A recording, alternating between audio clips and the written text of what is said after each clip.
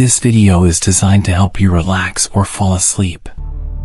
Before we begin, if you think you might fall asleep, please introduce yourself in the comments. Please also like the video and subscribe if you haven't already.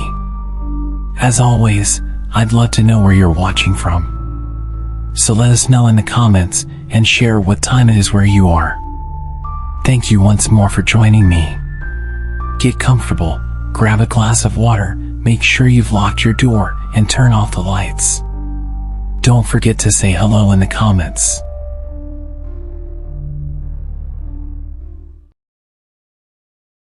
It's time to close your eyes.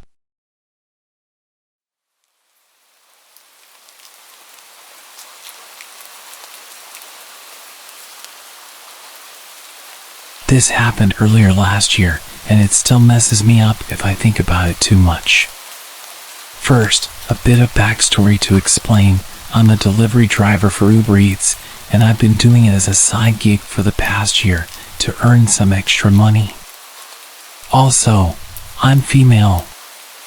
Anyway, yeah, Uber Eats, it's a super chill job, although the pay is definitely not ideal, especially at night. Normally, any pings I get after 10 p.m. are just shoddy fast food orders from customers where the chances of being tipped are even lower than usual. Late night deliveries are rarely profitable, which is why I barely do them. However, on this night last year, there was a bonus going on. Reach 15 deliveries in a certain time frame to get an extra $75. Music to my ears. When that's the case, late night delivery is great because there's no traffic and it doesn't matter where you're picking up from. Bring on the bonuses. The faster you can get them done, the faster you get to go home and knock out. I was on a roll and I finished my last McDonald's run at 2:30 in the morning, cashed my bonus, and called it a night. For context, this took place in downtown San Diego. Downtown San Diego has fun restaurants and clubs at the core, but as you branch out, it gets more sketchy. Once you get past 16th Street, it gets really sketchy, lots of homeless camps, the works. I actively try to avoid that area, but in order to get back home and on the freeway, I had to pass through that neighborhood. And one other piece of information. I drive a 2002 Chevy Ford Focus, and nothing's automatic. In order to roll the windows up or down, you have to reach over and crank the lever.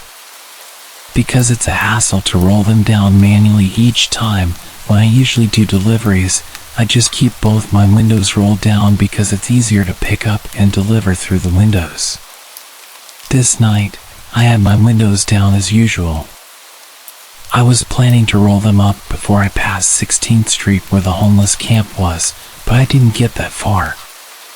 As I turned down a side street heading towards the main drag up ahead, I saw a man in one of those orange reflective construction vests standing on the side of the road. There's always some sort of construction going on downtown, and it's pretty common for it to happen at night, so I didn't really pay much attention. As I got closer though, the man ran into the middle of the street, waving his arms, signaling me to stop. I started to slow down, thinking he was going to direct traffic or reroute me or something.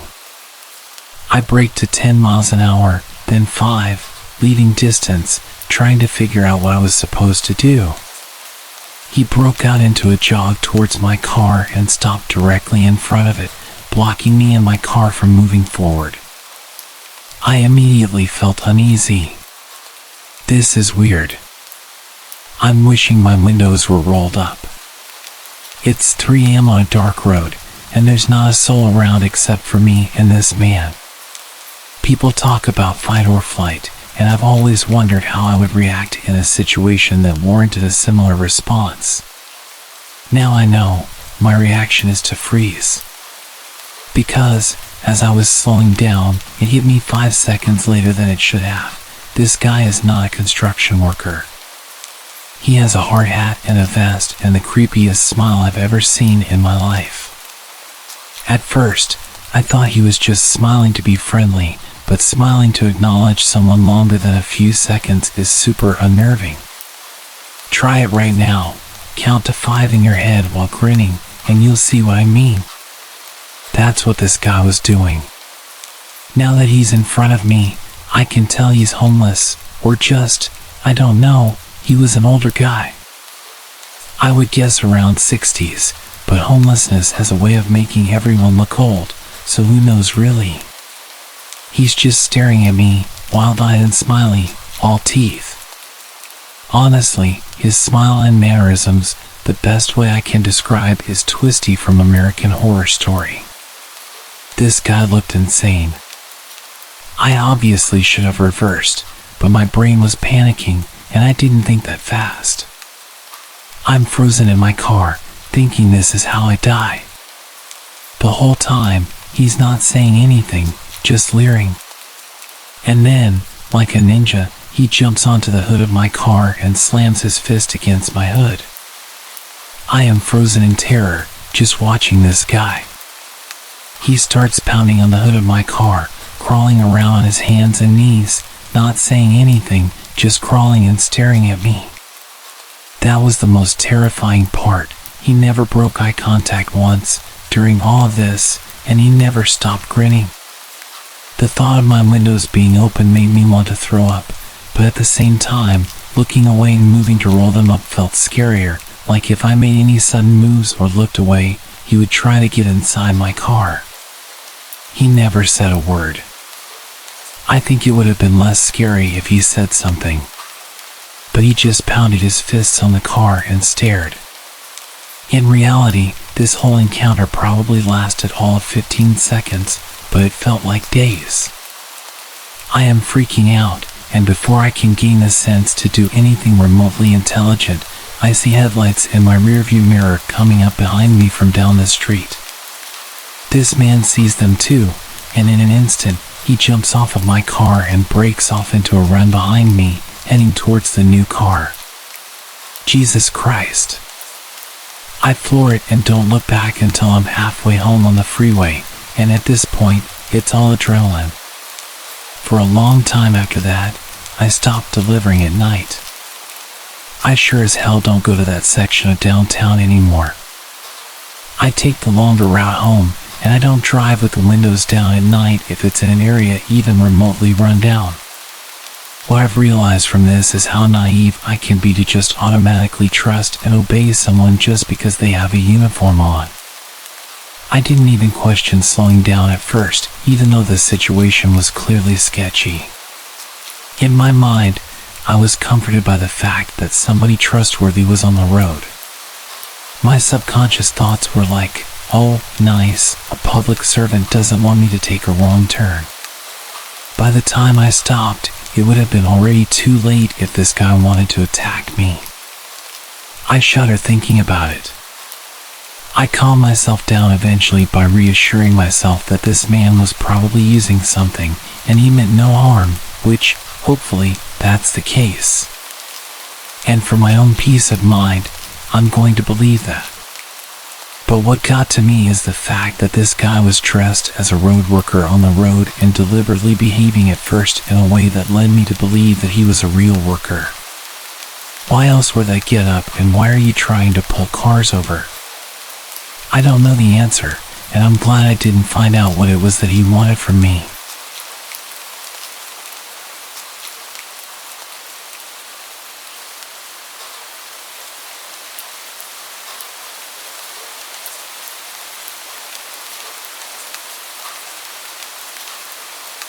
I'll start with some context. I live in Michigan. I won't specify which city, but it's incredibly safe. I mean, there's absolutely no crime besides domestic disputes and occasional stealing, pretty close to Mr. Rogers' neighborhood, I suppose. It's for this reason, I think, that my friend and I were targeted. Down the street from my house, there's a semi-large dog park. It's got a playground, some trails, and a big parking lot. During the day, it's used by plenty of people. It's an open area with housing all around it. All the streets next to it are filled with different associations, including mine that's barely a mile away. At night, the park is filled with a different crowd. Since it's safe and open, lots of people go there to have fun in their cars and not be disturbed while they smoke. My friends and I stopped in for the latter.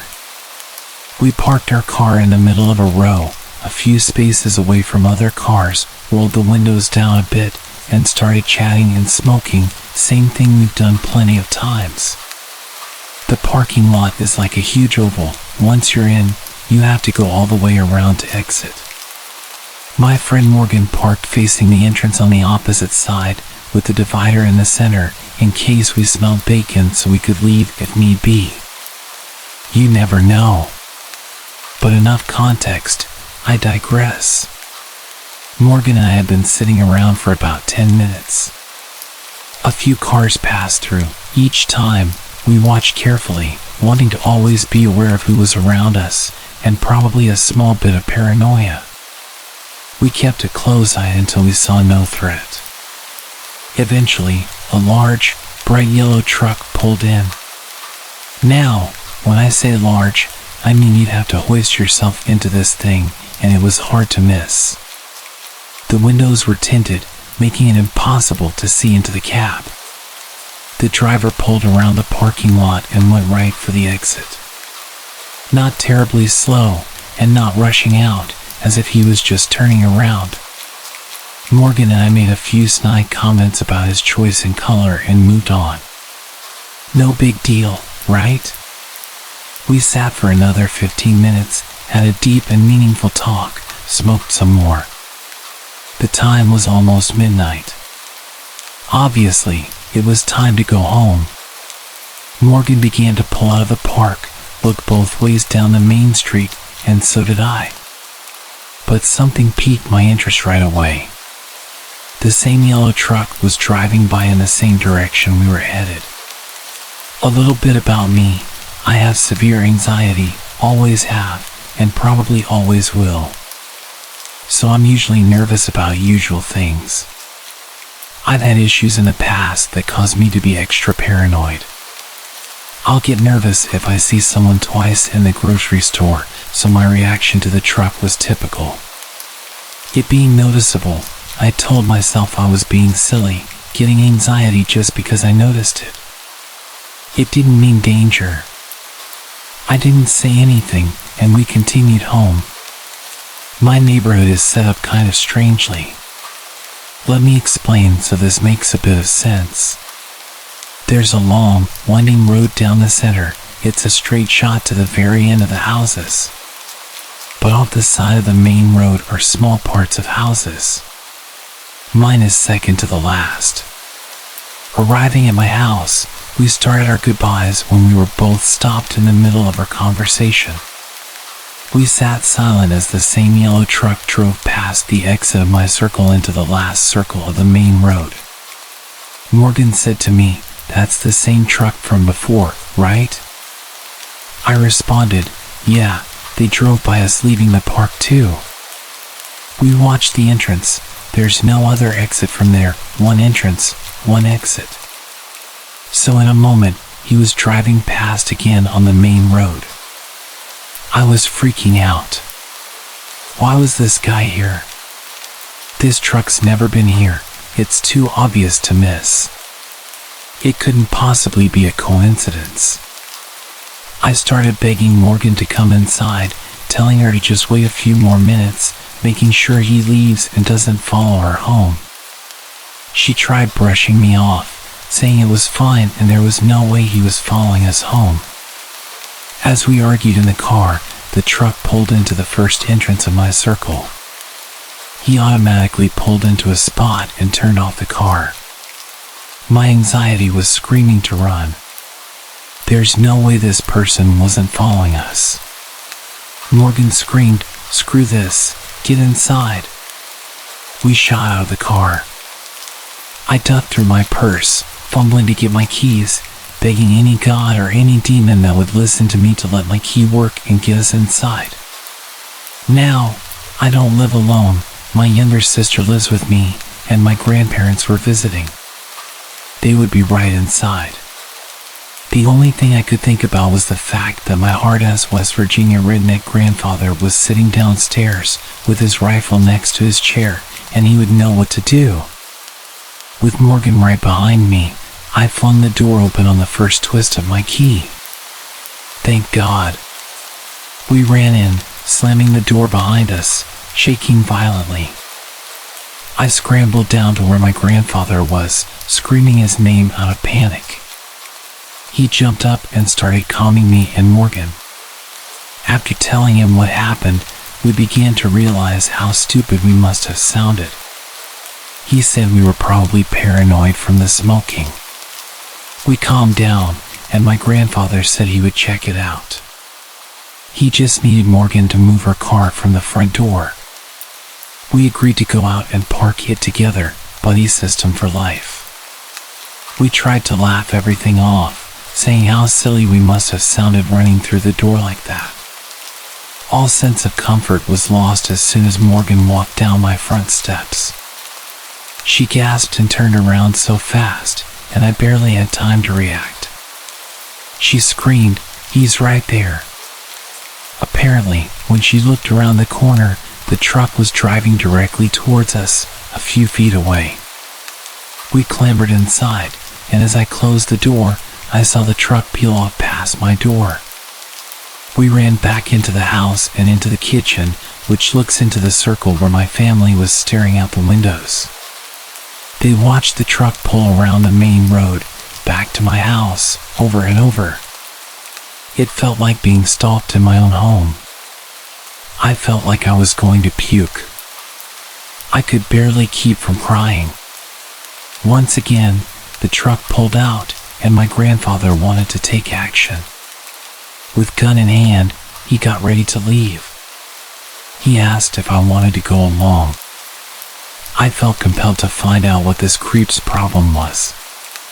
We hopped in his car and pulled out to the main road. Almost as soon as we pulled out, we saw the truck pull out of another circle. I started to flip. I kept yelling. My grandpa told me to calm down and pay attention. The person in the truck hadn't seen this car and didn't know it was us. We watched as he pulled around into a circle past my house and then to the exit, the same exact exit our car was approaching. My stomach was in my throat. My shaking got worse as we began to drive towards him. Just as the truck tried to pass next to us, my grandfather pulled the front of his car directly in front of the truck, flashing his high beams into the cab. There was an older man driving the truck. He had wire-rimmed glasses, a balding head with a white t-shirt. You couldn't get more ordinary. I saw him yell, "Oh," before reversing and doing a full 180 towards the other exit of the circle, back to the main road. My grandfather wanted this guy to get the hell out of Dodge. He slammed on the gas and sped right behind this dude, navigating through the winding road 80 miles per hour in a 25-mile-per-hour zone. And that was nothing short of a heart attack. We chased him out of my complex and down the street. Unfortunately, other cars got in the way, and he sped off on the highway. I kept it together until we finally turned around to go home. After trying to look for the truck, I broke down and started crying. The man I saw seriously resembled my estranged abusive father, who was supposed to be states away. I asked my grandfather if he saw what I saw, and in return, he simply rubbed my back and told me it would be okay. Returning home, we told the rest of the family. They'd seen us pull away and chase after the car, but there's not much visibility from my porch. We called the police and made a report. When first asked our address, the operator responded, "Are you sure you guys don't get crime out there?" It gave me a good laugh. Nothing came from the report. No one reported the truck in the area doing anything, and we never got a license plate. No explanation as to who or what this person wanted. A sort of side note, my sister and I had a weird moment before everything. She told me, once everything calmed down, that right before I burst through the door, she had a feeling something was off. She was thinking to herself, wondering if I was okay. Maybe just intuition, but I like to think it was more. Anyway, creepy bald dude who likes to stalk pretty young girls, you better hope we don't meet again. My grandfather is waiting.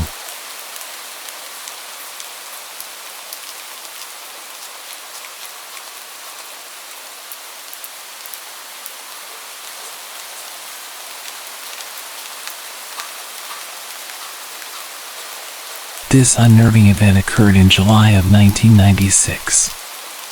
I had just finished my time of service in the Army and was stationed at Fort Hood, Texas. At midnight, I decided to outprocess and travel back to Wisconsin. All day, I was so anxious to leave that I had trouble sleeping. Finally, at 11:45 p.m., I got out of bed and went to sign out with the desk sergeant. Knowing that people wanted to sign out at midnight, he decided to do his rounds. You can't leave until you get your final sign-off from the sergeant and turn in your key. So I waited. Finally, at 2:45 a.m., he returned. I turned in my key, got the sign-off, and by 3:30 a.m., I was on my way. At first, I was so full of adrenaline that I felt I could drive for days. Unfortunately, that adrenaline didn't last long, and by the time I was getting through Dallas, I was nodding off. I decided, just past Denton, that I would pull over at the next stop and take a quick nap until the sun came up. Barely able to keep my eyes open, I pulled over as soon as I found a spot. I got out of my car to get some air, throw away some trash, and survey my surroundings. There were only about 3 other cars and 2 semi-trucks there. It was a picnic stop, not a rest stop, so there were no restrooms. I threw away my trash and glanced at a poster of a few missing persons, but I didn't pay much attention to it. I returned to my car, a basic Geo Metro with no radio, power windows, or power locks. I cracked the windows, turned on the boom box for some music, and lay down to sleep. I had been asleep for only 5 or 10 minutes when I felt my car shake slightly. Cracking wide open, I didn't see anything, so I dismissed it and tried to sleep again. Soon after, I heard what sounded like my door handle being pulled and scratching at the door keyhole.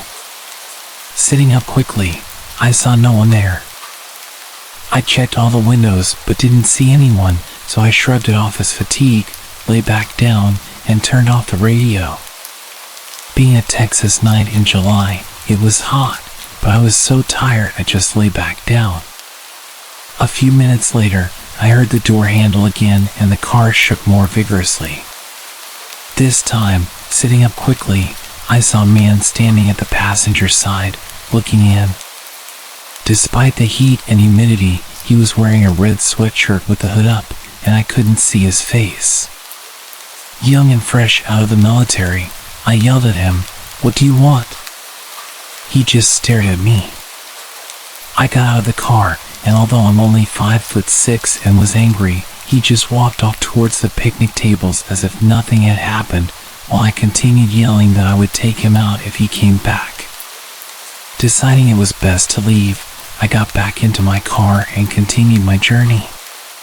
However, only about 10 miles down the road, I was extremely tired again. Luckily, another 10 miles down I-35, there was another picnic stop. North Texas doesn't have many rest areas, but they do have these picnic spots. I pulled into the second picnic stop, backed into a spot just in case I needed to leave quickly, and, not sure why, noticed there was only one other car there and no semi-trucks. I again locked the doors, cracked the windows, and turned on my boom box. I fell asleep right away, but about 30 minutes later, I heard a loud thud on my driver's side window. Jumping up, I looked around, but no one was there. With my military mindset, I got out of the car, which was very stupid, but found no one around. I assumed it was my nerves from the previous stop. I got back into my car, locked the doors again, and closed my eyes. Still amped up, I lay there with my eyes closed, feeling like someone was watching me. Suddenly, I opened my eyes and saw the same guy in the red sweatshirt with his hood up, smiling at me. I quickly tried to open the door to confront him, but the cheap locks on my Geo didn't give. He backed away, still staring, and by the time I got out, he was about 30 feet away. In the darkness, he appeared skinny but was around 6'2" or 3". Despite feeling I could take him due to my military experience, I noticed something shiny, possibly a machete, as he stood there. Quickly, I grabbed a baseball bat from my back seat and started yelling at him to come get some, though I'm not sure why I provoked him. He began walking toward me, and just as I took a few steps, the yellow van pulled up quickly and parked just off the side of my car. Realizing what was happening, I saw 2 other guys wearing hooded sweatshirts in the van. Before they could get out, I dashed to my car, thankful it was a manual and didn't stall as I peeled out of there. The first guy was just about at my car as I cut hard right and sped away onto the interstate. I didn't stop until I was about 20 miles into Oklahoma. There, I stopped for gas and used the restroom. Inside, I noticed a flyer I had barely glanced at the first picnic stop. It had several missing persons on it and warned people not to stop for long periods at rest areas. It described a possible suspect about 6 feet tall, wearing blue jeans, green shoes, and a red hooded sweatshirt. I went completely white. Since it was daylight, I drove the rest of the way to Wisconsin wide awake. I'm not sure why, but I never reported it to the number on the flyer or told anyone about it. Now living in North Texas, I pass those 2 picnic stops every day on my way to work and often think about that night. I wonder if they got anyone else or if they were ever caught. I tried looking it up but found no stories about it on the internet.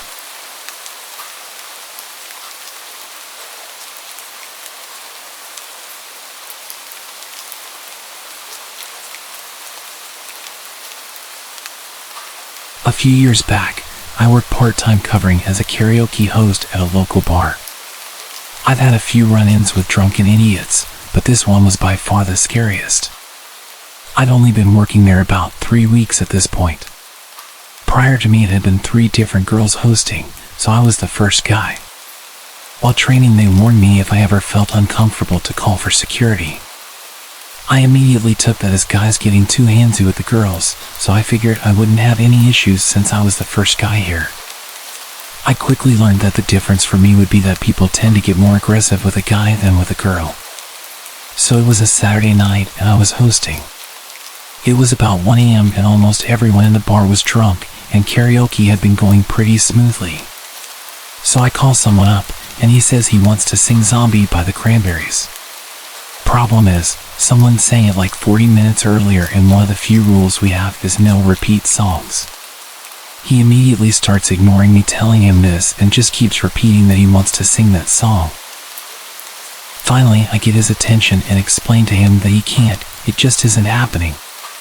He immediately steps to within about 6 inches of me and says, "You're gonna let me sing that effing song." He then turns away and starts talking into the mic. I tell him one more time, either you sing something else or you don't sing. He then tells me to kill myself and starts ranting about it into the microphone. He was a weird guy, he looked like he'd been crying and he was quite drunk. So now I'm actually mad. I turn his mic all the way down, turn mine all the way up, and call for security. One of the bartenders immediately starts coming towards the stage and the guy turns to get in my face again. Now, this is where it gets kind of silly. I'm like 5 feet 11 inches and 160 pounds, not a huge guy by any stretch of the imagination. The guy giving me shit is a good 3 inches taller than me and about the same build. The bartender, on the other hand, is about 6 feet 2 inches and 230 pounds with a massive beard and does kickboxing for fun. He's jacked and scary. He gets in the guy's face and the guy immediately steps back and starts talking about how he's so self-conscious about his singing and it's the only song he loves, but he understands the rules and just misunderstood me. It was kind of funny how quickly he backed down. He asked me one more time to let him sing that song and told me it was his girlfriend's favorite. I told him we just can't do it, but I'd let him choose another song. He took some time before finally choosing Rage Against the Machine. The one that explicitly says, "I won't do what you tell me." As the bartender is walking away, the drunk guy says into the microphone, "This song is about fighting against tyrants." My coworker immediately does a 180 and gets about 5 feet away from him and says, "If the next words out of your mouth are words to that song, I'm going to throw you out." Something in him snapped at this point. He picked up the microphone, looked me right in the eyes and said, "I'm going to sing that song tonight." The bartender immediately grabbed him and threw him out of the club. He came back over to me and apologized, but I wasn't bothered at all. I honestly thought the guy would just sing along to the second song choice. The lyrics are literally, "F you, I won't do what you tell me." It would have been more entertaining. We never really had too many issues at this club, so security wasn't exactly tight. The night went on, a few more groups came up to sing different songs, and I'd completely forgotten about the emotional drunk. It must have been about an hour later when suddenly I see a bit of commotion at the entrance. The bartender is blocking someone's path and clearly gesturing for them to leave. I obviously couldn't hear what was being said, but I could see that he was getting physical with someone. That's when things took a turn.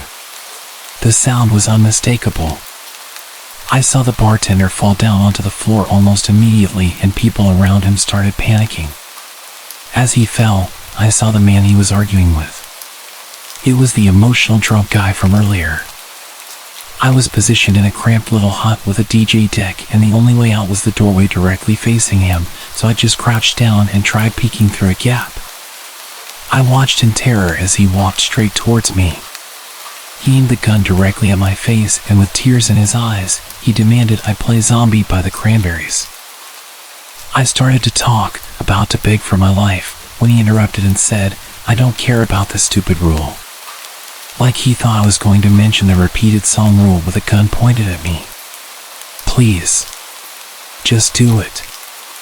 I have nothing against you." I agreed to his request and told him I was finding the song. He grabbed the microphone and got into position in the middle of the dance floor. I pressed play and he immediately closed his eyes and looked up, patiently waiting for the intro of the song to end. He starts singing and I hate to say it, but he was pretty good. He was putting raw emotion into his singing. He was using his arms a lot to gesture, which meant that the gun was pointing all over and I was constantly flinching. Practically everybody had ran out of the club at this point and I was still trapped in my stupid DJ hut. I think I was too scared to move, but also completely struck by the bizarre experience. As the lyric portion of the song came to an end, he started to look around. I felt a flush go through my whole body as I realized what was about to happen. He looked down at the gun, then towards the bartender on the floor, then back at me. "I'm so sorry." His first shot missed me, as far as I could tell. I immediately started to sprint out of my hut. I had a million thoughts racing through my head as I anticipated his next shot in my back. I'd heard stories about people not realizing they'd been shot because of the adrenaline. I was convinced I was bleeding out and about to collapse. I was running so fast, wondering why I wasn't dead yet. I jumped over the bartender's dead body and made it out of the front door. The crowd screamed when I burst out and I had cops pointing their guns at me ordering me to get down. I was alive. But why? After the cops clarified who I was, they pushed in and went to clear the club. It turns out he didn't shoot at me. He shot himself. Straight in the head. Looking back, I think I understand his apology now. He never wanted to kill the bartender, He just wanted to sing that song one last time, and he was the one person in his way. Over the next few weeks we learned more about this guy. His girlfriend had just died and it broke him. They were apparently regulars at the club and that was their favorite song. I'm not sure if he'd planned on killing himself that night or if the confrontation led him to think it was a good idea, but the whole thing was so messed up. The club shut down after that incident, nobody wanted to go there anymore, and rumors started that the place was haunted. I moved on to other things and try not to think about it too much. It gave me a new appreciation for life, even if that song gives me panic attacks.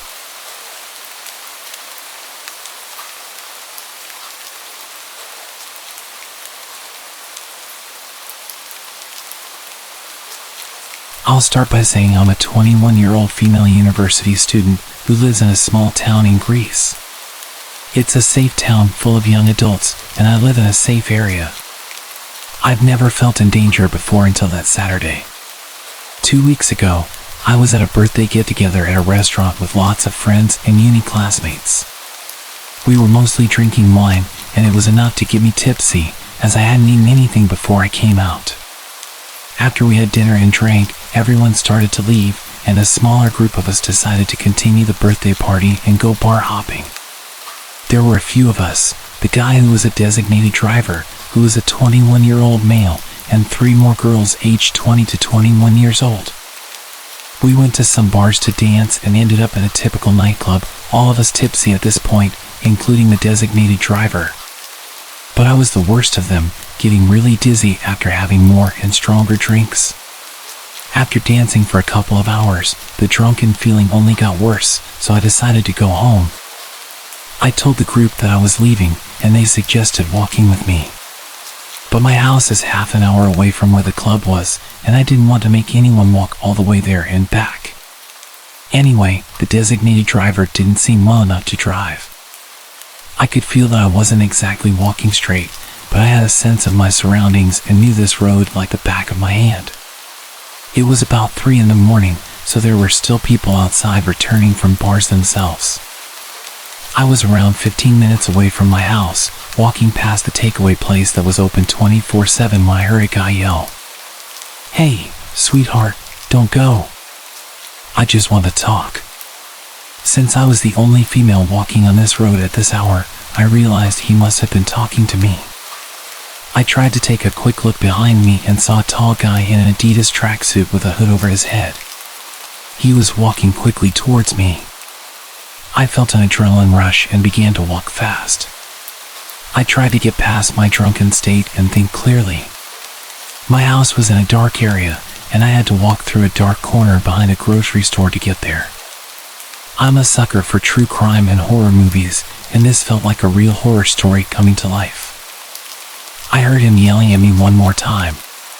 He was saying that he only wanted to talk, but I had no intentions of stopping. I took my cell phone out of my jacket and pretended to be on the phone, hoping this would sway him off. 5 to 10 minutes later, I stopped hearing footsteps, so I put my phone back in my pocket and let down my guard. I assumed he probably got bored and left. As I was walking, I suddenly heard his voice again, and this time he wasn't far behind me. He was walking right next to me. I felt cold sweat all over my body. "Why are you running away?" he asked. "You're so beautiful. I just wanted to talk to you." He had a thick African accent. We'd been warned by the university about people that had recently illegally come across the border. I said nothing and started to walk faster. He seemed around my age and had a cigarette hanging from his mouth. "Do you have a boyfriend?" he asked. "Yes, sorry." I thought that if I lied and said I was dating someone, he would stop harassing me and go away. "That sucks," he said. He must be a lucky guy.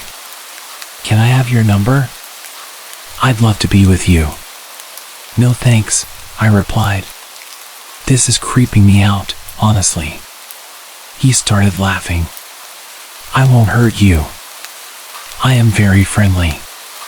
He stretched his hand out to me to shake my hand. I reluctantly shook it and immediately knew I'd made a mistake. He pulled me in and started to hug me. He was telling me I smell so good and I am so beautiful. I tried to pull away, but he was really strong and I was still pretty drunk. He announced to me that he will make a very good boyfriend and he will come home with me. I was in complete panic, but I knew I had to say something to get him off me. He was holding me tight for minutes, his hands were exploring my body and I was regretting every decision that led me here. I told him I was cold and we should go to my house. He let go of me and excitedly agreed. I was only 5 minutes away from where my roommate was sleeping. I had completely sobered up at this point and was thinking about every option into the detail. I decided to run. I was so lucky to be wearing my flat shoes and not my heels, which I usually wore every night. I ran so fast, not even looking back. I heard him shouting, but I couldn't understand him. I turned a corner and he'd lost me. I kept running the whole 5 minutes back. I wasn't taking any risks. I got home and immediately locked the door behind me and just collapsed, completely exhausted. I started crying and just wept against the front door for a good few minutes. My friend came downstairs and found me, and I explained what had happened. Nothing came of it afterwards and I stupidly didn't call the police, but we did make sure that our designated driver in the future wasn't allowed to drink.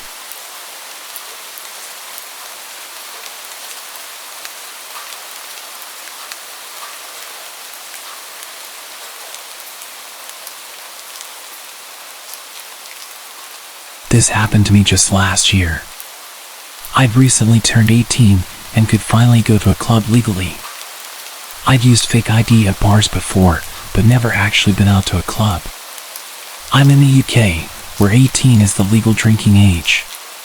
Anyway, it was me and 5 friends and we had one older guy with us who was 20, so we trusted him to lead the way and show us the ropes.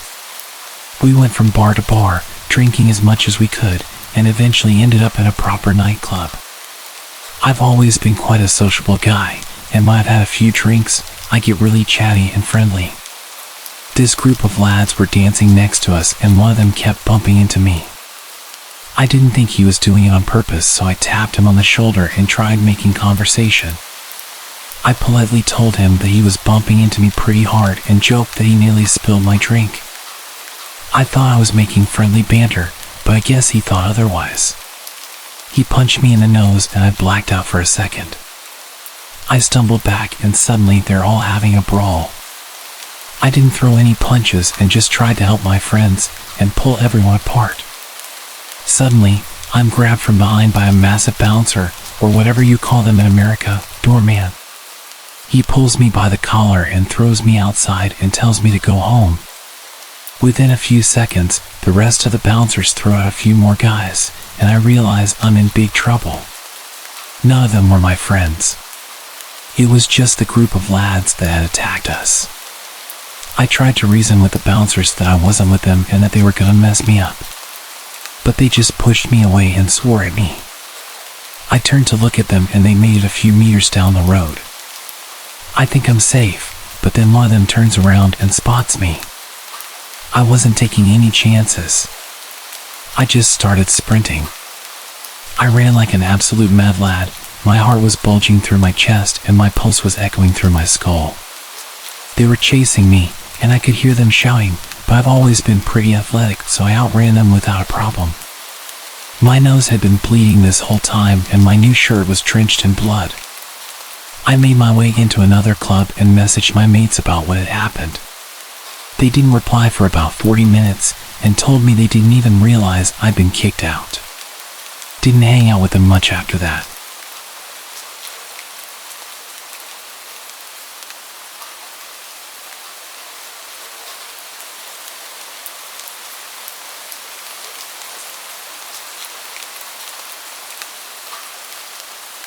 Arriving at prison, I remember the process clearly. We got off the bus and were herded into a reception area called Block 16. Whilst there, they made us strip down, a bunch of us standing butt naked, while the officers did their checks. It was no-nonsense stuff. After that, you approach the desk for fingerprinting and processing. It was there, you'd make a crucial decision. Some guys, like this one I saw, they'd come up to the desk, look the officer dead in the eye, and say something like, "I don't think I'll make it in general population." At that point, the officer would ring a bell, and they'd be moved somewhere else, away from the regular crowd. But if you stayed quiet, like most did, you'd be led to a cell with a cage attached. In that cage, you'd sit for hours, sometimes the whole day, as they sorted you out. I remember the bell ringing often. People freaking out and rushing to the desk to ring the bell, only to end up in a smaller, darker cell out of earshot from the rest of us. It was scorching that day, probably over 100 degrees outside, and you're just cramped inside that cell. Lunchtime came, and we got sandwiches. I'll admit, the food was better than the county's cheap stuff. I recall one meal particularly, chicken enchiladas with green sauce. It tasted real, like something that might actually fatten you up. There were some wild characters in there, no doubt about it. They knew there was a white guy among us. They'd seen him on the bus. This guy named Reggie, he didn't have any weapon. We'd just come on transport, but he was busy sharpening a pencil like a man on a mission. He took his sweet time, and when he was good and ready, he jammed that pencil right into the neck of another guy. It was the first day in reception, and he just went at it, puncturing holes in the other guy's neck, and that guy went down fast. I was there, watching it all, thinking this trip was going to be one heck of a ride. In those cramped cages, we'd munch on our sandwiches, the stifling heat suffocating us. It had to be a scorching 110 degrees, at least. Finally, they'd come to move you from that holding cell to your assigned one. That's when it got real. You'd be alone in that cell for 10 long days. No contact with anyone. Reception was like a test. They needed to figure out who you were and where you belonged. Everyone always asks about the first day in prison, and this was the reality. The real deal, right there in reception. You'd roll in, be herded into that cramped cell with a bunch of strangers until they processed you, and then you'd be placed in your solitary cell, waiting for your fate to be decided. During my 2 weeks in that cell, I noticed some graffiti on the wall. Someone had drawn SpongeBob SquarePants and scribbled the lines of the theme song. It made you think about the kind of people you were about to join. 2 weeks of isolation were the norm. I had to be patient until they figured out my custody level, who I was, and where I was headed. Meanwhile, I thought about the simple things, like how that sandwich I had in reception was a rare taste of normalcy. Block 17 is within walking distance of reception, and this block was a constant source of trouble. I end up with this standalone skinhead as my cellmate. He claims to be a skinhead but isn't officially affiliated, he just labels himself. And let me tell you, we had our fair share of issues. This guy used to be a massive dude, easily tipping the scales at 260 pounds, but he lost a ton of weight, way too fast, leaving him with all this saggy extra skin. Initially, he seemed alright, but then he ended up in debt with the wrong people and started acting out. Him being in debt was bad for me, because the trouble would come to my cell, and I didn't want that. Every time food came around, I'd wolf down as much as I wanted, even if it was his. That's where the real problems began. He got all worked up because of some peanut butter. I wanted that peanut butter all to myself, and I made it clear to him, saying, "Hey, buddy, none of this is for you. It's mine. Get lost." Well, he didn't take too kindly to that. From there our tensions boiled over, and I can't even remember how it escalated, but we started throwing punches. Then, this overweight fellow managed to get me in some sort of guillotine chokehold, shoving my neck down while applying pressure to the back of my head. I was furious. I yelled, "I'm going to murder you when you release me, fatty." My neighbor, Scooby, heard the commotion through the vent. He hollered over, asking if everything was all right. I replied, telling him Mike's got his fat titties choking me out. The moment he frees me, I'm going to lay a beating on his fat ass. Mike finally started easing up on my neck, cautioning me not to do anything stupid. I snapped back, "Nah, the second he lets go, I'm unleashing hell on this bitch." Eventually, he released me, and, as expected, I swung at him, landing a few solid hits. He sat there afterward, sporting a bloody nose and a swollen lip, asking if everything was settled. I told him he was a punk, and yes, it was settled. Then there's this other incident. I'm just minding my own business when one of the higher-ranking skinheads strolls up. He's repping SKS or something, which is a white clique of skinheads. He eyeballs me and says, "You've got a Jewish tat?" I shot back, "Yeah, I've got the King of Jews tatted on me." "What's up, you punk? Got a problem?" Right then and there, he punked out in front of everyone. He let me straight up call him a punk, basically folded like a cheap suit. I glanced around, thinking, this dude's toast. In prison, especially as a white guy, you cannot let anyone call you a punk. Whether it's a fellow white guy or anyone else joking around, you've got to fire back at them. There's no other option. If you don't, well, like I mentioned earlier, you're getting messed up. That's just how it rolls in the penitentiary. In the end, it was all about manipulation. Some people would manipulate the system to their advantage, even if it meant getting in trouble or putting their lives at risk. It was a dangerous game, and you couldn't trust anyone fully. The wildest part of this whole scene was my neighbor, 2 cells down. They start rounding up all the white guys, and it's strip search time. Now, this guy, he's got a 7-inch blade hanging out of his ass. As they strip us down, he's got it tucked halfway in a plastic bag, the handle barely sticking out. It's a monstrous knife, the kind you'd never believe could fit where it does. You might be thinking, that's some sickening stuff, who shoves a 7-inch knife up their ass? But this is the stark reality of prison. You're dealing with people who don't think like you. This dude is ready to do whatever it takes, even if it means using that knife, whether it's on a fellow inmate or a damn cop. So, yeah, he did what he had to do. All of this was within a few weeks of being there. Sound sick? Yeah, well then don't end up in prison. Punk.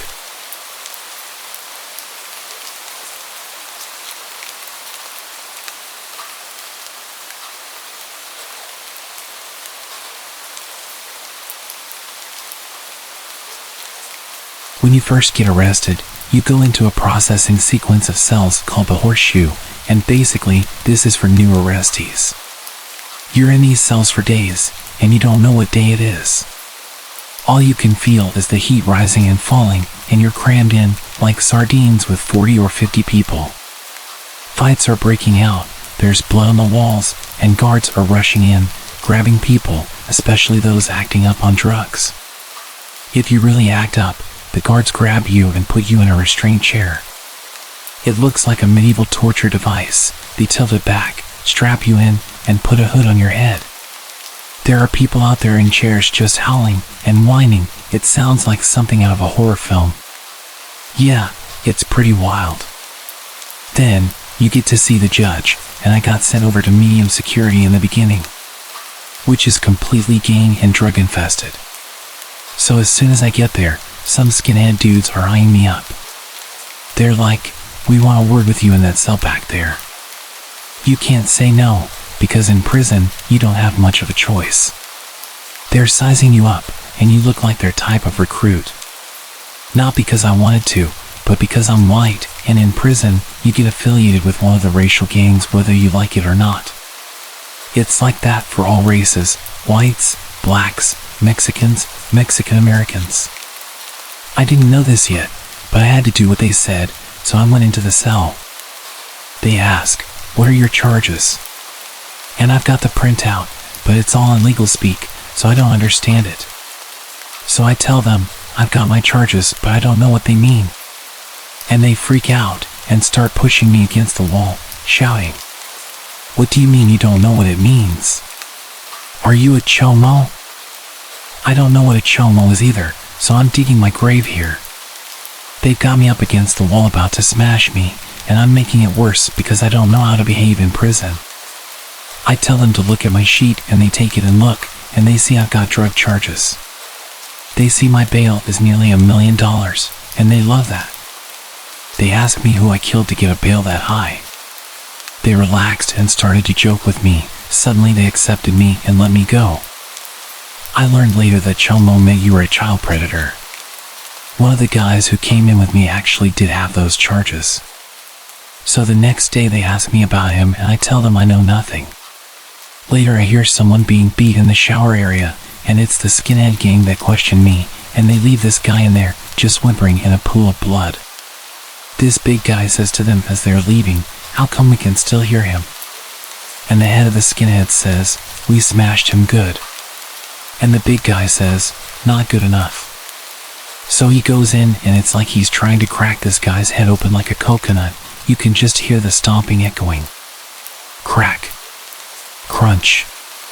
The guy looks dead, and a guard doing a security walk eventually finds him. He was carried on a stretcher. He had blood and yellow stuff coming out of his head, like brain fluid or something. It was every day after that, just violence. I had to get used to the sound of heads getting bashed against toilets, bodies being thrown around, people getting carried out on stretchers. They'd wait until the guards did the security walk so that they'd have the most amount of time possible to torture these child predators. One guy, after they were done with him, came out covered in blood. He managed to get down the stairs and knock on the window to the guards, and they opened the door and he just collapsed.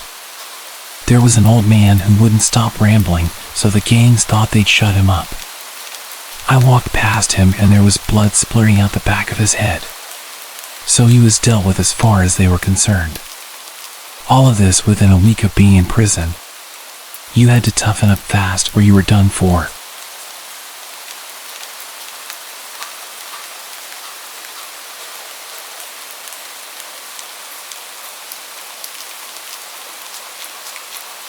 I've never been to prison, but I did spend a few days in a county jail. It was a community holding area, which meant we all slept together in one room with rows of bunk beds. I'm the quiet, invisible type, so I managed to get by pretty well.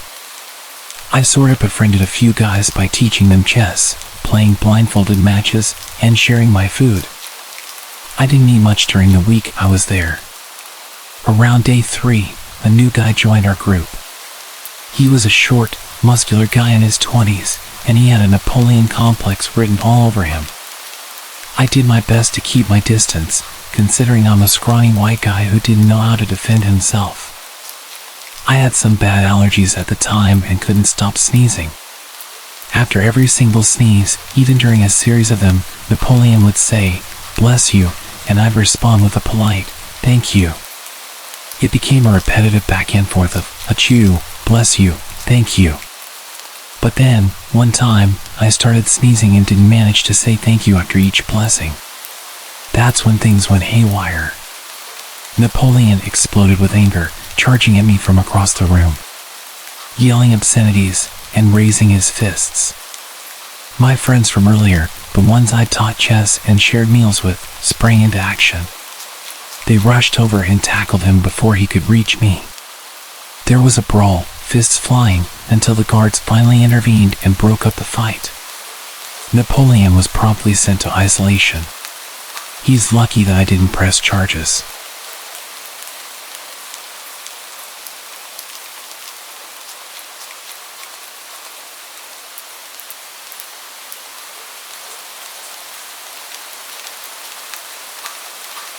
When I left home to attend university in the UK, I knew I was in for a big change. I moved quite far away from family and friends, leaving behind the familiar comforts of home. Always a social person, this new environment was a challenge for me. My student studio apartment felt empty, and my course had fewer sociable students than I'd expected. Desperate to make friends, I turned to Tinder and Instagram, hoping to connect with like-minded people. However, luck wasn't on my side. Conversations often fizzled out, and it felt like a struggle to find genuine connections. Then, out of nowhere, a ray of hope emerged. A cute girl, Emily, added me on Instagram. I'd linked my Instagram handle in my Tinder bio, and she must have seen it there. She was stunning, and I couldn't believe my luck. We started chatting, and it seemed like we hit it off. She mentioned wanting to meet up, and without much thought, I gave her my address. The excitement of potentially making a new friend overshadowed any reservations I might have had. However, as we continued chatting, something didn't quite add up. Emily's Instagram photos didn't seem to be taken anywhere near the city I was in. Moreover, she was far too attractive to be interested in a guy like me. I noticed that her comments and followers were predominantly men. Doubt crept in, and I began to suspect that I'd given my details to a random catfish account. My anxiety peaked, and I decided to block her immediately.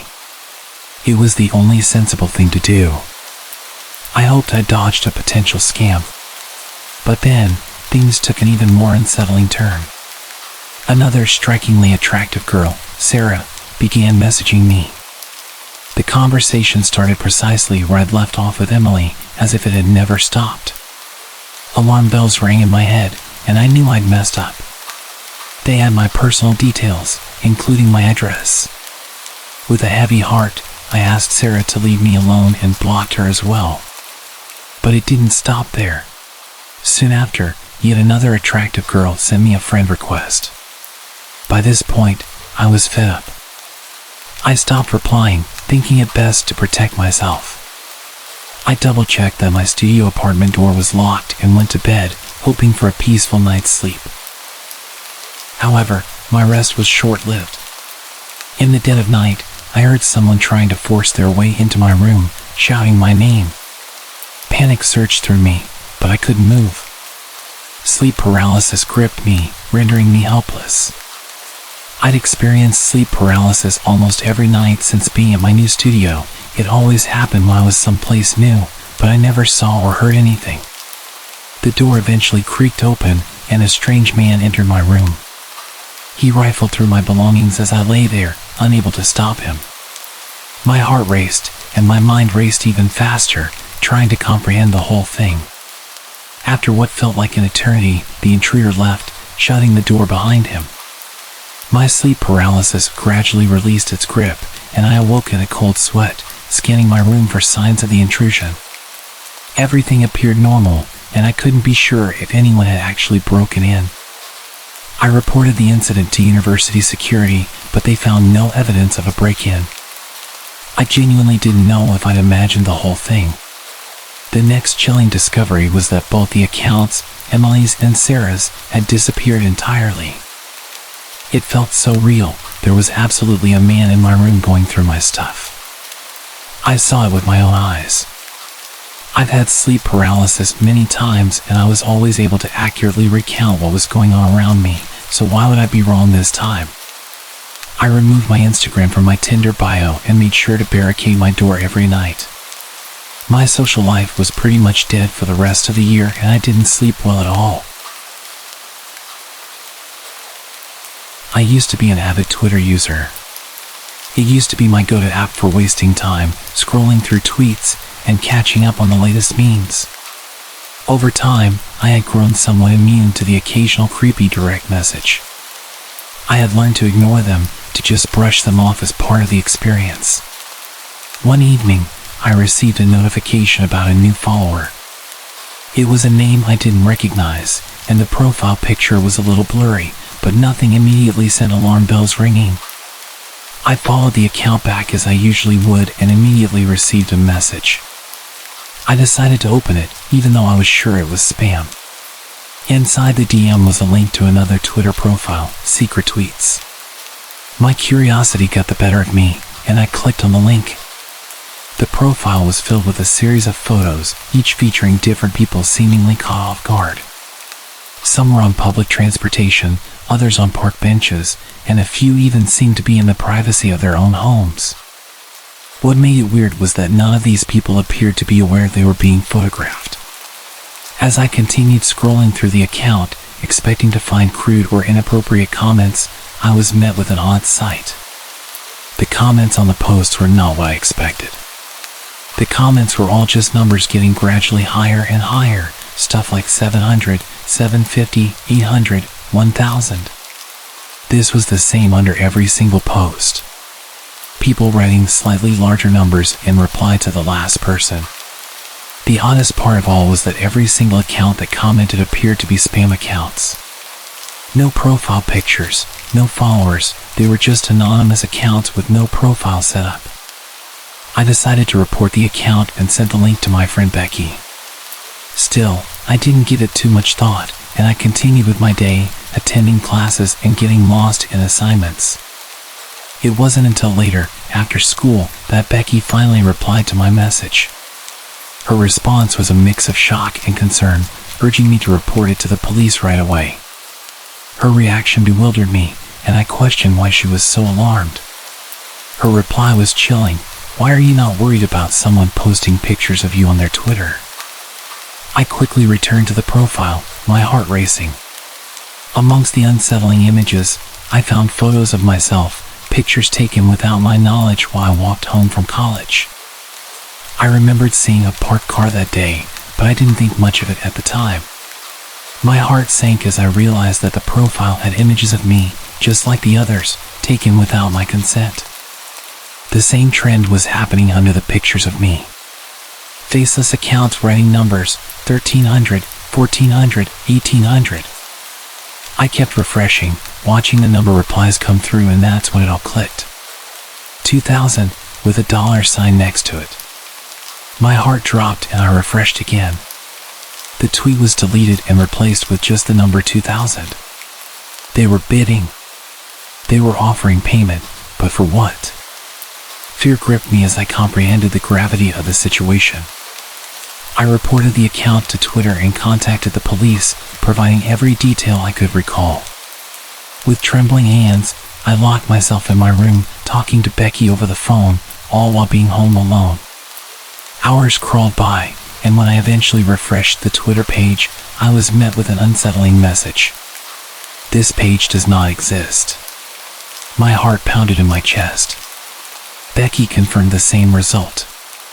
To this day, I don't know if Twitter removed it or if the person behind the account deactivated it. The cryptic numbers in the comments remain a mystery. But one thing's for sure, it felt like a twisted setup, and I'm grateful not to know any more about what was happening with that Twitter page.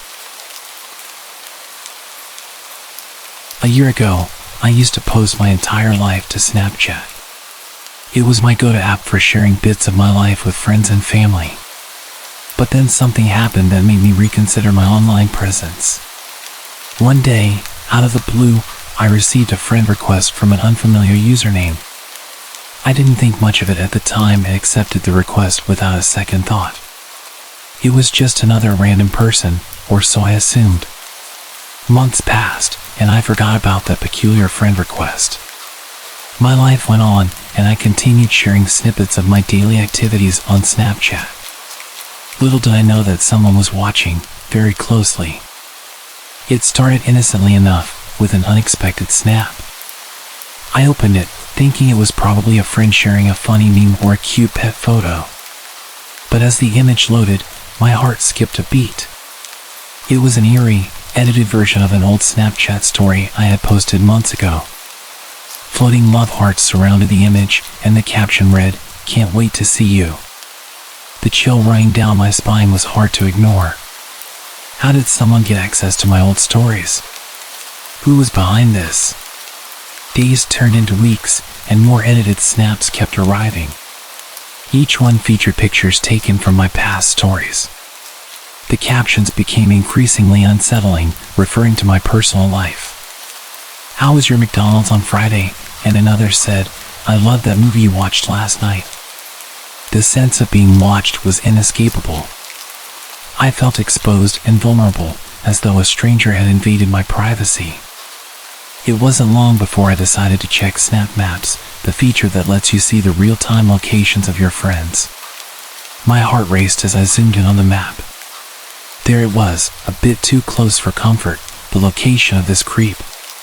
He was nearby, and the thought sent shivers down my spine.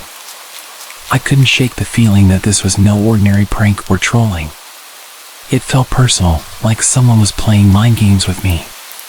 Fear gripped me as I realized the mysterious friend was getting closer to my location. I knew I had to act fast. I began taking screenshots of the disturbing snaps for evidence. Then, I contacted the local authorities and reported the unsettling situation. The investigation that followed uncovered the identity of the creep. To my shock, it turned out to be someone I met at a party months ago. I'd been warned about how creepy and weird he was. He would just invite himself to parties and nobody wanted to be rude and kick him out, so we just tolerated him. To be fair, I had no issue with him and spoke with him a little bit throughout the night, but didn't see much of him. I guess being nice to the social outcast when everyone else kept him at arm's length was enough for him to become obsessed with me. They didn't end up charging him with anything, but they told him to leave me alone and explained to me that I could get a restraining order, but it seemed pointless.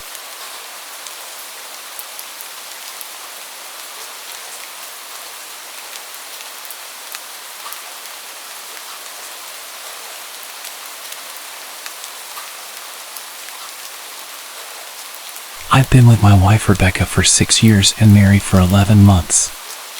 Our entire history together has been very normal and never once have I noticed any weird behaviors or red flags.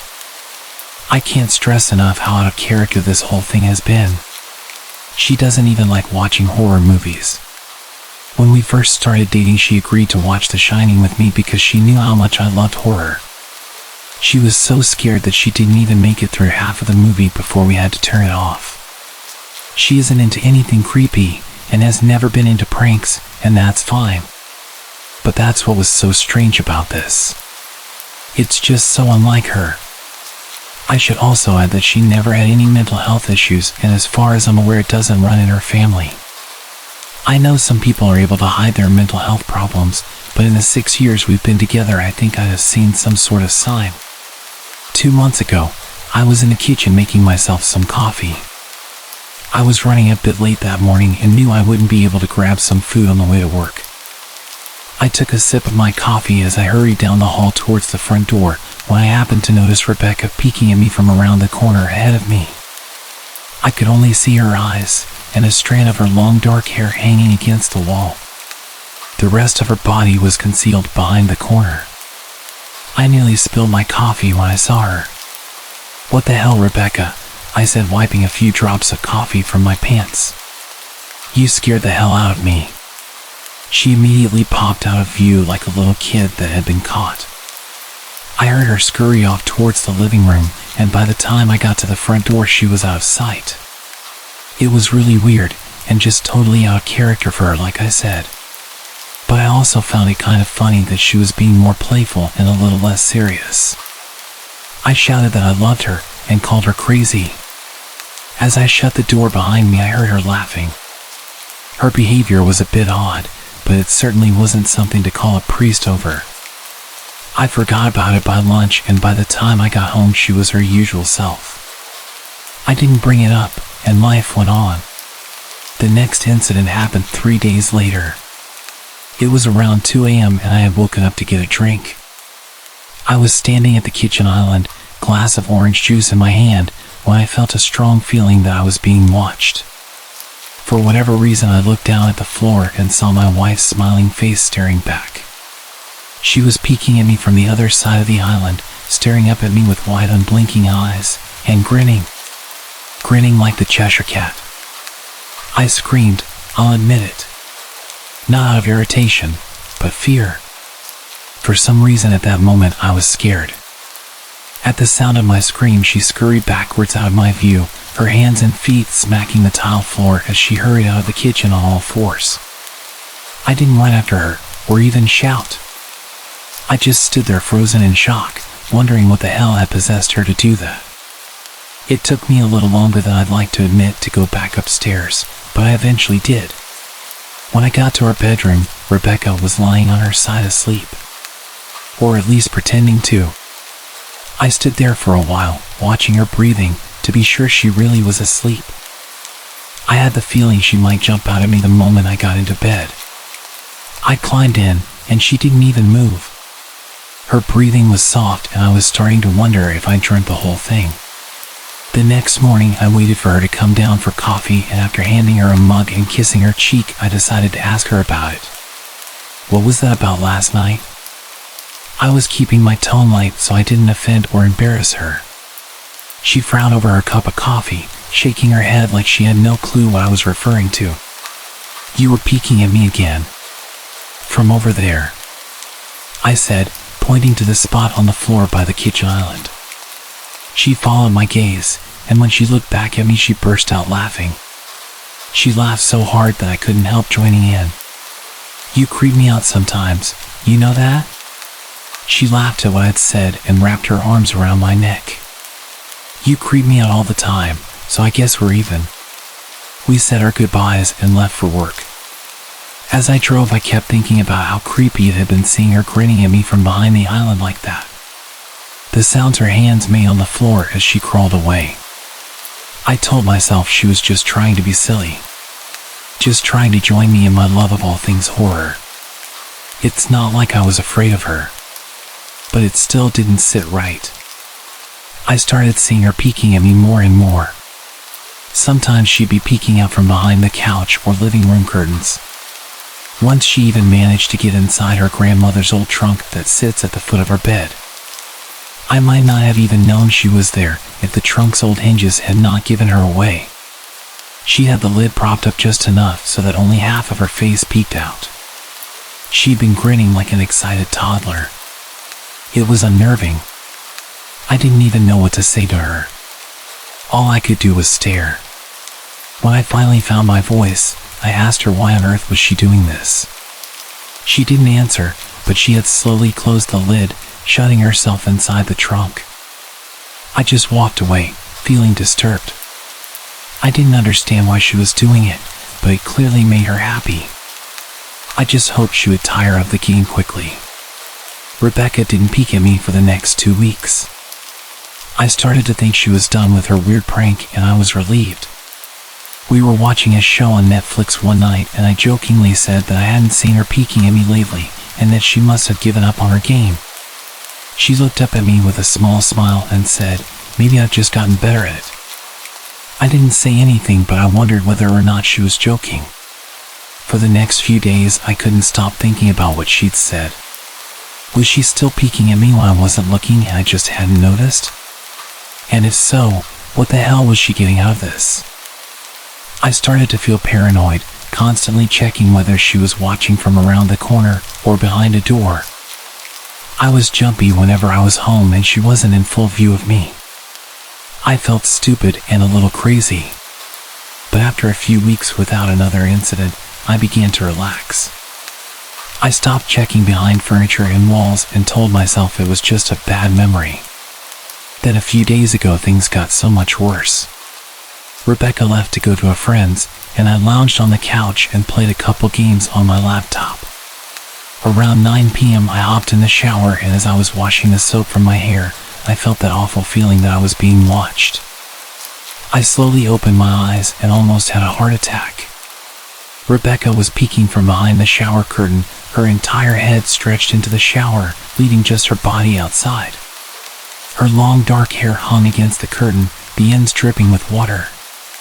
Her mouth hung open in a terrible grin, eyes wide open and red, as if she hadn't blinked in a while.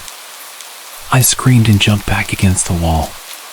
She didn't move, nor did her smile waver. Her makeup ran down her cheeks in 2 black streaks. She looked giddy and completely deranged. I was terrified. We stood like that for a few moments, neither of us saying a word. Finally, after what felt like forever, she slowly pulled her head back out of the shower, and I watched her blurry figure through the curtain as she moved backwards towards the bathroom door. A second later, the bathroom door slammed shut, hard enough to rattle the mirror. I screamed again and jumped out of the shower to lock the door. I stayed inside the bathroom for over an hour. Maybe I overreacted, but joke or not, I wasn't going to put up with the craziness anymore. That's what I kept telling myself as I paced in my bathroom, stopping to listen at the door every few minutes. Suddenly I heard a muffled sound, and I pressed my ear against the bathroom door, straining to listen. I couldn't hear anything, but I envisioned Rebecca standing on the other side of the door, giggling at her joke. I felt a surge of anger. I was beyond annoyed at being made to feel scared in my own house, and having to hide in the bathroom for an hour. All for what? If it was a joke, it was an awful one. What the hell, Rebecca? I snapped. This is getting really annoying. I waited for her to apologize or to call me a jerk. But instead, I heard a faint moan. So quiet, I wondered if I heard it at all. And then complete silence. "Rebecca?" I called out, not able to even hide the shakiness in my voice. I got no response. Just my own heavy breathing. "I swear to God, just stop it." I yelled at her, pounding my fist on the door. I waited for her to cuss me out, something I would expect from me talking to her like that. I never screamed at her before. But there was nothing. Just the occasional drip from the shower head. I won't deny that I was scared. Too afraid to open the damn door and face my own wife. I waited another 30 minutes or so, which feels like a lifetime when you're scared. Finally, I decided I wasn't going to spend the night hiding in my bathroom, so I got down on my knees and peered under the door. I almost expected to see her face peeking back at me, but thankfully she was gone. I could see straight down the hallway to the top of the stairs, but no Rebecca. I didn't know if I should be happy about that or not. I looked for a few minutes, waiting to see her head pop up over the top step, but it never came. I stood up, my hand hovering over the door, and prepared myself to open it. I slowly turned the lock with shaky fingers and was about to yank it open when I heard a sound that still makes me feel nauseous when I think about it. A moan. Louder than before. But this time I was able to tell just where it was coming from. I turned my head to the closet door as if in slow motion and locked eyes with my wife, who was peeking out at me from the slight gap. Her eyes were still wide as ever, and her mouth was hanging open in the most grotesque gaping smile. I didn't even scream. I was too scared for even that. Her hands were clasped to her chest, body trembling with sheer delight, as if she could barely contain her excitement. A short raspy moan bubbled up from her throat, deep and raw, sending a shiver through my entire body. Somehow I found the ability to pull the bathroom door open and ran as fast as I could all the way down the steps, snagging my keys and phone from the table in the living room before running outside to my car. I could hear her shrill laughter behind me, but I didn't hear her getting closer. I didn't bother shutting the front door. I drove away from the house faster than I legally should have, shivering the entire time, either from fear or the cold. Maybe a little of both. I hadn't grabbed a coat or even a pair of shoes. I was still in my boxers and my hair was still damp. I drove straight to my brother Chris's house about 40 minutes away, ignoring any and every call and text I got. I didn't check my phone until I was safely parked in my brother's driveway. Rebecca had called 4 times and sent a flurry of texts, all wondering where I'd gone and why I left like that. I threw my phone at the dash. I was furious at her nonchalant attitude. My brother and his wife were surprised to see me show up, especially dressed in just a pair of boxers, but told me to stay as long as I needed. Chris lent me some clothes and asked me what happened. I told him we had a fight, but didn't get into the details. I didn't want him to think I was overreacting, leaving my wife over a prank, even if it was a strange one. I mean, hadn't I encouraged her for years to lighten up instead of being so serious all the time? I had wanted her to relax and loosen up, but this was definitely not what I had in mind. I tried to sleep on their sofa, but my brain wouldn't let me sleep. Every time I closed my eyes, I saw Rebecca's face staring at me from inside the closet. Knowing she'd been in there with me the entire time made my skin crawl. She'd never left the bathroom at all. Instead, she slipped inside the closet and slammed the bathroom door shut to fool me. The mere thought of going back home gave me anxiety. I tossed and turned, unable to sleep. Chris ended up giving me a sleeping pill, so I was able to get a little rest. My sleep was filled with terrible dreams, all of which were Rebecca's smiling face. I woke up just as the sun started to rise. My whole body ached, and I felt drained. I knew I'd have to call her at some point, but I didn't know what to say to her. I wouldn't be going home unless she gave me her word she'd never do any more creepy stuff. I just wanted my wife back. Her normal, serious self never looked so good to me. I was contemplating calling her and telling her when that familiar feeling came back. I was being watched. I was staring at the ceiling, my heart in my throat. I didn't want to look away, but the longer I ignored the feeling, the worse it got. My eyes drifted away from the ceiling almost on their own. Her face was pressed up against the window beside the couch, staring down at me with that same gaping smile. Drool dribbled down her lips, leaving 2 long streaks down the glass. I didn't know how long she'd been there, but something told me she'd been there quite a while, possibly all night. I didn't bother screaming, though I was afraid anger trumped any fear I felt at that moment. I jumped up from the couch and pounded my palm against the glass. "Rebecca, are you crazy? What the hell is wrong with you? Just go home. Now." She didn't move, and her ghastly expression never changed. If anything, her smile only grew, as if she had never been more elated. I could hear Chris and his wife moving around upstairs. As if Rebecca could hear them from her place outside, her head twitched slightly in their direction, and she began to close her mouth slowly. Chris called my name from upstairs, obviously concerned. I turned around to see him running down the stairs. When I turned back to the window, Rebecca had disappeared. The only sign she'd been there at all was the 2 streaks of drool still dripping down the glass. I tried explaining to Chris and Jess about waking up to see Rebecca watching me through their window. They were skeptical. We went outside to the spot in front of the window, but there were no footprints in the dirt, just a slight indent. Animal probably, Chris guessed, and I didn't argue. He and Jess assumed I dreamt the entire episode, but they didn't understand, and I was too tired to explain it to them.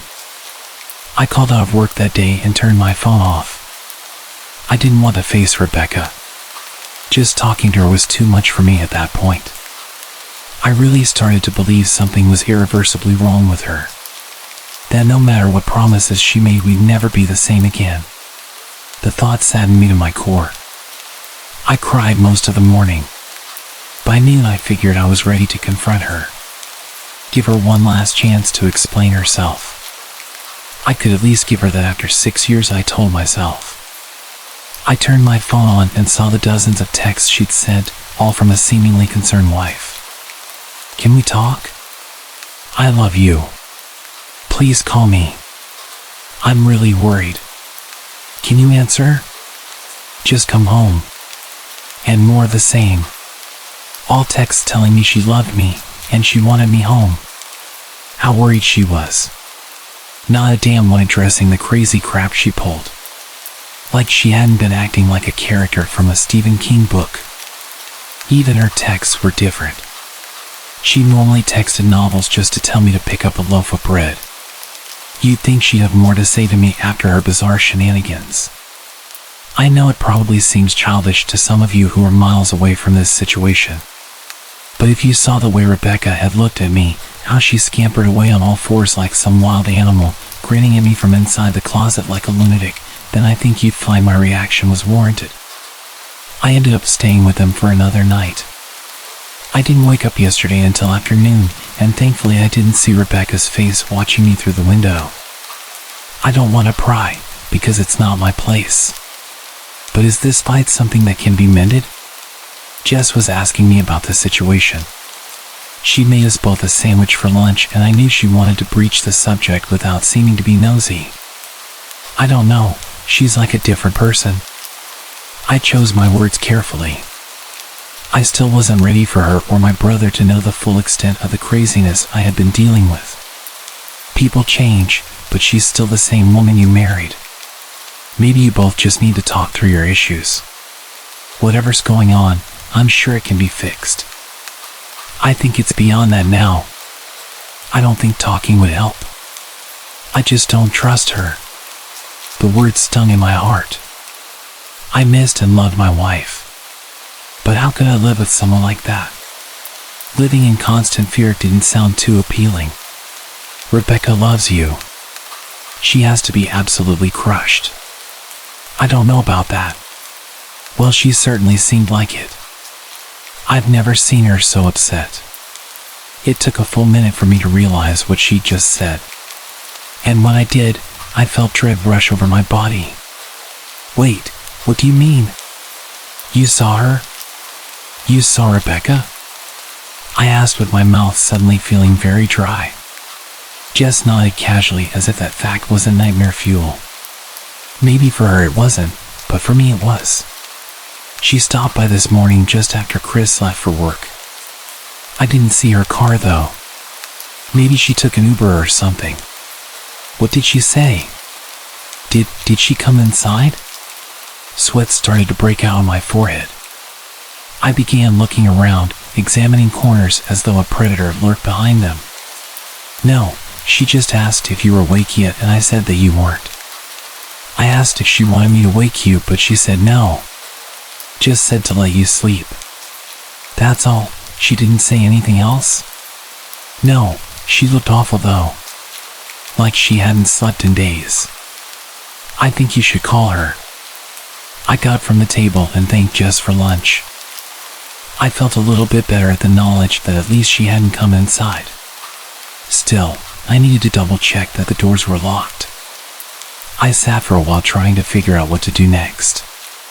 I didn't want to go home, but I felt that I owed it to Rebecca to help her if I could. Hadn't I sworn an oath to love and honor her through sickness and in health? Clearly she was very sick. If she was sick, which I truly believed she was, I had to try and get her the help she needed. But I didn't even know where to start. I didn't want to call the police, and besides, what the hell was I going to tell them? That my wife was peeking at me? That she was being creepy? As bizarre as she'd been, she still hadn't committed any crime. Not yet anyway. The police would have probably said that I was overreacting. But this wasn't some prank. It felt wrong. Dangerous. Like something sinister lurked beneath her smile. I knew as her husband I was well within my rights to have her committed, but what if she simply acted normal in their presence? She'd obviously been able to fool Jess into thinking she was just a concerned wife. As long as the doctors didn't find her a danger to herself or others, they'd have no choice but to release her after 72 hours. I felt lost and overwhelmed. So I did what any husband in my position would do. I called her mother. I didn't want to, believe me. We were never on the best of terms. We never fought or anything like that. She just wasn't a very warm person and wasn't very easy to get along with. She hardly ever smiled, and when she did, only her lips would move into a thin-lipped smile, leaving her eyes as blank as before. She gave off this aura that felt like she was permanently on the offensive. I'd only met her twice, and both times were very short. I got the impression she didn't approve of me for her daughter. Rebecca always ushered us out quickly, as she didn't want me to feel uncomfortable, which I was grateful for. Being in her mother's company felt almost unbearable. Like walking on glass. I was glad when we moved 3 states away so we didn't have to see her often. I was happy to avoid the woman, but I needed her help. I really didn't want to talk to her, but I had to talk to someone. She was the only person who might know Rebecca better than me. I took a deep breath and picked up the phone. Yes, she answered, already sounding irritated. Marianne, it's me, Ben. Do you have a minute to talk? I could hear her cluck her tongue in irritation. I'm in the middle of writing some checks, but if you insist, I suppose I can spare a moment. What is it that you want to discuss? It's about Rebecca. She's been acting strange. And I was wondering if you had any idea whether there was something. She interrupted me abruptly. It's a bit difficult to follow your rambling, Benjamin. What is that you want from me? I could almost see her standing there in her thin sweater and slacks, tapping her fingernails impatiently on the table. I wanted to know if you ever noticed any odd behavior? Or possibly any mental health issues? There was a long, uncomfortable pause, maybe because she was just thinking, or something else. Finally, after a few seconds, she spoke. I'm not sure if this is one of your jokes, Benjamin, but if so, I don't find it very funny. Now I do have business to attend to, as I've said, so if you don't mind, I cut her off before she could get rid of me. Marianne, it's not a joke. I'm sincerely concerned about Rebecca's mental health. Her behavior has been very erratic lately. I'm very worried about her, and I figured as her mother you would be as well. The frustration was evident in my voice. If you're truly concerned, then I suggest you get the health professionals involved. I don't know what you expect of me, she snapped. I could tell she was seconds away from hanging up, and for some reason I was desperate not to let her. I had the feeling that she knew a lot more than she was letting on. Please. If not for me, do it for Rebecca. I heard a faint shaky intake of breath, as if she were trying to hold her steely persona together, but failing. Marianne? Benjamin, I don't know what to tell you. My only advice would be to seek professional help. Do not call here again. I tried to call out to her, but she'd hung up. I tried to wrap my head around the call and her refusal to help me. Even if she didn't like me, why wouldn't she want to help her own daughter? I couldn't understand that. I tried to replay the conversation, desperate to find something I missed. I almost gave up, until I remembered her last words to me. Seek professional help. She'd said those words with a bit of urgency. I could have just been grasping at straws, but no, I was sure her voice had changed ever so slightly when she'd said that. As if those words were very important. What had she meant? I assumed she'd been referring to medical professionals, but maybe she was referring to someone else. Someone that for some reason, she didn't feel comfortable saying directly. Or maybe I was just desperate.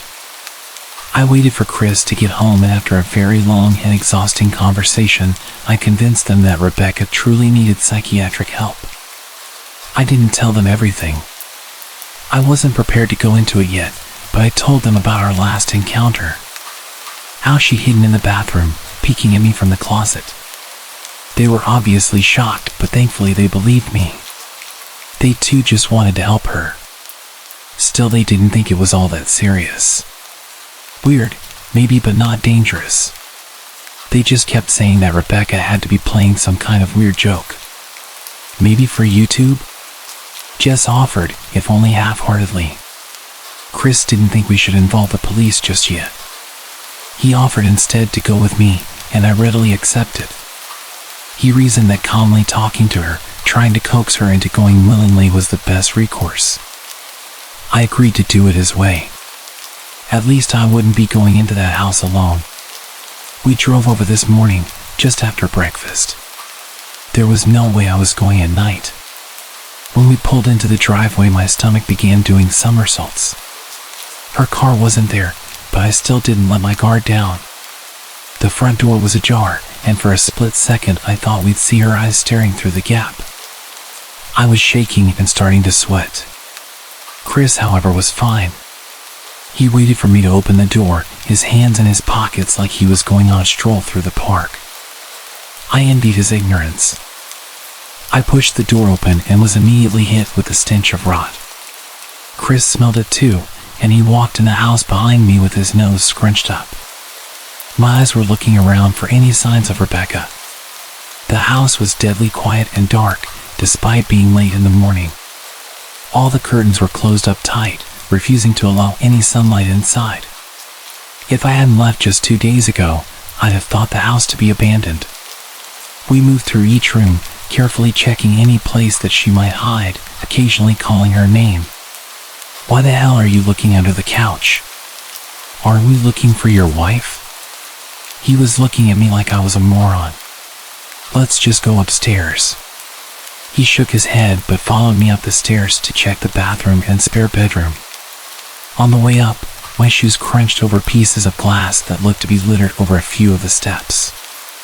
I noticed that one of our wedding portraits that hung on the wall along the staircase had been smashed. The frame hung crookedly, all the glass was removed. I stared at the picture, a lump forming in my throat. We had taken the photo just after leaving the church. She looked so beautiful in her white gown. I looked at her beautiful face. I never dreamed her face would ever be a source of terror for me. We climbed the rest of the steps and checked the spare bedroom, but it looked completely untouched. I was hesitant to go into the bathroom, my fear from that night coming back to me all at once. Chris noticed and offered to go in by himself, but I couldn't let him do that. So we walked in together, checking the closet and the shower. The bathroom looked as if it hadn't been touched since the night I left. I don't think she's here. Why don't you pack some clothes and we'll try coming back tomorrow or something? I nodded and went into our bedroom and shoved some clothes into a duffel bag. When I checked inside our closet, I found the source of the smell. I immediately started gagging. Chris took one look and lost all color in his face. He had to go stand by the stairs to get away from the sight and smell. I gazed down in shock at what lay inside my bedroom closet. Soaking into the rug were at least a dozen eyeballs, all carefully laid out in pairs. Some were as large as a coin, while others were as tiny as a marble. I stared down at the eyes she collected from small animals, and I wondered how she'd gotten them. I shuddered at the thought. Man, I thought I had it bad with my wife's shoe addiction. Yours is in here collecting eyeballs, Chris said while gagging. Ben, I think we should go, he called from the hall. I'm getting nauseous. I grabbed my duffel and shut the closet door. I stepped out into the hall and took a deep breath of air. I could taste the rotten smell on my tongue and I couldn't help but gag. Who the hell lines up eyeballs in their closet like that? I tried to tell you she needed help. She doesn't need help, Ben. She needs an exorcist. You coming or what? I can't stand the smell anymore. His words died in his throat and his eyes grew wide with fear. I didn't ask him why. I could feel it. Someone was watching me and I didn't think it was the eyes in the closet. I turned around, my eyes slowly scanning the bedroom. Christ, I whispered as I finally saw what we'd missed. Under the bed, curled on her side, watching us with the excitement of a kid on Christmas morning, was my wife. She held her hands together just under her chin, and they were shaking eagerly. Now that she knew she'd been found, I could hear the quiet noises she was making. A sort of hiccuping sound in her throat, as if the excitement was just too much for her. It was unnerving to say the least. Wide eyes, and that same huge smile. Everything in me told me to run, but I forced it away. This was my wife. No matter how twisted, she was still the woman I married. I had to help her. Rebecca, I said softly. She didn't respond, but her head bobbed back and forth in two quick little movements as if she were nodding. Baby, I just want to help, okay?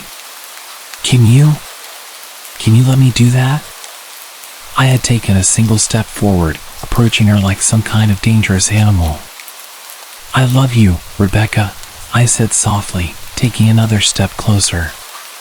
She let a tiny moan escape her wide-open mouth, and I had to resist the urge to run. Her shoulders were starting to quiver, and her eyes grew as large as saucers. I crouched down so I could see her better, and immediately saw the blood. Her hands were covered in it. They trembled more the closer I got, as if she was barely able to contain herself. Rebecca, are you hurt? You're bleeding. She bobbed her head again, her bloody fingers moving up and down as if playing an invisible piano. They occasionally grazed her chin, leaving smears of blood on her skin. I wanted to recoil in disgust. The smell that was coming off of her was revolting. I could feel the vomit trying to climb up my throat. Her lips were dry and stretched thin, blood seeping between the cracks. I knew she wouldn't come out on her own, but I didn't want to leave her in the state she was in. I scooted closer and reached out to her. The excited hiccuping sounds got louder and her hands shook, fingers flexing.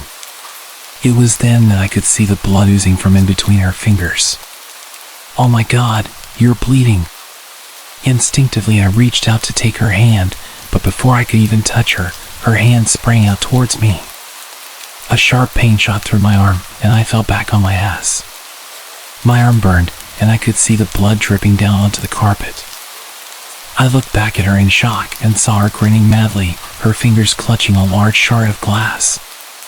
You all right in there? Chris asked from behind me. I turned my head slightly and nodded to him, cradling my arm to my chest. When I turned back to face Rebecca, I saw that her focus had shifted. She wasn't looking at me anymore. And she wasn't smiling anymore either. She was staring past me, her eyes glaring at Chris the way a hungry lion might stare at an antelope. Her mouth was still hanging open, but it was twisted into a snarl. I got to my feet and began walking backwards down the hall, afraid to take my eyes off her.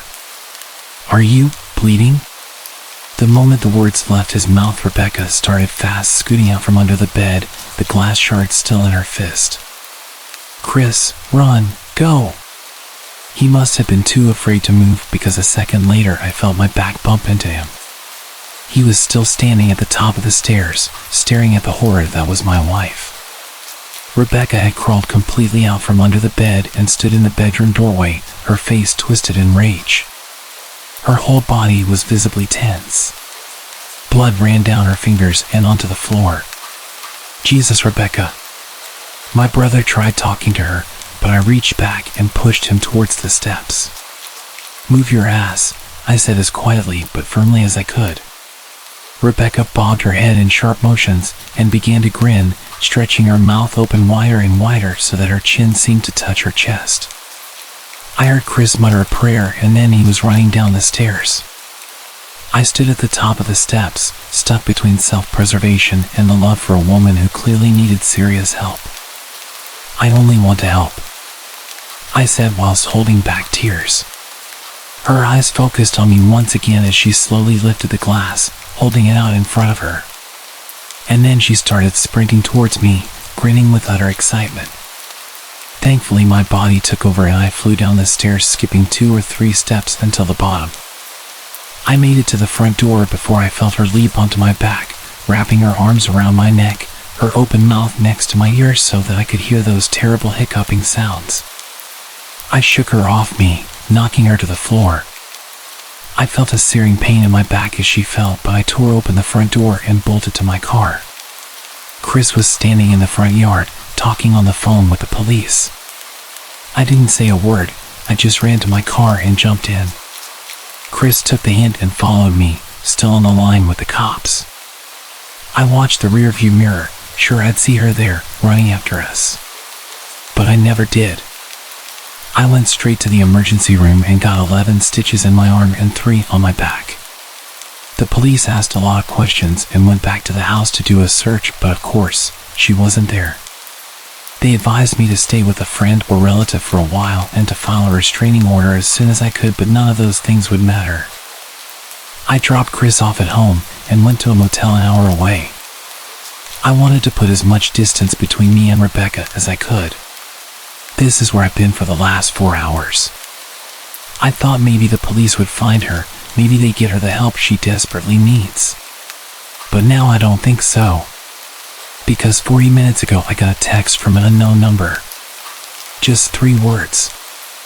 "I found you." And a picture attached. The picture was dark and grainy, but I instantly knew what it was. There was no mistaking my wife's eye. I started typing this out immediately after. I don't know what to do. I'm alone and scared, and I can't help but feel that I'm being watched.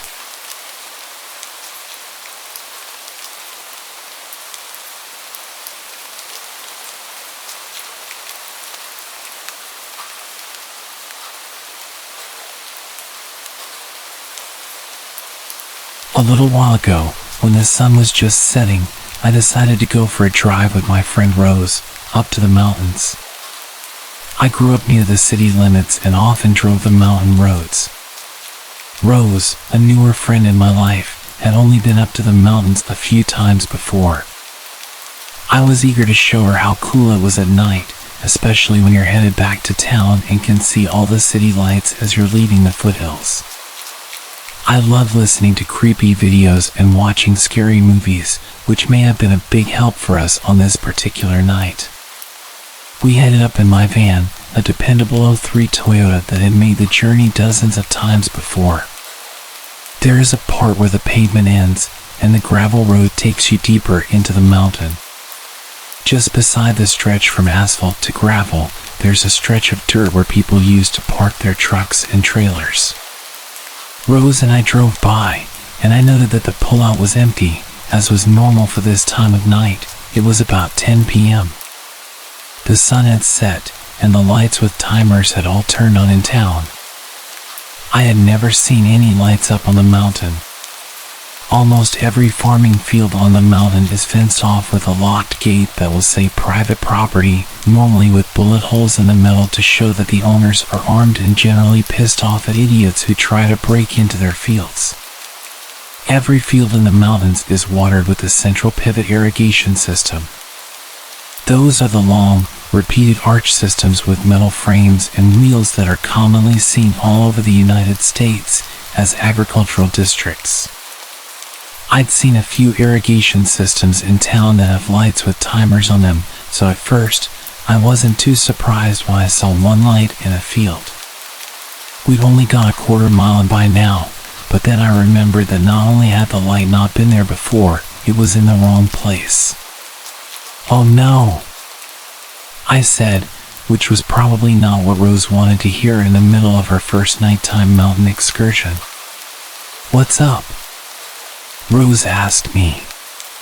"Well, I know farmers are harvesting now, so I guess a light in the field makes sense, but at the same time, I have never seen that one before." I gestured off to a right where there was a very random amber light at the edge of the field. It was dark enough that I couldn't see any fences or any of the boulders around it, but I was familiar enough with the mountains to know that it was the edge of a property. I started to tap on the wheel anxiously as I was filled with mixed emotions. I was eager to keep going because the mountains were going to be beautiful in the half moon, and Rose had never seen them at night before. At the same time, my brain told me that if I'm going to listen to a few dozen hours of horror stories per month, I'd at least better get some meaning out of them. "I'm sorry, Rose. I'd keep going if those were tractor headlights, but I've never just seen one light right there, especially in that field. I've never even seen it farmed, so it wouldn't make any sense to waste energy or money lighting it." Rose is amazing and didn't mind that we were turning around only a quarter mile in. We turned around and headed back towards the asphalt. I had no idea why, but I felt like there was a clock that had suddenly started ticking. "Hey, Rose, could you please hold the handle? I'm going to go fast enough that you might want to hold onto something." "I promise we're safe," I said. Rose silently clutched the handle above the passenger side of the car, and I went faster. I felt the sense that it was time to hurry up, so I did. I zoomed back towards the asphalt as fast as I dared, my sense of trepidation only intensifying when we reached the truck parking zone. There was a white truck and a flatbed trailer that had not been there less than 10 minutes before. About 6 guys were around the truck that had its headlights on. One guy was in a UTV, backing off a flatbed trailer so fast that I thought he was going to crash into one of his friends. I raced by, and someone ran behind the car. I turned onto a road that would lead me to a main road. "Rose," I asked while accelerating up to 70 miles per hour, "were those people there when we drove by earlier?" I just wanted to make sure I wasn't crazy. "No," Rose said. I sighed, copying her tone even as I jumped up to 75 and glanced in my rearview mirror. As far as I could tell, they weren't following us, but we had 8 miles of straight, flat roads with no cover before we actually managed to reach civilization. "Did they seem like they were in a hurry to you?" There was no other traffic, so we didn't have to slow down for anyone, which helped us both remain as calm as possible. "Just a bit," she laughed nervously, looking over her shoulder to check for any cars as well. Thankfully, nobody came. We drove to a crowded restaurant and sat in the car while we calmed down. We tried to think of a reason why this guy had shown up so abruptly in the middle of the night. Rose suggested that maybe their friends were camping and in trouble. "All the land in the mountains is private property," so nobody can camp out there. I'm glad Rose and I left so we didn't have to find out why 6 guys decided they needed to rush up the mountain in the middle of the night.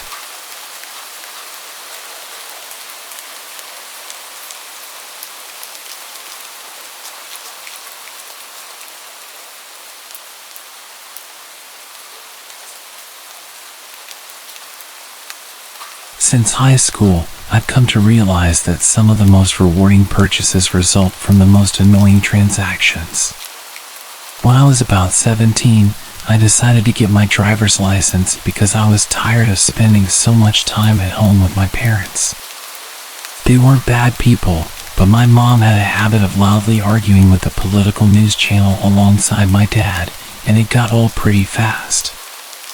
After getting my license, I initially used a texting service called Quarry, but it went out of business, leaving me without a phone.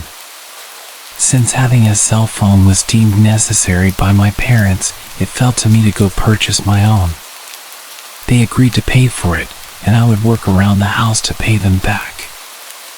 I had to handle all the legwork of getting it. I didn't live in a bad area, but the Radio Shack, where I needed to go, was in a sketchier part of town, known for its escorts and dealers. While I never heard of anyone getting hurt there, the vibe was definitely off, and one particular apartment building on the way to Radio Shack was notoriously dangerous, a hotspot for addicts. At Radio Shack, the purchase process was unnecessarily complicated. The girl who first assisted me not only activated the wrong phone, but also broke it. It was a long ordeal, but finally, we got everything set up, and they instructed me to set up security on my new phone and add a backup passcode. I opted for one of those swipe pattern codes and promptly forgot it as soon as I got back into my dad's truck. It was around 8 p.m., and I had to stop at the intersection near the notorious apartments, heading west. The road was nearly empty, except for 2 other vehicles also driving west. As I stopped at a red light behind an orange PT Cruiser, a truck turned right, and a man stood at the northwest corner waiting to cross east past us. The light turned green, but the PT Cruiser didn't move. I waited a second before honking my horn, prompting the car ahead to back up slightly, which panicked me. In my confusion, I didn't shift the car into reverse. Instead, I put it in park and frantically pressed the gas, but the car didn't move. I struggled to find the right gear, and by the time I figured it out, the PT Cruiser had taken off. The man who was waiting to cross then approached my vehicle. He was about 5'6", slim, with long limbs and a sunken face that screamed zombie. His expression was twisted in anger. He wore a dirty, neutral-colored hoodie, and as he got closer, I could see how bloody he was. It was hard to tell how badly injured he was because his face was so dirty and bloody. As he tried to open the driver's side door, I finally managed to shift into neutral. The truck made a strange noise, which startled him, but I still wasn't moving. He then slammed his face against the window, looking as if he was bleeding from his eyes. He wasn't showing any signs of pain. As he tugged at the handle, I was finally able to find the right gear. Despite being terrified, I didn't want to harm him by driving off too fast. However, when he pulled out a gun, I shrieked, slammed on the gas, and inadvertently dragged him a bit as his arm was wrapped around the side mirror. He yelled and let go, and I sped off at 60 miles per hour down the road to my house. Arriving home in a full panic, I was chastised by my mom for barging in. As I tried to explain, I was so overwhelmed that I started to throw up and had to run to the bathroom. After I explained this situation, my parents were skeptical and thought I was exaggerating, prompting them to call the cops. The police dispatcher informed us that I wasn't the only one calling about a man with bleeding eyes. Shortly after, a deputy arrived at our door. My mom, still thinking I might have staged the whole ordeal, sent me to talk to him. I gave him a description and showed him the bloody face print on the window of the truck. The police took a sample and later confirmed they had a suspect in custody who matched my description. The man had road rash and a dislocated shoulder but was in no mortal danger. He appeared on the local news, linked to a string of attempted carjackings while under the influence of cocaine. He was eventually sentenced on a drug charge, and since then, I haven't heard any more about it.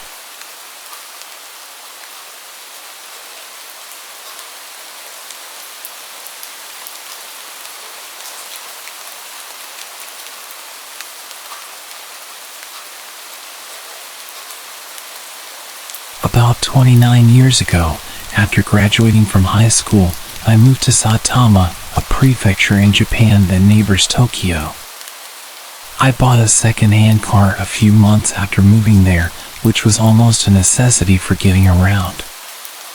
I really enjoyed taking long, relaxing drives after work, listening to music and smoking cigarettes. One night, during a particularly extended drive out in the mountains, surrounded by nothing but darkness and the sound of cicadas, an unsettling event occurred. I drove with the windows down, usually just the driver's side since I was smoking. As I navigated along this dark, secluded road, I heard a scream. It wasn't just any scream, it sounded like a child's, blood-curdling and chilling. It's a sound that haunts me to this day, so much that I hesitate to talk about it. Instinctively, I slammed on the brakes. I've never been one to believe in the paranormal, always trusting my five senses, but something felt wrong. Pulled over onto the hard shoulder, I got out of the car, feeling chills up my spine. It was the dead of night, and there was no logical reason for what I heard. Scanning the area as best I could with my car's headlights illuminating the dark woods ahead, I was overwhelmed with fear and paranoia. I began to tremble, a physical reaction I'd only heard about but now knew all too well to be true. Apart from the sound of my own heartbeat and the shuffle of my feet on the dirt road, the night was eerily silent. I tried to convince myself it was just an auditory hallucination, perhaps due to fatigue. Hearing nothing further, I decided to drive home, trying to put the incident behind me. 3 weeks later, while watching TV, the same mountain roads and passes were displayed on the screen. The newscaster reported that Tsutomu Miyazaki had confessed to murder, identifying the scene of the crime to the authorities.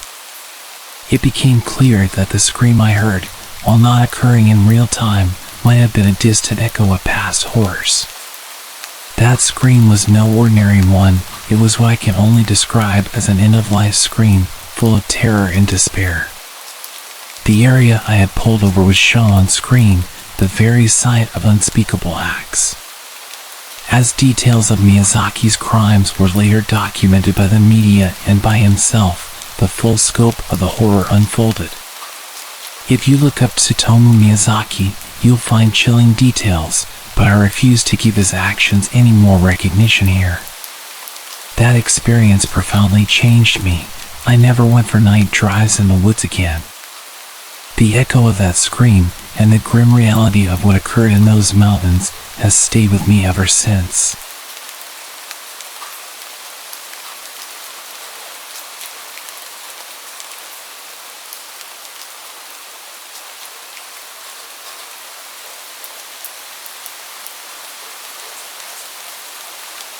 I was about 8 years old when this incident occurred, and although my memory of the event itself is patchy, I vividly remember how my mom reacted, which tells me just how serious it was. I was with my mother and my little sister on a road trip across Wyoming. This was a common activity for us since we had families spread across the state, and my mom loved taking long drives. Anyone familiar with Wyoming knows that the roads there can be mostly deserted. On this particular day, we had been following an older green and white truck for several hours. As we approached a gas station, my little sister got excited about picking up one of those wax juice bottles she loved so much. The green and white truck pulled into the gas station just ahead of us. We stopped too, used the restroom, grabbed some snacks. My mom filled up the car with gas, and soon we were back on the road. Not long after, my mom asked from the driver's seat, "Is that truck behind us the same one that we followed into the gas station?" I turned around, confirmed that it was indeed the same truck, and then settled back into my seat, continuing to indulge in snacks. However, I could sense my mom's growing unease. She kept glancing in the rearview mirror at the truck. For the next stretch of road, the truck would speed up, getting dangerously close to us, then slow down again, maintaining this pattern for several miles. As we neared another gas stop, my mom spoke with a seriousness that immediately alarmed me. "I'm going to pull in and open up my door like I'm getting out." "I don't want you to open your doors. Don't get out, just sit tight and hang on," she instructed. My sister and I exchanged puzzled looks, sensing the tension but not fully understanding the gravity of the situation. We pulled into the station and up to a pump. My mom fine-tuned the rearview mirror to keep an eye on the truck as it pulled in and parked to the side of the entrance. The driver, a large man, popped his hood, got out, and started fiddling under it with his back to us. My mom seized the moment. She slammed her door shut and sped out. I twisted in my seat to see the man turn around abruptly, startled by the screech of our tires. He quickly closed his hood and stared as we drove off. My mom drove faster than I had ever seen her drive before.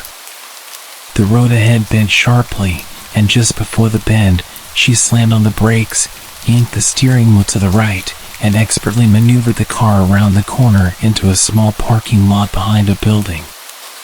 We were hidden from the road but could still see the green and white truck speed past the bend. Terrified, we sat in silence until my mom broke it to check if we needed to use the restroom.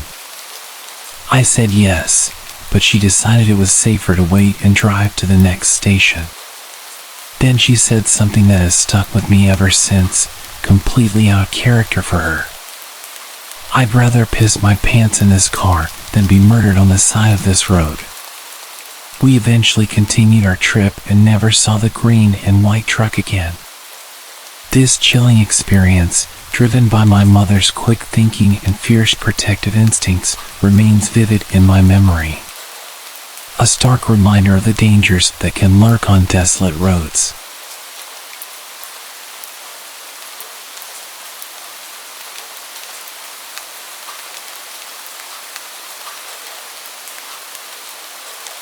Back around April 2005, I was leaving a buddy's house, headed home.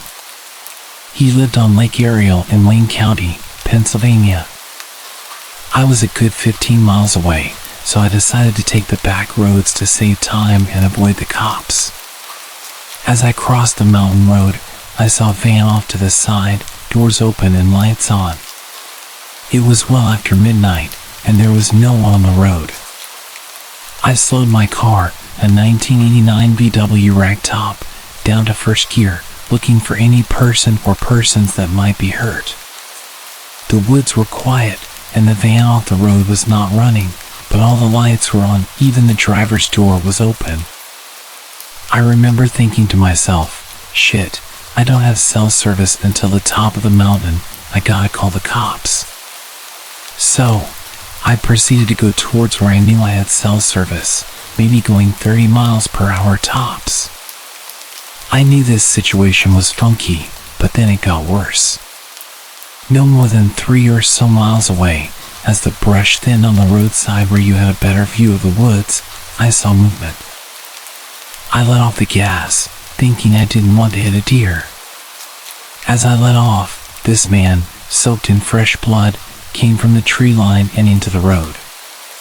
He was so covered in gore I couldn't tell it was a man at first. He stumbled out in front of the car and waved me down. I was in my ragtop, top down, of course. He was yelling and grabbing at my door. I dropped it into first and took off. Another mile or so, I had cell service and called the cops. The guy was obviously hurt. His grab from my door scared me.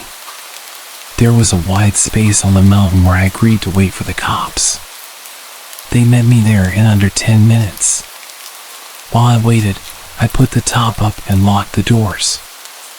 An officer took my statement, and he looked over my car with a torch. The guy from the woods left a bloody smear down my door. Another officer found the van, but they couldn't locate the guy who came out of the woods. The cops let me go home and said they'd call if they needed anything further. Within a few days, I did get a call. They said the van was stolen, and they asked if I could describe the man. They never found him that night, and as far as I know, they never did.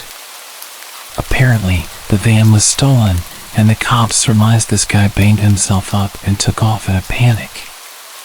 As far as I know, they never did track him down. To this day, I keep a lookout for a bloody man running out of the woods. This experience has stuck with me, and it is 100% true.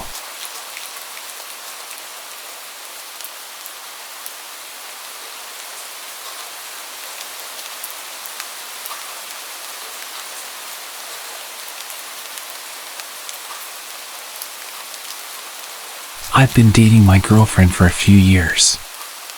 She's petite, blonde, and always has a positive attitude about everything.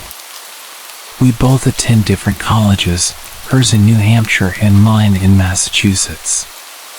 Since she doesn't have a car, I drive up to see her in my old little red car that I got from my grandmother. I'm not a huge fan of the car, but since I got it for free, I can't complain. I've never had an issue with the hour-and-a-half drive, but a few weeks ago, I got more than I bargained for. I was visiting my girlfriend, and the day was already turning rough.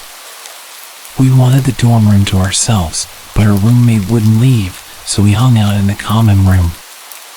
After spending most of the day together, we finally called it time for me to head back to my own college. I said goodbye and told her I would text her when I got back. It was 6 o'clock, and it was getting pretty dark outside, given that it was winter. I normally take the New Hampshire back roads for a more scenic route and to avoid traffic. It doesn't affect the travel time at all, so I guess that's a plus. Most people who live in or visit New Hampshire know that most of the back roads are not well lit with streetlights, or are not lit at all. This isn't too much of a problem because I can just put my high beams on. About 30 minutes into the drive, I turned down a road that looked as if it was just a wide path. The GPS said I would be going straight for about 7 miles, and knowing what New Hampshire roads could be like, I didn't think anything of it. The street was narrow, enough for a car and a half, and surrounded by woods. It was not lit with streetlights at all. I got about 3 or 4 miles in when I saw a guy in my high beams standing in the middle of the road, waving down my car, asking for help. The road wasn't big enough for me to pass around him, so I had to stop. The man then came around to my driver's side window and gestured for me to put it down. I wasn't fully thinking straight, so I put my window down about halfway. He looked like an average 40 to 45-year-old man, but he gave off a disturbing presence. He told me he was having car troubles and asked me to get out of my car and help him. Now, I am a 19-year-old with an average build. None of my physical qualities hint at me knowing anything about cars. I told him that I knew nothing about cars and that if he really needed help, all I could do was call a mechanic or tow truck. He kept gesturing to his black, rusted pickup truck and insisted I got out to help him. This started to give me the chills, and I didn't know what to do. That's when I noticed there was someone crouching behind the truck. The man couldn't tell, but I began to internally panic. My fight or flight senses kicked into gear, and I chose to try something risky. I told the guy I would pull over on the side of the road up ahead and then get out to see what I could help him with. This seemed to work, and the guy began to smile. He backed off from my car, and I stepped as hard as I could on my gas pedal. I sped off and looked in my rearview mirror to see both men run out into the middle of the road and then just stand there. I kept driving as fast as I could until I got off the road. I got to a nearby gas station where I stopped to call the police. I told the dispatch about my experience and asked them if I needed to stick around for questioning. They told me they would send some officers to check out the street and that I was fine to continue on driving. I then called my girlfriend and told her what happened. She was just happy I was safe. I have no idea what the intentions of those men were. I don't know if they were actually having car troubles or if I was going to get carjacked, or worse. Needless to say, after that night, I will not be driving the back roads alone at night anymore.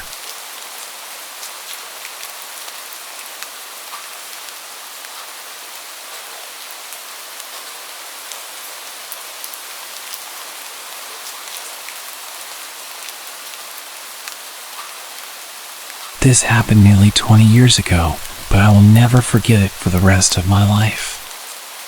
I went to college in a very small town in northwestern Maryland. Our school was nestled in the foothills of the Catfish Mountains. My friends and I would drive around the mountains. We became very comfortable on those roads and knew them well. However, this story takes place before we knew the roads, when we had just started school. One night, several of my girlfriends and I went out for a ride. The roads are winding and narrow, with some parts dropping right off the side of the mountain. Since it was nighttime, we were taking our time. We rarely saw many cars when we drove around, which was perfect. That night, however, as we pulled down to the parking lot, another car did as well. We didn't think much about it, assuming it was another person looking for some solidarity. We entered the back roads, and initially, the car was no longer behind us. But as we went deeper into the mountains, the car came up behind us. It was getting very close to us, and we were getting freaked out. Mind you, we didn't know the roads very well yet, and they were backward roads, unpaved, with nowhere to turn around. I tried to drive as quickly as I could to get away from the car. All of us were freaking out, convinced this person was out to kill us. Finally, we saw a chapel with a parking lot. We pulled in, turned back to the road, and watched as a red-haired man drove past us, slowly staring at us. We booked it down the mountain, parked the car, and called public safety to tell them what had happened. A day later, we received an email from campus security telling us to look out for a man with red hair, glasses, and a beard. He had been trying to get into the campus doors and was following women around campus. I know it sounds a little bit uneventful, considering we got away from him so easily. But I'm fully convinced that if he caught us when we were parked up, we wouldn't have been seen again.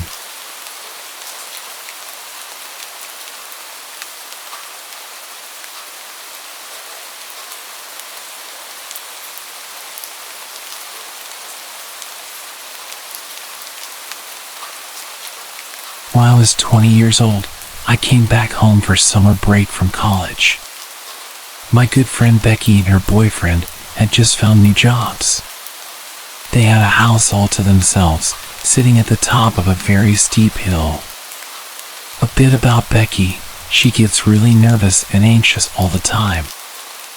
I get anxious too, but I've gotten used to living by myself and dealing with my worries. But she wasn't used to it at all. Their house had a back door in the kitchen. If you were sitting on the sofa in the living room, you could see straight into the kitchen. Right outside the kitchen door, about as high as your shoulder, there was a light that turned on when there was any movement. It's important to mention that Becky's backyard was pretty high up. To get into the yard from the low walkway in front of the door, you had to go up a few steps. The yard was made this way so it wrapped around to the front of the house. Becky was by herself because her boyfriend was working his first or second night shift and she couldn't fall asleep.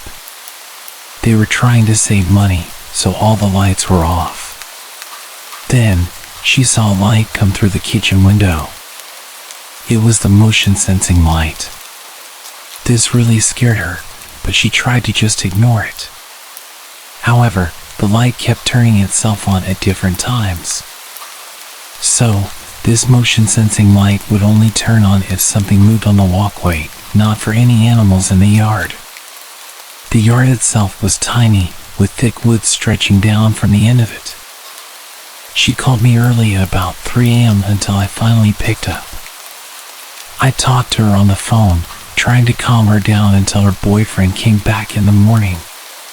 He had the next 3 days off, and nothing happened with the light during that time.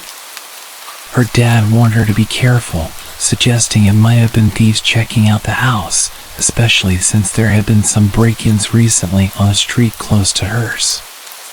The next time her boyfriend had to work at night, Becky asked if I could stay over. I said yes. The evening started off pretty normally. We watched movies until about 11. Then, we decided to drive out to the nearest shop and grab some food from McDonald's. Where we live, it's pretty much in the middle of nowhere, so getting there and back took us almost an hour and a half. We got home around midnight and set up the air mattress in the living room where we planned to sleep. Around 1 a.m., that motion-sensing light outside turned on while we were sitting on the mattress.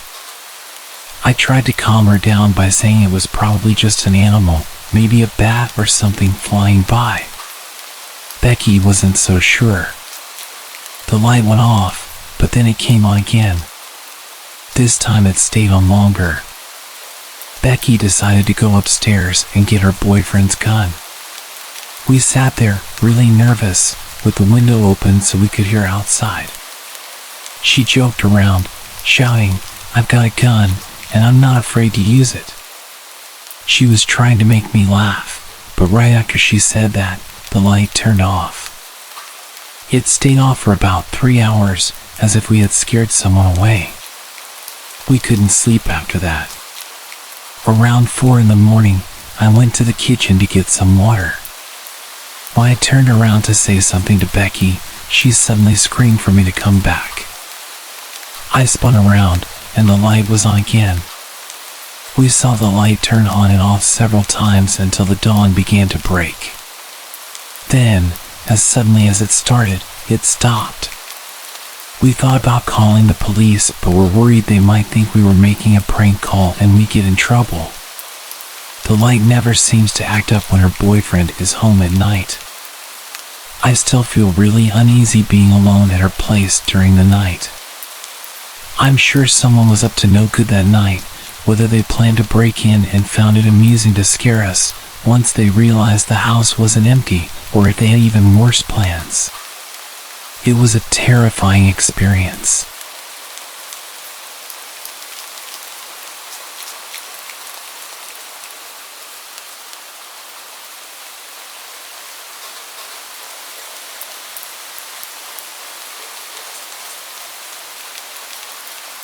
Back in 2012, I sat down with my girlfriend, and after 18 months of dating, I told her my family's deepest, darkest secret. 3 weeks later, I came home from work to find all of her stuff gone and a breakup letter sitting on the kitchen table. I learned not to talk to anyone but my sister about it, but I also feel like if I don't get this stuff off my chest from time to time, it'll just eat me alive from the inside out. I've survived this long by talking to therapists, but at this point, I view therapy like atheists view confessional booths, a nice novelty but inconsequential. The internet, on the other hand, is an altogether different beast. I can remain anonymous, and strangers online can give their opinions. And just like it allows me to say things I'd never tell a person face to face, it allows you to give me your full and unfettered opinions, as brutal as they may be. But I'm okay with that, and that's why I'm writing this. Because I don't want absolution, I want judgment. I was 12 years old at the time of my discovery, and all summer I had this one all-consuming obsession, Pokemon Red. I put hours into catching and training all the original 150 Pokemon. Then, when I beat the Elite Four and completed my Pokédex, I just deleted my save and started all over again. By showing that I loved playing Pokemon so much, I gave my parents a way of punishing me whenever I misbehaved. They were great parents to me for the most part, and my frequent misdeeds were mostly harmless. But whenever I failed to do my chores, or was rude to my sister, their go-to confiscation item was my Game Boy. It'd go like this: they'd hide my Game Boy somewhere, but I'd always find it, then get caught playing it and have it taken away again. This meant that I spent a lot of time snooping around their bedroom and my dad's office. Since it was still summer vacation, I had plenty of time to do it. It was during one of my little searching sessions that I discovered my dad had a secret space hidden away in his office. He normally kept it locked, but during one afternoon snooping, I found the key in his office. My dad had this big old antique cabinet that he kept all kinds of junk in, and I knew he sometimes hid my Game Boy in it. So after having no luck elsewhere, I began to search it. I remember sticking my hand into one of the bottom cabinets, leaning in just a little too hard, and then I heard a dull crunch of wood as the rear wall of the cabinet suddenly gave way. When I looked, hoping I hadn't broken it, I saw that there was a small hidden compartment. Due to the dim light, the only thing I recognized at first was the gun. But there was also something that looked like a letter and, more importantly, something shaped like my Game Boy. I reached out to grab it, but as soon as I touched it, I realized it wasn't what I was looking for. It felt leathery, not the plastic I was used to, and as curiosity got the better of me, I pulled it out of the hidey hole to see what it was. It was a journal, this old-looking leather-bound journal. When I opened it up, I recognized my dad's handwriting. I might have recognized his handwriting, but I definitely didn't understand most of what was written. The entries were clearly dated, but what followed was an unintelligible mess of abbreviations, words, and phrases. There were also these little hand-drawn diagrams of what looked like beds along with stick men that had their limbs contorted into unnatural positions. I didn't understand what I was looking at, but I just knew from the fact that it was hidden that it was some secret side of Dad that he didn't show us. I was so filled with grim curiosity that I felt compelled to check out the other stuff. First came the gun. It was much heavier than they looked in the movies, and it was much scarier. I held it like it was made of glass, not even daring to touch the trigger. I then put it back as slowly and carefully as I could. I saved the thing that looked like an envelope until last. I figured that it'd be sealed, but after retrieving it, I saw that it wasn't an envelope at all. It was one of those plastic wallets that 1-hour photograph developers give you, the kind that house all your photos and negatives tucked inside. I figured that it might be pictures of my family since those are the only kind I've ever seen come out of a wallet like that. But the only member of my family present in the pictures was my dad, and this version of him was unlike any I'd ever known. The first few pictures were of a bed, somewhere I didn't recognize. It didn't look all that remarkable at first, but then I noticed the rope tied around the bedposts, and that bad feeling I had started to intensify. The next few pictures were of a bunch of tools all laid out on a wooden table, but I noticed a few other things mixed in with them. There was a hammer, a hand drill, a pair of metal pliers, all home improvement stuff, but there was also a scalpel and other surgical-looking tools that looked so sharp they made me wince. The next photographs I saw were of my dad, but like I said earlier, there was something really off about him. He'd taken some pictures of himself, but he seemed to be particularly interested in the way his eyes looked, as some were close-up shots of them. I don't know why he didn't just take a look at them in the mirror, but then again, I had no idea why Dad was doing any of this stuff, let alone why he wanted to hide it from us. When I saw the next picture, I got this intense feeling of dread and knew that I was looking at something he'd never want his family to see. I figured the first person in the selfie was my dad, but the face was covered by a kind of cloth sack made of black wire mesh, so I couldn't be 100% sure. Assuming that he could see out of it, there was no good reason why my dad would want to cover his face up like that. There was also no good reason why he'd want to use it as a blindfold, and the thought of him doing something like that filled me with dread. But then, when it came to the next few pictures, that feeling was replaced by one of confusion. The picture showed a young Asian man smiling as he posed next to an art installation somewhere downtown. The next picture was of my dad smiling next to the same art piece. I didn't recognize the guy, but I did think it was odd that he looked way younger than my dad. The happy vibe continued for a few other photos. There were pictures of them drinking together at a bar. Pictures of the Asian guy looking like he was dancing. It was all smiles in all the pictures. Suddenly, the vibe of the photos changed dramatically. In the next picture, he was standing awkwardly with his arms by his sides, with a look of slight fear on his face. The next few showed him tied to the bed. He was looking up at the camera, and the terror on his face was even more pronounced. The final picture showed a man in that cloth mask leaning over the guy. I couldn't see what they were doing, but the guy's legs were all tensed up and pulling on the ropes that bound them, almost like he was in an intense amount of pain. I remember having an incredible visceral reaction to that last picture, so after shoving the photos back into the wallet, I tried to put everything back into the little hidey hole exactly as I'd found it. After that, I abandoned the search for my Game Boy, locked up my dad's office, and spent the rest of the afternoon in my bedroom, swinging back and forth between thinking about what I'd seen and trying to forget about it altogether. When my dad got home from work, he just figured that I was angry at him for confiscating my Game Boy.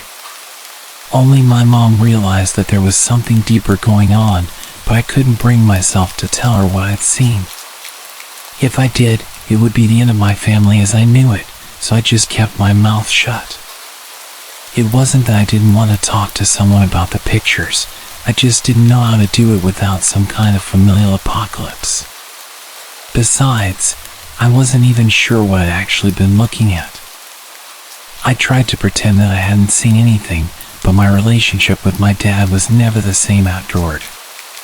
All I could do when I saw his face was picture him in those photos, wondering what the hell he was doing to that poor unsuspecting guy. I assumed Mom knew nothing about what my dad had been doing in those photographs, and I felt incredibly sorry for her. But at the same time, I was burdened with the horrific guilt of being the only one who could warn her, but not being capable of it. After that, I hoped to God that he wouldn't question me further, and I prayed to hear the sound of the door closing behind him. But the seconds went by, and the door didn't close. He just stood there, staring at the back of my head, saying nothing. Doing nothing. When he asked me if I was sure, I just kept my eyes locked on the screen and gave him the most nonchalant denial I could muster. Those were some of the scariest few moments of my whole life, and even when the door finally closed, I was terrified that he'd be standing there waiting to have a private talk with me. He wasn't, which was obviously a huge relief, but as I got back to my game, I started to wonder if he had actually taken me at my word. Then the day came when he walked into my bedroom and asked me the one question I'd been dreading for almost a year. When he asked if I'd been in his office recently, the words sent a chill through me. Thankfully, I learned to hide my emotions very well, so without looking up from playing Sega, I just flatly told him no. Then, like a bullet between the eyes, it hit me. Some minor detail from almost 2 years ago came rushing back into focus. After the dread got too much for me, I just shoved the photos back into the wallet. What I hadn't done was rearrange them back into their original order. Someone who really knew those photographs, someone who put them together, would know exactly which order they were in. This was obviously a huge problem for me, but as I continued to think on it, I realized something. He couldn't actually accuse me of looking at the pictures. He couldn't just outright accuse anyone because if they weren't the guilty party, they'd know that he'd been hiding something. That little detail was the only thing that saved me from God knows what, for years. With time, the whole thing kind of faded into the background. It was always still there. But the idea of my mom finding out about the pictures, of seeing all the heartbreak and the shame in her, I just couldn't let that happen. Don't get me wrong, I was in almost constant terror of my dad hurting us, but with each day that passed, it grew easier to reassure myself that we were fine. The next time the photos seriously got into my head, I was in my second year of college. I was on the opposite side of the country, studying at USC as far as my grades could take me. Moving away came with a fresh helping of guilt. I felt like I abandoned my mom and sister to whoever my dad truly was, or at least used to be. I just couldn't do it anymore. I'd spent 6 years swinging between anxiety and depression, and it had been years since he found out someone had found his little hidey hole, as I call it. If he was going to murder us all in our sleep, I figured that he'd already done it. Without all that stress in my life, my mind started to compulsively focus on the finer details. I ended up spending hours at a time poring through news articles that detailed missing persons or dead bodies that had been found from all over the Northwest. I didn't know what my dad had actually been doing to that guy, and sometimes I wish that I'd looked at the rest of the photos so I knew for sure. But I knew the guy's face, and I knew I'd be able to recognize him if his pictures were included in some missing persons or murder news piece. On multiple occasions, I considered how utterly futile it was spending hours at a time reading through random articles that listed the victim as having an Asian-sounding last name. It must have been hundreds from the past decade or so, and I didn't actually know when the incident in the photo had taken place. I realized that I was trying to find a needle in a haystack. But then, one day on some rainy Thursday afternoon, I found my needle. I don't want to tell you the poor guy's name because I don't want any of you reaching out to his family. They've definitely already been through enough. But like I said, I found him. I recognized the guy's face from a webpage, and it was a smile I swear I'd recognize anywhere. It was burned into my brain after having stared at those secret photos. The article gave a few details regarding his last known whereabouts, but mentioned that the guy had talked about visiting a friend in the weeks before his disappearance. They went on to plead for any information, basically saying that the police had no idea what had happened to the poor guy. I'd known for years. I just didn't quite realize it. Incidentally, the answer to my fixation brought up a whole new question. What was I going to do with this information? The answer was simple: nothing. There was nothing I could do that wouldn't have a devastating effect on my mom and sister. My sister wasn't very old, definitely not the age to process the fact that her father was at the very minimum involved in the disappearance of another human being. There was nothing I could do right then. Nothing I was okay with. But now that I had my answer, I could at least plan to do something in the future. I didn't quite know when that might be, and I wasn't quite sure how I'd go about it, but I knew I was going to confront him about it at least before he died. Yet, as it turned out, it wasn't my dad's impending death that prompted me to put my plan into action. It was my mom's. 2 years after I graduated college, I was living in Charlotte, North Carolina, when I got a phone call from my little sister. Mom had cancer. It was terminal, and it was aggressive. She had a few months tops. That's what the doctor said anyway. I plan on spending as much time as possible with her during that time. When she finally passed and the truth of what my dad had done could no longer hurt her, I made my move and did something I should have done more than 10 years prior. I called my dad for the first time in what felt like forever, and I gave him an ultimatum. I told him that I knew what he'd done, that it was me who had found the pictures all those years ago. I told him the only thing that stopped me from saying anything was not wanting to destroy our family, and that I wanted Mom to live a life of blissful ignorance before I finally tore apart his legacy.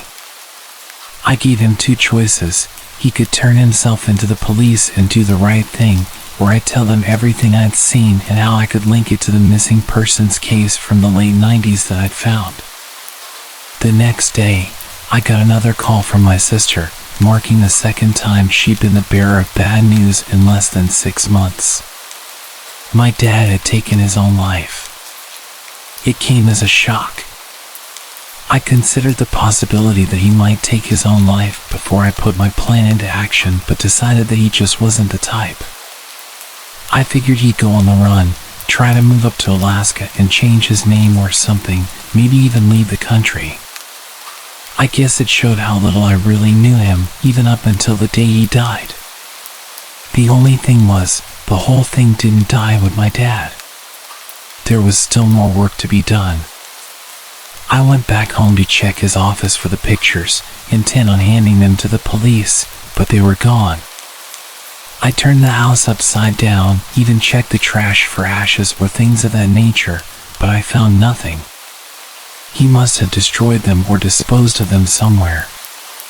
But that wasn't good enough. He must have known that sooner or later, the cops would get him for whatever he'd been a part of, so he just decided to end it all and rob his victim's family of the justice they deserved. I went to the cops anyway, told them everything, and eventually received a call back from 2 homicide detectives. They called a handful of times over the course of the next few weeks, a few questions here and there. Eventually, I realized how difficult a task they were faced with.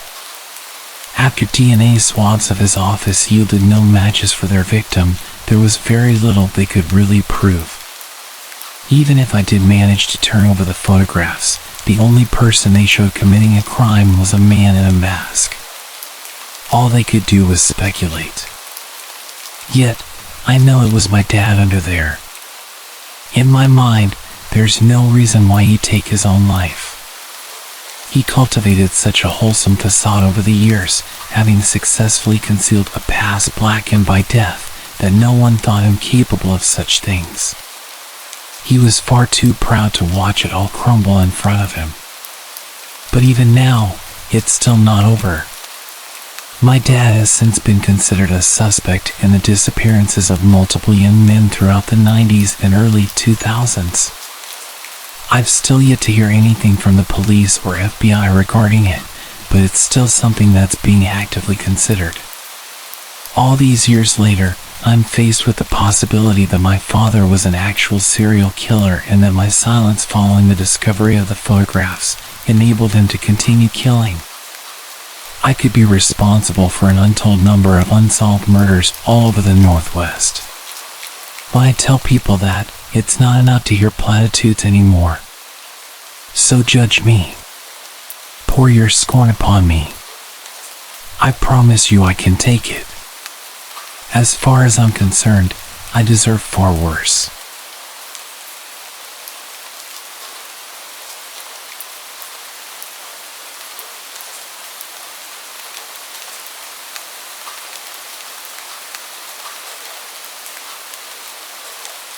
This all went down in the summer of my 8th grade year.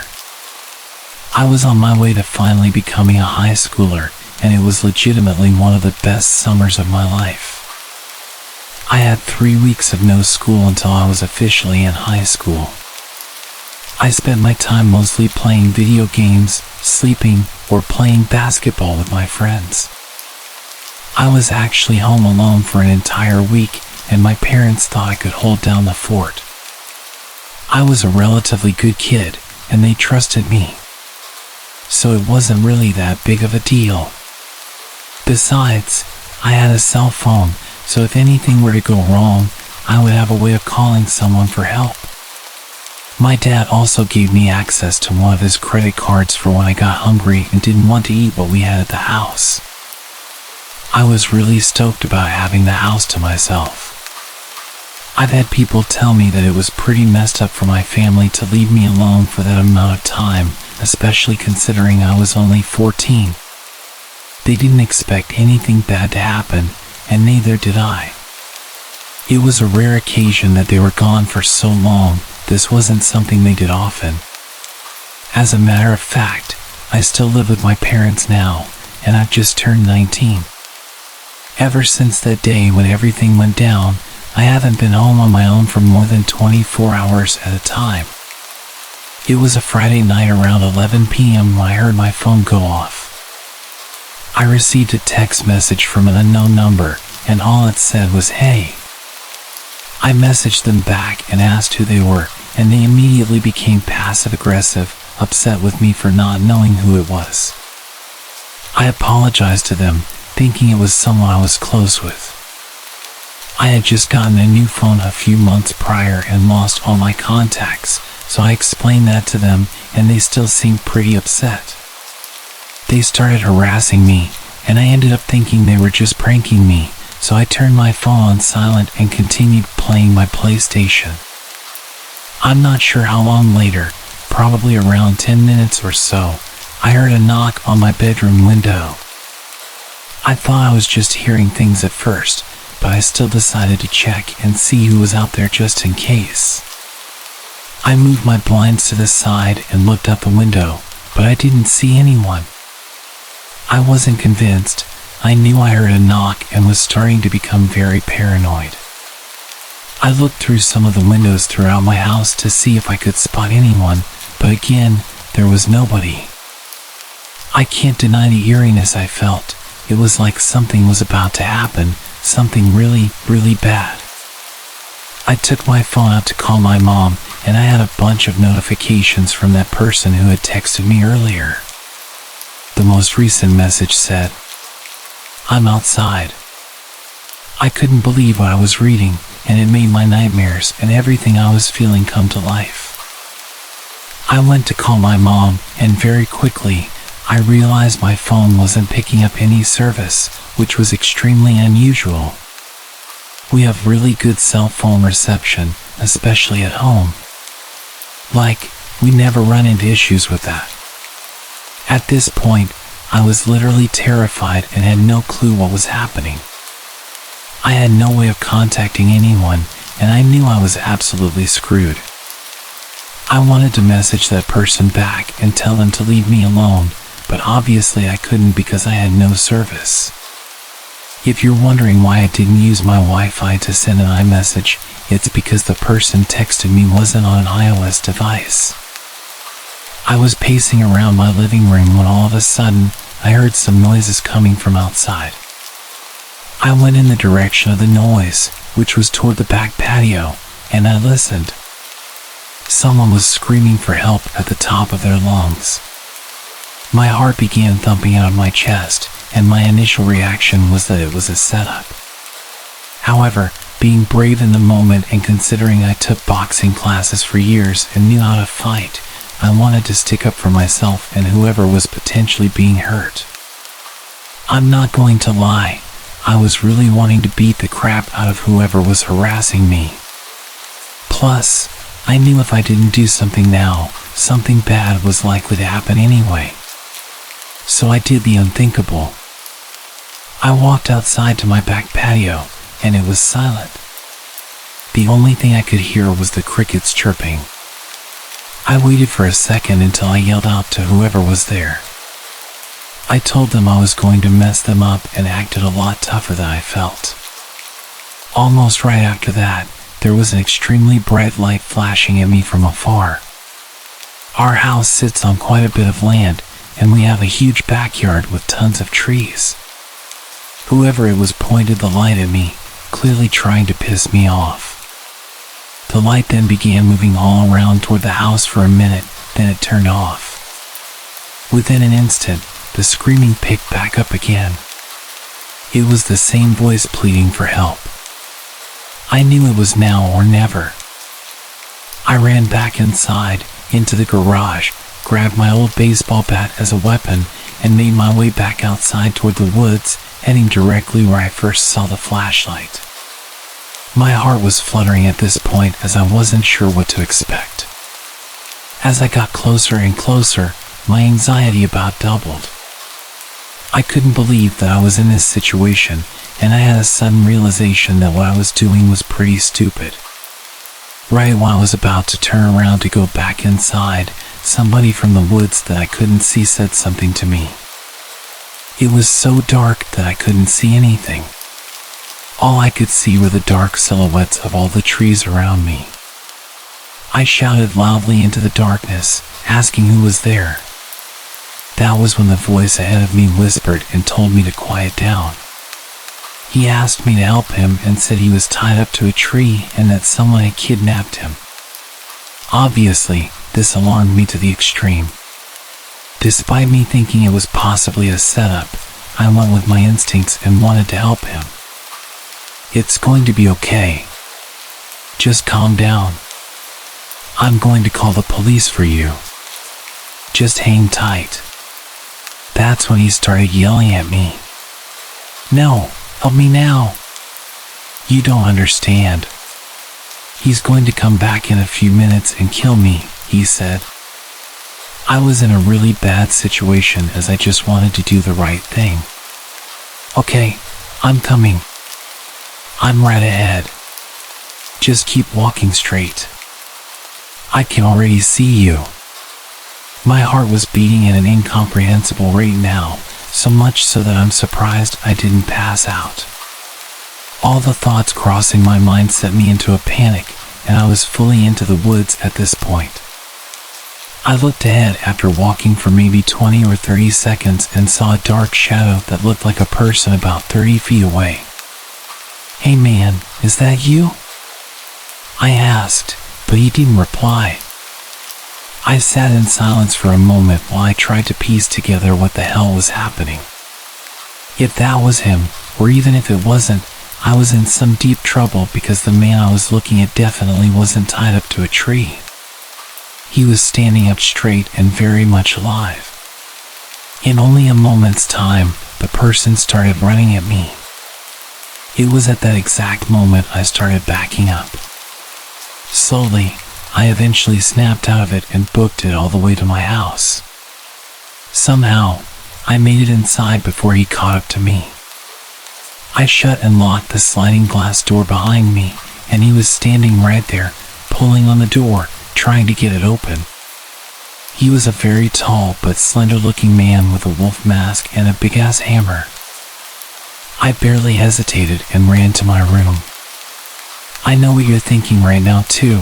Why didn't I just defend myself with the bat? Well, originally, that was my plan, but things happen. I don't know. I was absolutely terrified, and you would be too if you were in that same situation. I was pacing back and forth in my living room, trying my luck with my phone again, but still, I had no service. I started having some sort of manic episode and began screaming and punching my couch. I was extremely angry and sick of being the victim. I almost ran out there and beat him myself, but I chose a different approach. I waited patiently, and sure enough, after only a minute, he was knocking on my front door.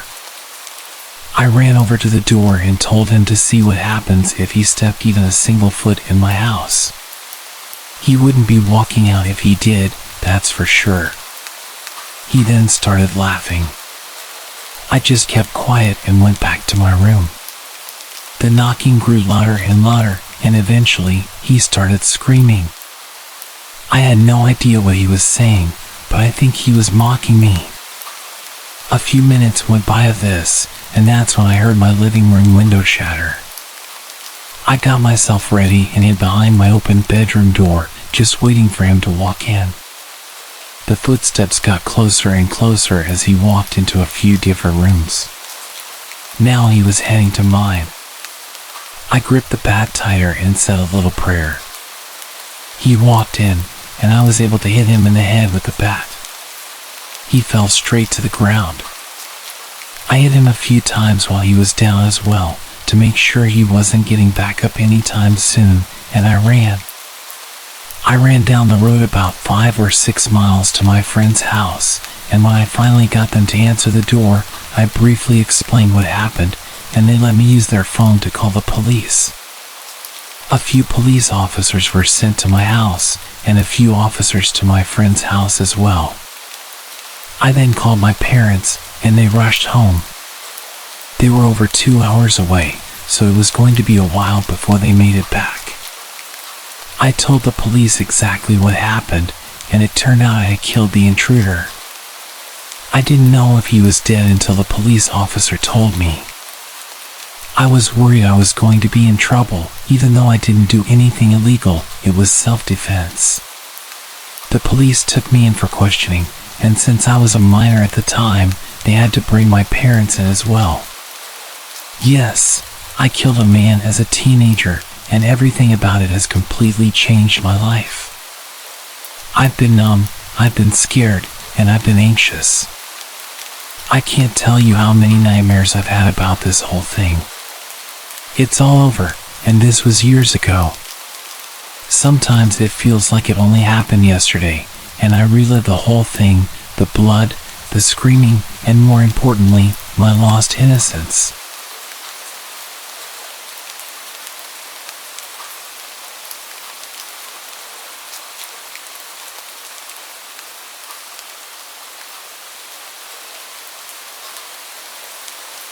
One of the hottest trends on YouTube right now is ordering random mystery boxes from the deep web and opening them on camera.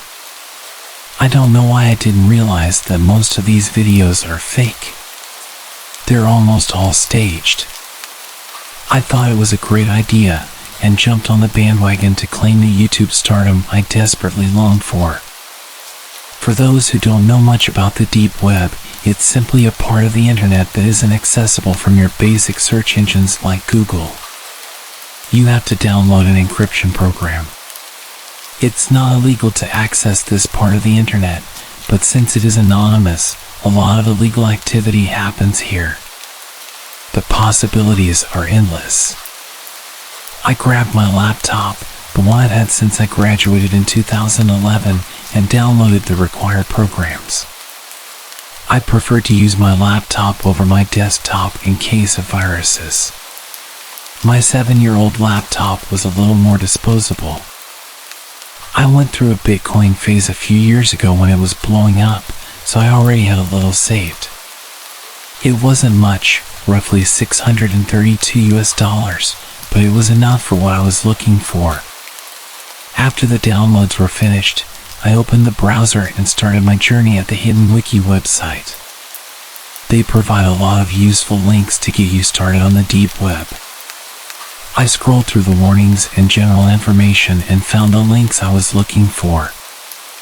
Almost forgot, I muttered to myself as I grabbed the duct tape from my desk drawer.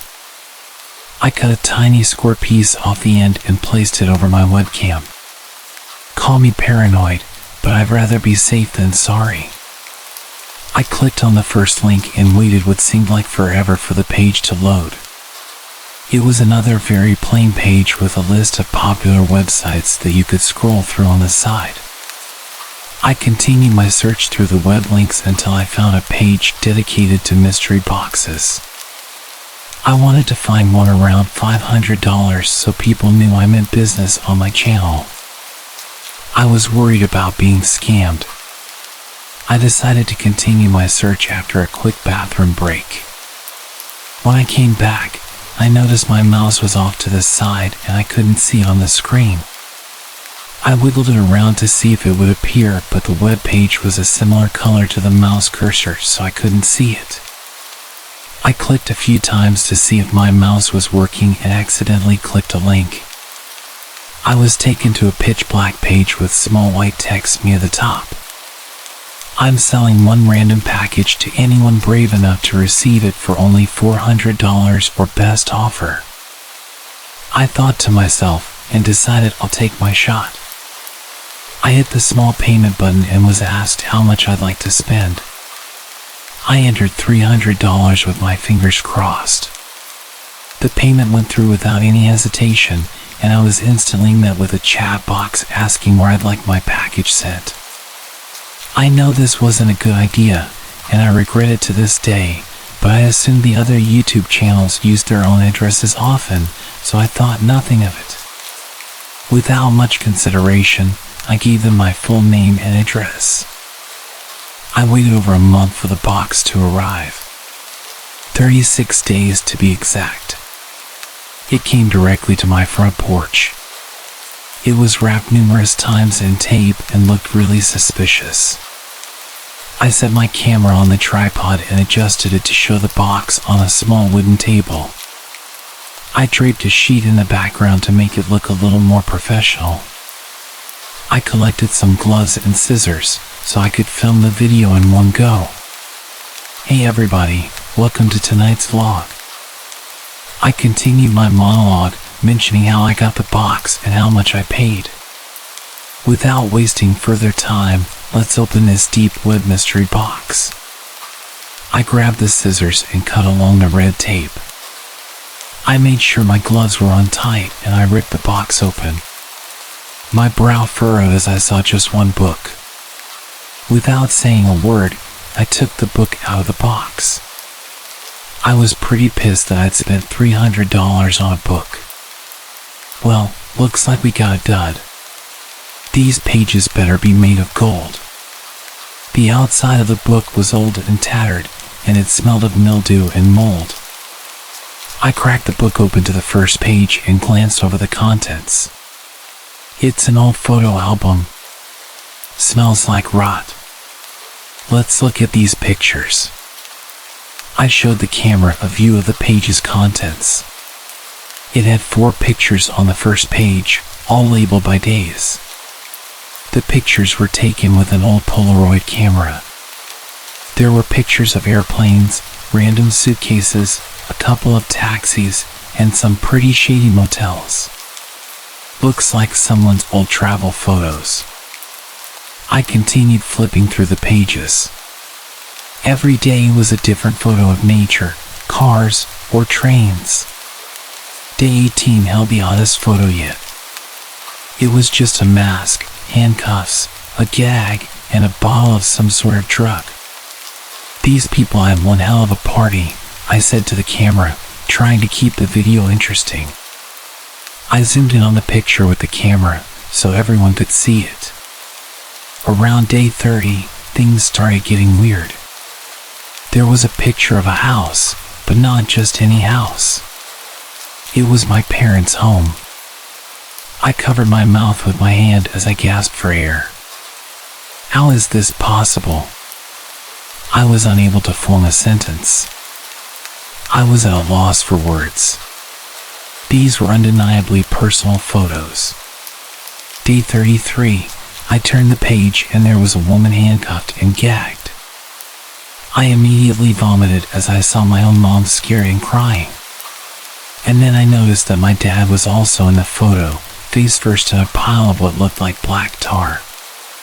Day 34, this photo was taken inside what looked like a vehicle.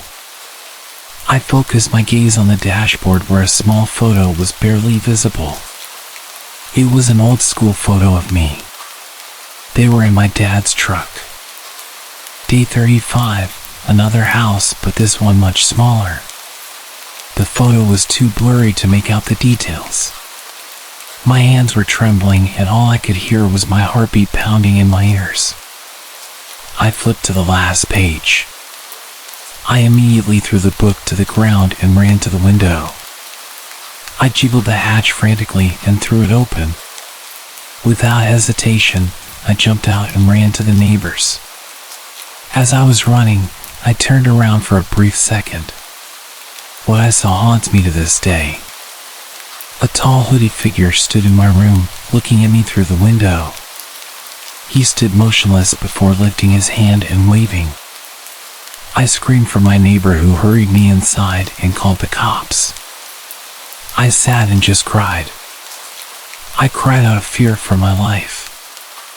I cried for my parents. I cried because it was all my fault. My lack of common sense got my parents killed, and I will have to live with that forever. If you access the deep web, do not release any personal information. Even if people on YouTube do it. Most of it's not real. And always check your boxes. It would have saved me a lot of trouble if I had noticed it had no tracking sticker on it. It was hand delivered.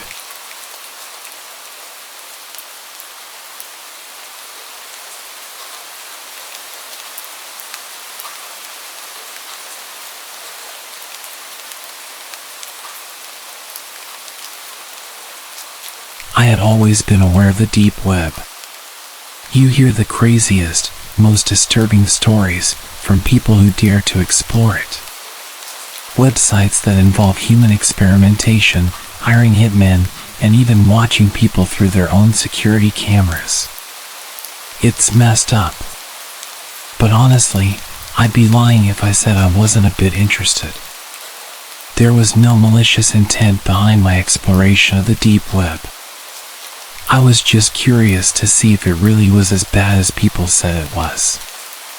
The first thing I stumbled upon was a website centered around death, which gave me a really uneasy feeling, so I didn't stay there long. It takes quite a bit to freak me out, so I was surprised that I couldn't even stomach the first website I clicked on. But it's not supposed to be all unicorns and rainbows, right? Next, I clicked on a website dedicated to watching people through security cameras. Most of the screens showed empty living rooms and patios. Some of them showed oddly decorated rooms, like one packed with stuffed animals and another eerily decorated with Christmas lights and fake Santa Claus statues. Another screen showed a young woman doing yoga, which had a lot of views. I didn't watch that one for long. Something inside me felt off. Like what I was doing was sickening. I shook my head, blinking away any more curiosity before I hovered my mouse over the tiny X to close the window. Right before I clicked, I saw a blue link under a black screen that said, "Proceed with caution." I bit down on my back teeth, internally yelling at myself to leave the page. It could be something horrible, which would make me an accomplice. What if it was someone skinning an animal or something like that? But then again, what if it wasn't? I don't know what drove me to move my mouse away from the window, hovering it over the link instead, but that's where I ended up. My curiosity always got the best of me, and no matter how twisted my stomach felt, or how strong the feeling that lingered over my head was, I had to click that link. I really just had to know what the link led to, or I would go crazy until I finally figured it out. So, I pressed my mouse down and watched the link turn purple, feeling my mouth go dry as the screen slowly loaded. The page consisted of a large screen, like the security camera page. The room was concrete and dark. There must have been a night vision camera or something, because everything had a weird green tinge, but you could tell there was little to no light. There was a dark liquid on the floor in a medium-sized puddle. I told myself it was gasoline. Don't ask me why. Movement in the far right of the screen caught my attention, and I immediately perked up in my desk chair, inching my face closer to the screen of my laptop. It looked like an arm, like someone's forearm. They were standing there, not really moving but subtly swaying, just enough to not look completely still. "Hey," I said before shaking my head and slapping my mouth shut. "Stupid." Then, the person walked over towards the left of the screen. I felt my stomach knot, felt my throat tingle and tighten, and felt bile rising in the back of my throat. I knew my mouth was open, gaping, and my eyes were wide, my face twisted in an expression of pure disgust. It was a young woman. She couldn't be older than 25 or so. Long, dark, and dirty hair was in tangles, like she'd been pulling at it. Her leg was dragging, her other skinny leg doing most of the work as she limped around. Suddenly, the woman raised her head, and it looked like it weighed a ton on her tiny body. I hadn't noticed it before, only able to barely make out her side profile, but now it was clear as day. She looked around, eyes watering with tears and black makeup streaming down her face.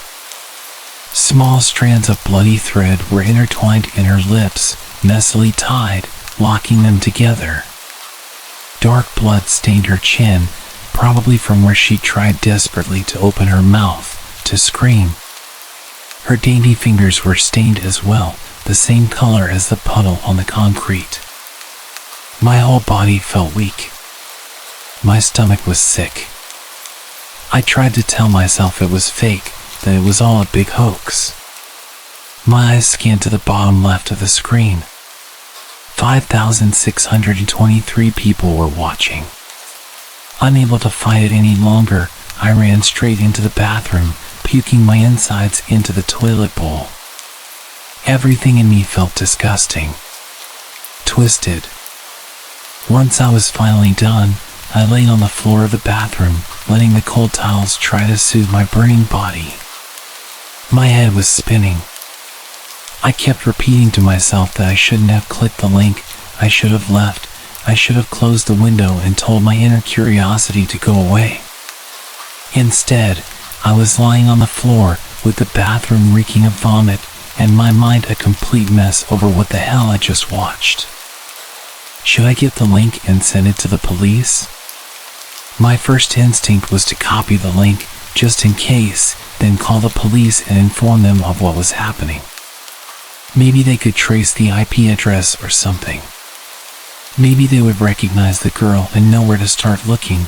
Maybe I could save her life. I'd feel really dumb if this was all fake just to get viewers, but I wasn't about to gamble. Not with what was at stake.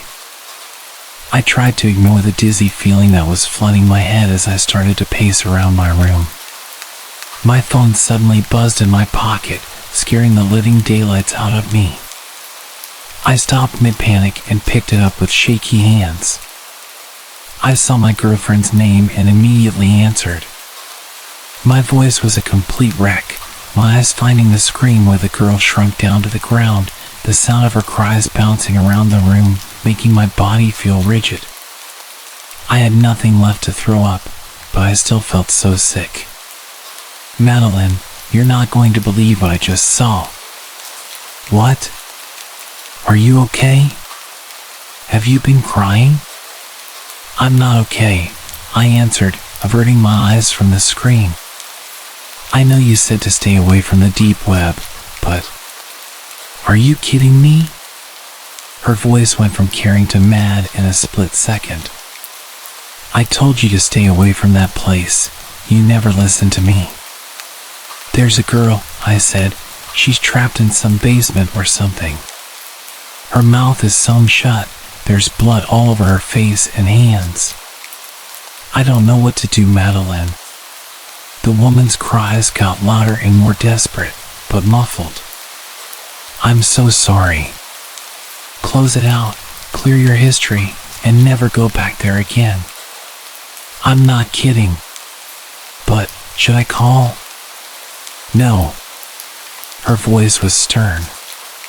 You don't know if it's real. It's probably staged to get attention. Apparently idiots click on things like that. People do it all the time. That's why I said it'd be best if you just stayed away from there. You could get yourself into a lot of trouble. I didn't say anything, wordlessly walking over to the desk. My hands shook as I moved the mouse to the small X once more. My eyes watched the number of viewers slowly tick higher before I closed the window. I felt even worse than before. We can file a report tomorrow, but go to sleep and stay away from the deep web. I can't believe you even went there in the first place. I didn't have the energy to argue with her. Guilt plagued my whole body. It was all I could feel. I told her good night, that I was sorry and that I loved her before I made my way to the couch to sleep. It didn't feel right being in my bedroom or anywhere near my computer. Not while that girl was still trapped, unable to scream for help, unable to talk at all. I know it could be fake, but was that really a risk I was willing to take? I looked up some Google searches about what was fake on those kind of websites and read multiple stories about staged webcam videos, which made me feel a little bit better. But it didn't make the guilty feeling go away. It's safe to say that I didn't get much sleep. Every time I closed my eyes or even began to drift off, I would see the woman's face, the thread laced into her lips, the blood staining her mouth, her fingers, the floor. I continued to grow more and more anxious and uneasy, deciding that maybe getting out of the house, heading over to the local CVS and picking up some melatonin might help. I threw my blanket off, slid on my shoes, and grabbed my keys and wallet from the nightstand. I ended up buying melatonin and a stronger sleeping pill just in case it didn't work. I also got a pack of bottled water to rehydrate after vomiting earlier. By the time I got home, I felt much better, which lasted about 3 seconds before I noticed that my front door was wide open. I may have been in a state of shock and panic, but I never ever leave my front door open or even unlocked. The cold air felt amazing and did wonders to calm the whirlwind of thoughts in my head. I went to check the time, realizing I'd left my phone at home. Not a huge deal. The store was only a few minutes away from my house. My heart immediately began to thud against my chest. I got out of my car, closing the door quietly and unlocking my trunk, grabbing the crowbar that I kept in there. I yelled into the house, waiting for any noise. "Who is there?" My own voice was shaking and weak. I was met with complete silence. Keeping the crowbar up and ready to strike, I walked to the couch and felt for my phone. As soon as I found it, I hit the emergency button and waited until I got a hold of a 911 operator, letting her know that I thought my house had just been broken into. She told me police would be on their way. After checking around the house for anything out of place, I decided to give my girlfriend a call, letting her know what had happened. The phone rang and just kept ringing. After getting her voicemail, I hung up, knowing she'd probably be asleep this late at night. I waited about 20 or so minutes for the police to show up and walked around with them like a scared puppy as they checked every room. They ended up just having me fill out a report, telling me they'd keep patrol cars in the area just in case anyone else got hit. As they were leaving, I checked to see if Madeline had called back yet, but there weren't any missed calls. However, I did notice several outgoing calls to her cell phone. Outgoing call to Madeline, 3:12 a.m. There were multiple outgoing calls to her, almost every 2 minutes. They stopped at 3:56 a.m., which was around the time I'd gotten home. My mind went into automatic panic, knowing for a fact that I did not make those calls. I quickly checked my texts, reading what I'd apparently sent out at 3:23 a.m. "Hey, can't sleep. Gonna come over. Mind leaving the back door unlocked so I can get in?" I did not send that message. My stomach dropped, my heart thudded loudly in my chest as I noticed her reply directly underneath. "Sorry, I was sleeping. Thanks for waking me up, by the way. Lose your key again? It's unlocked, don't be too late." Without a second thought, I jumped up, running to lock all the doors and windows in my house, keeping the crowbar tight in my hand as I ran to my car. I drove as fast as my little Civic would allow, all the way to her house, ignoring any stoplights. It only took me 3 minutes to get there, but I still knew it'd be too late. I made my way to her back door, feeling every cell in my body burn when I saw it was wide open. My face was hot, my hands were shaking, but I stepped in, crowbar raised like a bat, ready to swing. I tried to keep my emotions at bay as I looked around her dark house. "Madeline?" I called out. "Are you okay?" Nothing. Silence. "Madeline?" A small scream came from her bedroom just up the stairs.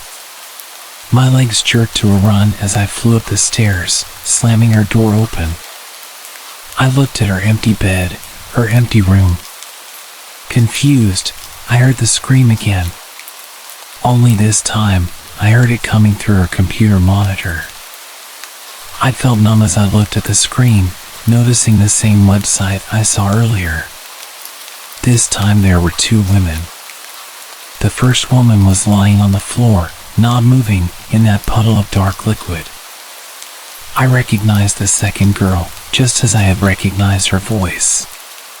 My heart shattered as I saw her face, streaked in blood, the same threading sewn into her eyelids, locking them shut. Her scream hit my bones, surrounded my body. It was all I could hear. Her face was twisted in pure terror. I cried pathetically as her voice began to go out, continuing to grow weaker and more rasped. I locked my jaw, picking up my cell and dialing the cops for the second time, only this time it barely rang once before the deep, gravelly voice of another man answered. "You should not have called." Chills shot down my body, and I heard the phone thud as it hit the carpeted floor.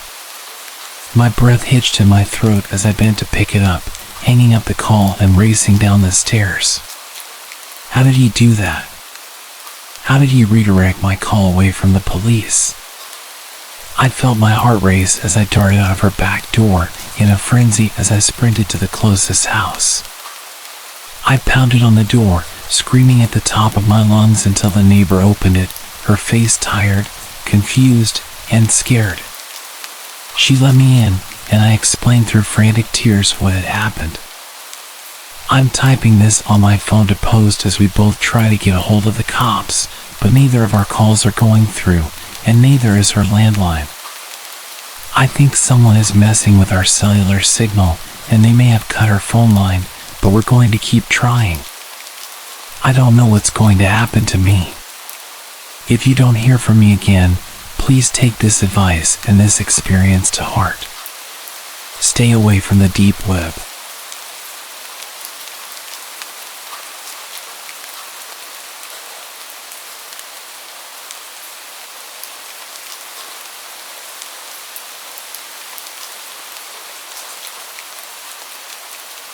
I've always had a morbid sense of curiosity. That's not something I'm particularly proud of. I've always just chalked it up to teenage curiosity. To be honest, it probably started back in middle school when people thought it was fun to send around horrible videos of executions and videos like 2 Girls 1 Cup. Just mentioning it makes me feel old. These days, there's an overabundance of these sites. Places to watch people die, blurry videos of car crashes, beheadings, and animal abuse. Of course, it's not something I actively seek out, but when I stumble across it, I feel compelled to watch, to prove to myself that nothing can affect me. For the truly gruesome stuff, one needs to visit the so-called dark web. As someone who has fallen far behind in the advancement of technology, it absolutely baffled me that only a tiny fragment of the internet is available through a Google search. The rest, which makes up approximately 99.9%, is hidden and requires a special browser to access.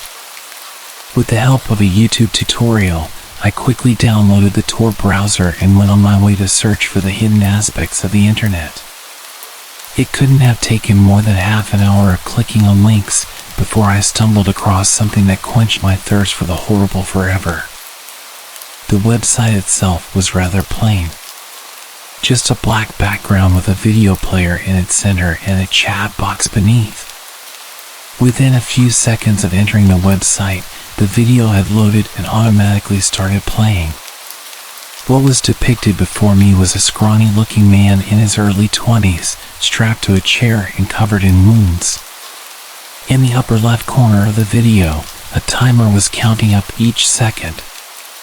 24 minutes and 14 seconds. "Please, stop. Please, it was an accident, I swear," he yelled. A larger man entered the picture, holding a large needle connected to an empty syringe. Without speaking a word, he stuck the needle as far as it could go into the victim's abdomen. The victim let out a loud scream as the man removed the needle and plunged it back in. After a few stabs, the man grabbed a hammer and hit the victim straight in the jaw, shattering his mandible and leaving him unable to form any coherent speech. The victim let out a gurgled whimper before passing out. I tried to fast forward the video, sure it had to be fake, but that's when I realized it wasn't pre-recorded footage but a live stream. 26 minutes and 12 seconds were the words that lit up the screen. The chat beneath the video went wild, calling out the victim as a pathetic excuse of a human being, demanding that the man continue the torture. A few seconds passed, and the chat was replaced by a voting form containing only two options: life or death. The votes were quickly counting, the bar for death rising rapidly. As much as I could stomach, I couldn't be part of an act of murder, so I quickly voted for life. In the end, the results were displayed on the screen. Out of 200 people, the results were 95% for death, 4% for life, and 1% did not vote. 10 people had tried to save the poor kid, but it wasn't enough. Without further warning, the man grabbed the hammer and started repeatedly hitting him, starting from the legs and working his way up until all that remained was a bloody pile of broken flesh. I sat speechless, staring helplessly at the screen as I noticed that my camera light had lit up. The video player vanished, and in its place, 10 smaller boxes popped up, all displaying people from various places around the world, all being unknowingly filmed by their own webcams. To my absolute horror, one of the boxes showed my bedroom and myself wearing a terrified expression. It quickly dawned on me that these were the people who voted to save the poor kid. Who will be next? A message appeared as a timer counted down towards 0. A few boxes turned black, to which the chat responded with laughter, a hopeless attempt at escape. 3, 2, 1. 9 of the 10 pictures disappeared from the screen, including my own, leaving the screen occupied by a middle-aged Asian man, frozen in fear. We'll see you soon. Good luck. I let out a sigh of both relief and panic. I'd escaped unharmed, but not everyone was that lucky. Of course, I called the police, but by the time they could even look into it, the link had long since expired. I don't know what else I could have done, but it taught me not to look too deep into the depths of the dark web.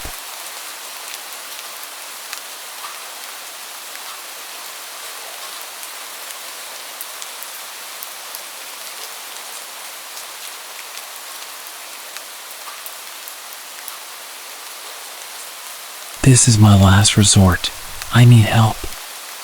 A couple of weeks ago, I swallowed a tapeworm I bought illegally because I wanted to lose weight, but now I think I'm having some negative side effects.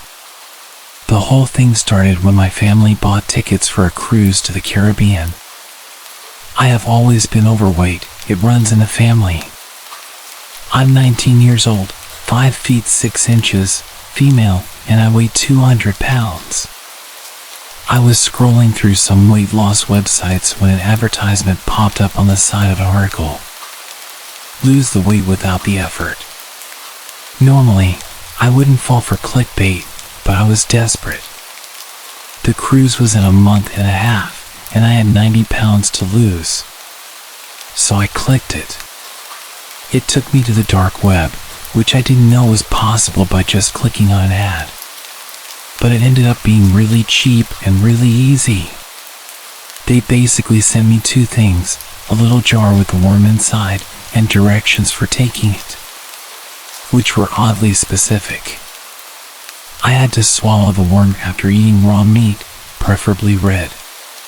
It had to be taken between the hours of 9 and 11 p.m., and all the lights had to be off. The worm would pass once my appetite curbed, and I had adjusted to my new lifestyle. I figured maybe these things had an effect on the tapeworm's behavior, so I thought nothing of it at the time. I forced myself to choke down an uncooked hamburger, then swallowed the worm shortly after 9:30 in pure darkness. The first week went by, and nothing happened. No weight had been lost, and I had zero side effects that the directions warned me of. No nausea, abdominal pain, strange cravings, or feelings of hunger. I was starting to think that I had passed the worm or it had died. Whatever had happened, I was upset. The week following, however, was completely different. I woke up that Sunday morning starving. I ate all of the bacon my mom had made, including 3 eggs, and the 2 she made for my 5-year-old sister, Maria, after she complained of not being hungry. I spent almost the entire day eating and never felt completely full. That night I stepped on the scale and was pleasantly surprised to find that I had lost 8 pounds. The next few days followed the same routine. Eat everything in sight and still lose weight. My diet did change, which was another side effect. I craved all the protein I could get. I was constantly finding myself in drive-thrus, ordering at least 6 hamburgers and inhaling them with no effort whatsoever. But then, the stomach pain started. I couldn't hold down anything but meat. But I had gotten down to 120 pounds. Who was I to start questioning the process now? My breakfast, lunch, and dinner consisted of nothing but ham and plain cooked hamburger. A few days later, even those meats would not satisfy the worm in my stomach. Raw meat became its meal of choice. It's disgusting. That's what I thought at first. But I've come around to it since. My mom has wondered why I no longer eat the food she makes. I keep telling her that all the weight I lost means I don't have the same appetite. Which is true, to a point. None of this is the reason I am telling this story. The reason I am writing this is because of a conversation I had after my mom left the room. Maria was sitting at the table eating chicken nuggets with ketchup, happily humming to herself while Mom and I talked. But once it was just me and her, she stopped eating and looked at me. "What's wrong with you, Angie?" I smiled softly. For her age, she was so mature and caring. "Nothing, Maria. I am on a diet. I'm getting healthier, so I'm not as hungry as I used to be." She frowned and widened her big eyes at me. "But I watched you.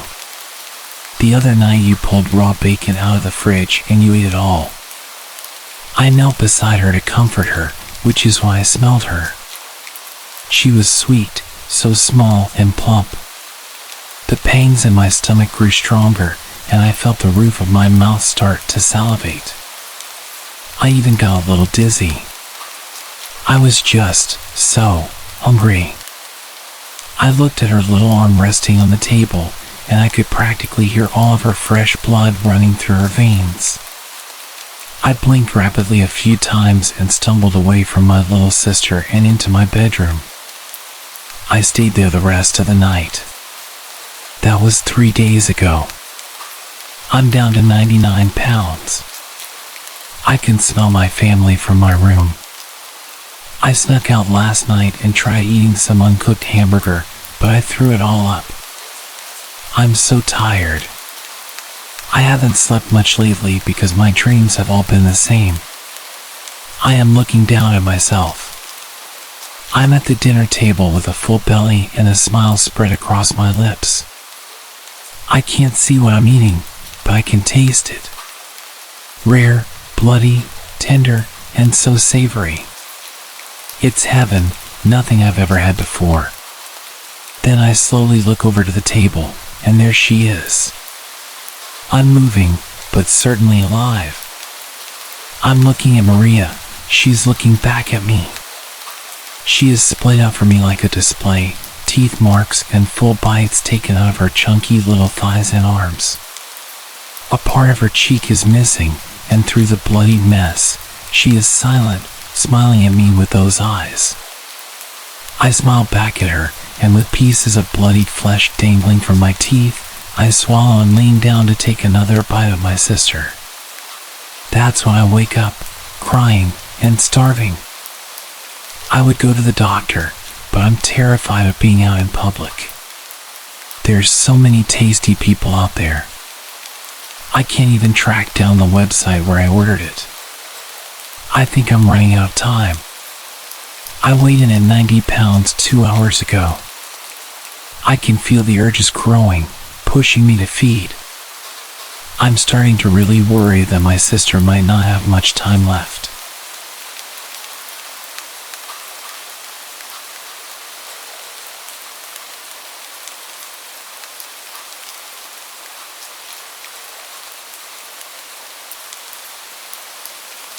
I've held this story in for the last 6 years because it sounds crazy and I got told not to talk about it. I went camping 6 years ago with a now ex-boyfriend. The campsite we picked was beautiful. We were able to drive them through some rough trails. The spot we picked was next to some hiking trails that weren't very far from some natural hot springs and a huge waterfall. We were in the middle of nowhere. Absolutely no one was around. We set up camp next to the car, went hiking, soaked in the hot springs, came back, and had dinner. It was all very normal. Until we woke up the next day. I need to give some context as to how we slept that night so you can understand my confusion. Before we went to sleep, I put our food cooler in a stereo that we brought in the car and locked it. I put the keys in the front pocket of my backpack and placed the backpack next to my sleeping bag on the far side of the tent, away from the door of the tent. My boyfriend at the time slept nearest the door of the tent with a gun next to him. When we woke up the next morning, I felt fine. I had slept hard, and from inside the tent, everything seemed normal. When we got out, our campsite was absolute chaos. The fire pit we had made was ruined. The cooler had been thrown, and food was scattered all over the place. The stereo was smashed to pieces, lying next to a tree. All of the car doors were open, including the trunk. We stood there for a minute in silence, just taking everything in. The woods felt strange. It was quiet and not the beautiful campsite that I saw yesterday. Everything about those woods felt wrong. My ex accused me of not locking the car and said that an animal got into our stuff. I promised that I had locked it and went into the tent to grab the keys from my backpack, but they weren't there. I found them later on the ground right next to the car. We quickly threw everything in the trunk and left. My boyfriend was quiet and wouldn't talk to me about what had just happened. He finally spoke up when we were almost home and told me that he had a dream about something kneeling over him in the tent, holding his gun, and just staring at him. When I tried to ask him more questions, he got quiet again and said he didn't want to talk about it and that I shouldn't talk about it anymore either. I've tried to forget about it, but I just can't. Something really wrong happened to us in the woods that night.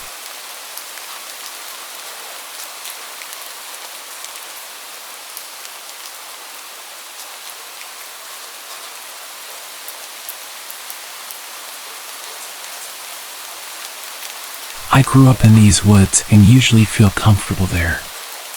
However, I stumbled into a few unsettling situations that would stick in my mind forever. This was one such occasion. I was 18 at the time. One evening, my two friends, Mike and Paul, and I decided to go camping. Well, Camping might not be the right word since we didn't plan to spend the night, just chill and have some fun around the campfire for a while. The plan was simple: head out, build a campfire, drink a few bottles of wine, eat something, and head back home for a good night's sleep. We met at my house while it was still sunny outside, got ready, and headed out. Our destination was an old abandoned quarry in the middle of the woods, about 40 minutes from my house. Even though the quarry had a tragic and frankly creepy history, it was a popular place for such occasions. When we got there, the sky was already reddish as the sun slowly sank behind the hills. We quickly gathered all the firewood we could find so we wouldn't have to look for it later.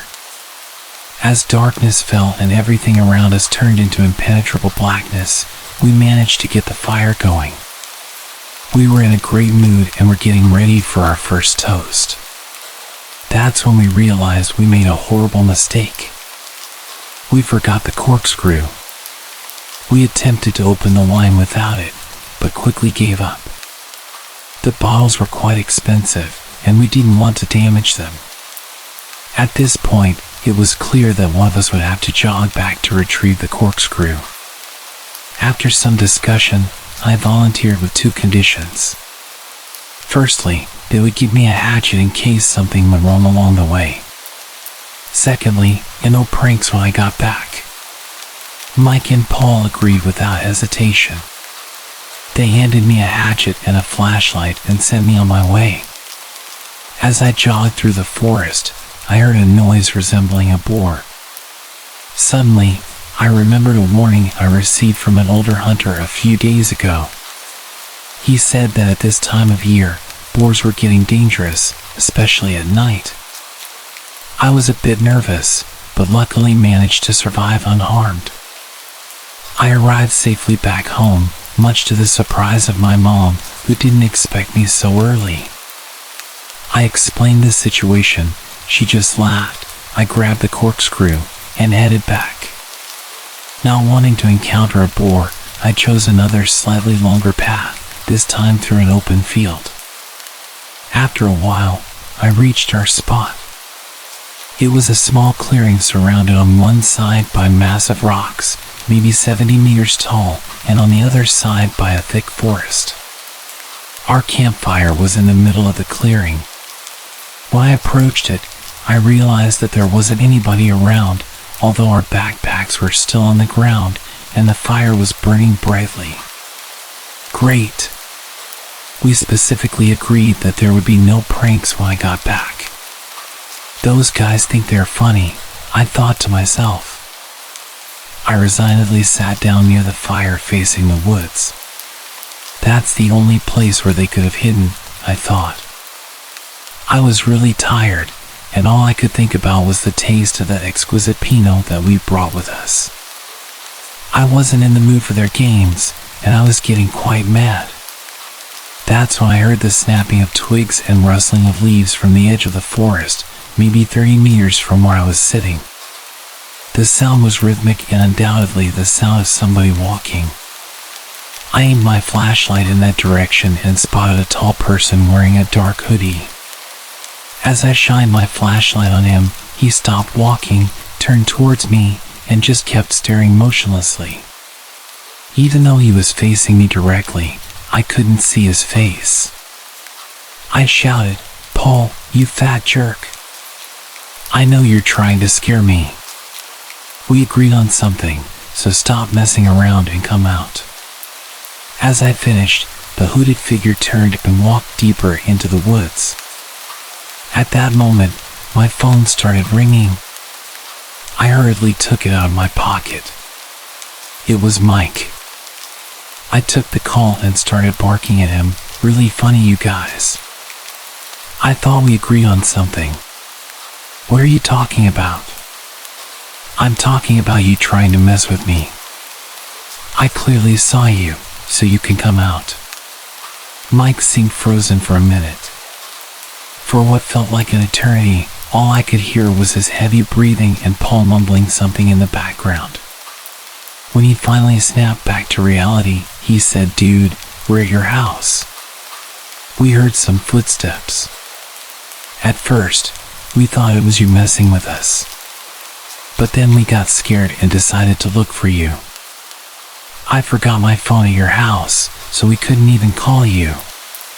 Just get out of there, and we'll come back for our stuff together. Nonsense.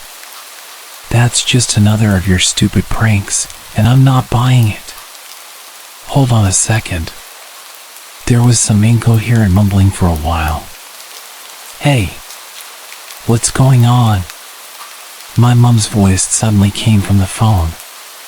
My head spun, and my heart skipped a beat as I realized they weren't kidding.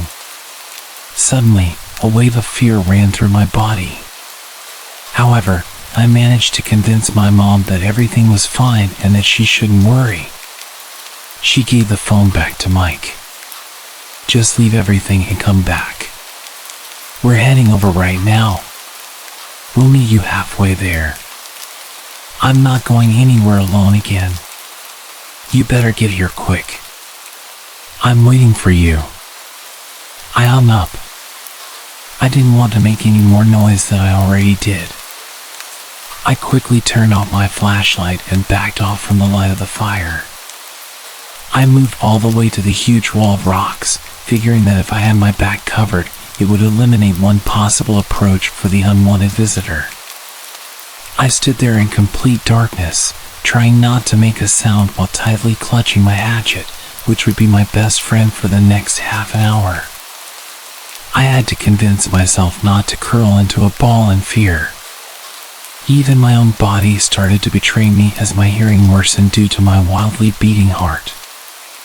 I tried to calm myself, but in the worst-case scenario, every bit of adrenaline would help. After what seemed like an eternity, I spotted 2 weak light beams coming from the forest.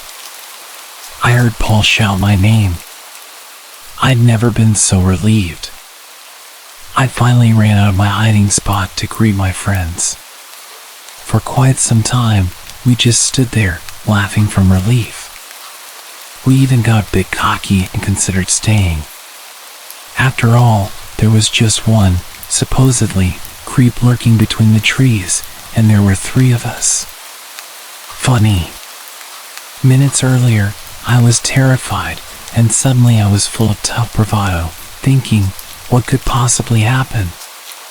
In the end, good judgment prevailed, and we decided to leave. We packed our things, extinguished the fire, and left. We took our wine bottles to enjoy somewhere else. Somewhere well-lit and safe.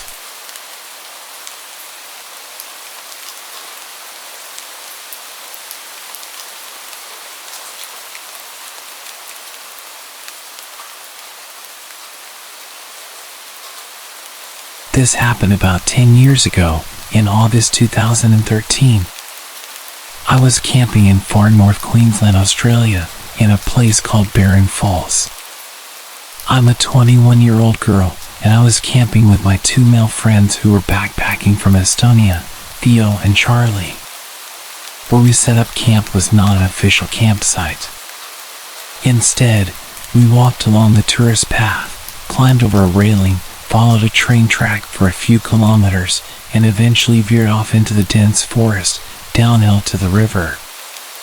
It certainly wasn't easy to get to this area, and there wasn't any mobile phone service, but Theo knew about it from friends who had shown it to him previously. The sight was beautiful. We were surrounded by a tropical forest and were only a short walk upstream from the waterfall. After setting up camp, we walked to the waterfall where both Theo and Charlie plunged from the cliff into the water below. I decided not to follow. I was, and still am, scared of heights and the possibility of hurting myself. I sat and watched them for a while before eventually deciding to return to camp and read my book.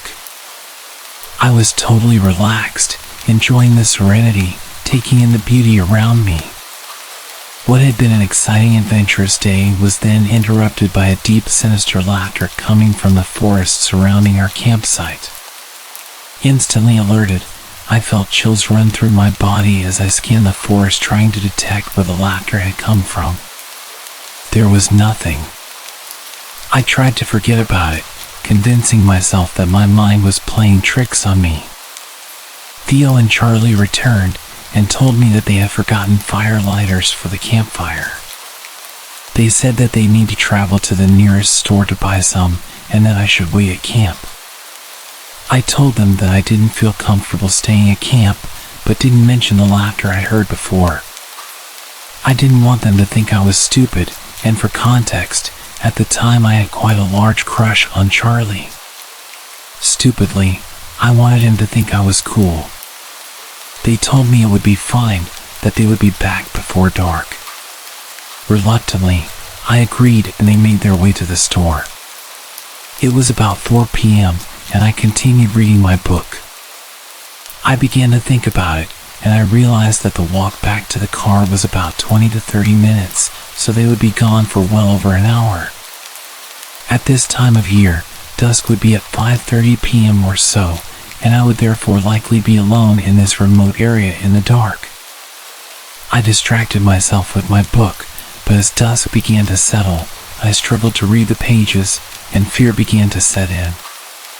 After about an hour, I started to hear footsteps in the forest. My first thought was that Theo and Charlie had returned, and I was instantly relieved that I was no longer alone. I listened for their voices, but heard nothing. My heart dropped. It dawned on me that it may be someone else, and I started panicking. Then came the laughter. The same deep, sinister laughter I'd heard before, only this time it seemed much closer. I sprung to my feet and surveyed the forest. That's when I saw him. He was standing on the other side of a stream, which was connected to the river. Standing on a log, what I saw was absolutely bizarre.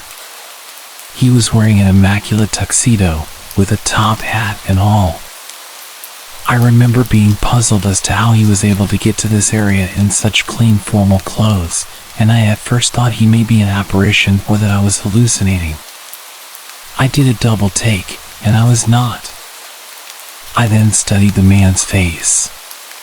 It is hard to describe, but it looked like his face was burnt, like Dwight from The Walking Dead, and he had deep scarring covering his face. His hair was shoulder length, very wiry, and unkempt. He laughed, that same laugh I'd heard from the forest.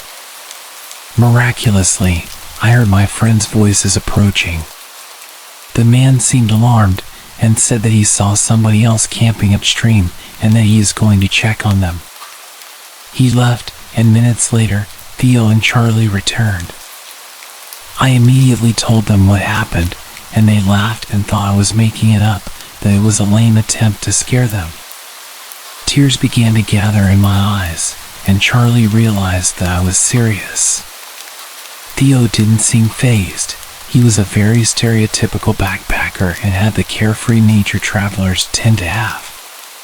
Charlie, however, assured me that I would be okay and had me sleep between him and Theo for the next 2 nights. I barely slept at all for those nights. I kept listening for the laughter, but fortunately never heard it again. For years after, I searched online for any reports of similar encounters. I never found anything, but I have always contemplated what would have happened if Theo and Charlie hadn't returned at that moment. I shudder at the thought.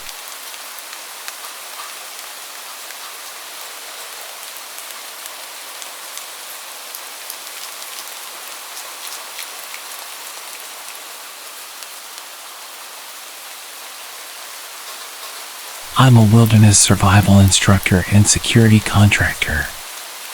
A couple of days ago, a good friend of mine, who is also one of my students, informed me that his dad just acquired 150 acres of land in a secluded and mountainous part of my state. This is someone with whom I've explored the woods before. He's more than competent when it comes to wilderness survival. The property, largely unexplored except for 100 yards that his dad had used for his horses, who are currently roaming freely, seemed intriguing. According to my friend, his dad got an incredible deal on the land. Given my friend, now a father of 3, doesn't get out into the woods often, I agreed to join him for what seemed like a fun outing and much-needed break. We share interests in our indigenous roots, cars, wilderness survival, and various other activities, ensuring lively conversations while in the woods. However, his dad cautioned us against exploring the woods without a gun, citing the presence of coyotes. But being natives of this area, we know coyotes rarely pose a threat to people. Additionally, my friend, whom we'll call DJ, previously mentioned seeing human-sized movement in the tree lines during his earlier visits to the property. Yet, due to his poor eyesight, he couldn't confirm what he had seen. For our exploration, I brought along my AR and a small flint napping kit, mainly for amusement. And off we went onto the property. Initially, we hiked across fields and creeks, multiple natural springs and ponds, everything appearing normal and showcasing a beautiful landscape. But as we ventured into the unexplored forested section, the atmosphere changed dramatically. The forest exuded an eerie ambience reminiscent of the woods in the movie The Ritual. Gray and ominously quiet, except for the occasional creaking of the tall cedar trees. It felt like we were being observed from every angle. The air carried a putrid stench, akin to rotting flesh. Intrigued, we followed the smell and stumbled upon the remains of 3 to 4 cows. I took a video of them to show them to anyone who might know what could have done this. Examining the exposed skulls revealed no evidence of bullet wounds.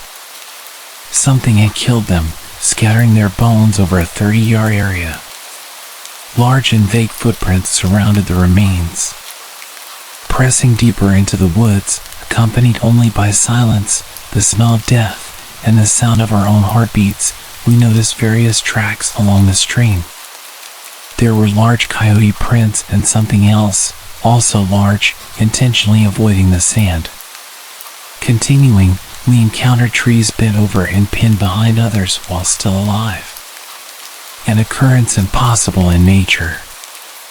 Further along, we discovered what resembled a primitive tool made of bone, possibly a scooping tool or knife.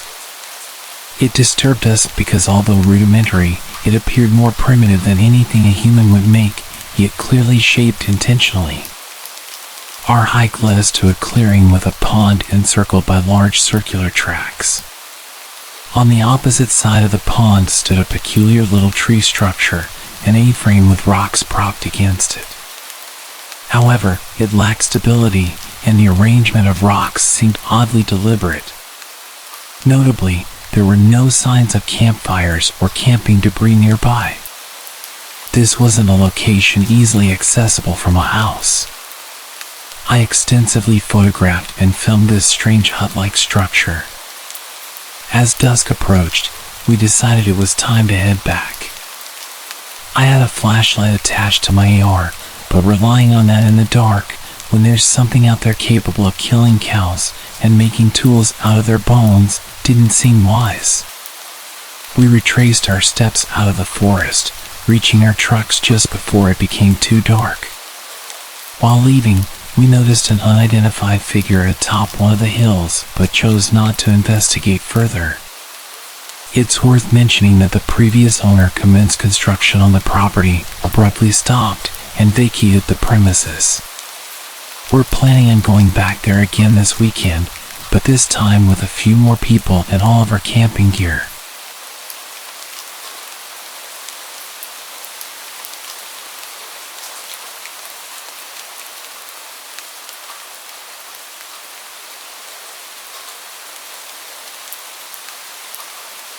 I work for a well-known university as a field biologist and have recently been contracted out to the National Forest Service.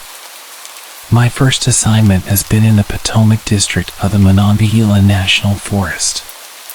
Basically, I receive GPS coordinates and I either drive or hike to the designated spot and do what they want.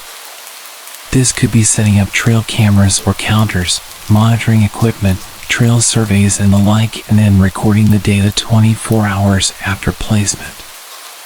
No big deal. I thought it odd that they specifically requested I place the cameras only 3 feet off the ground and some of the infrared cameras in the trees at specified heights.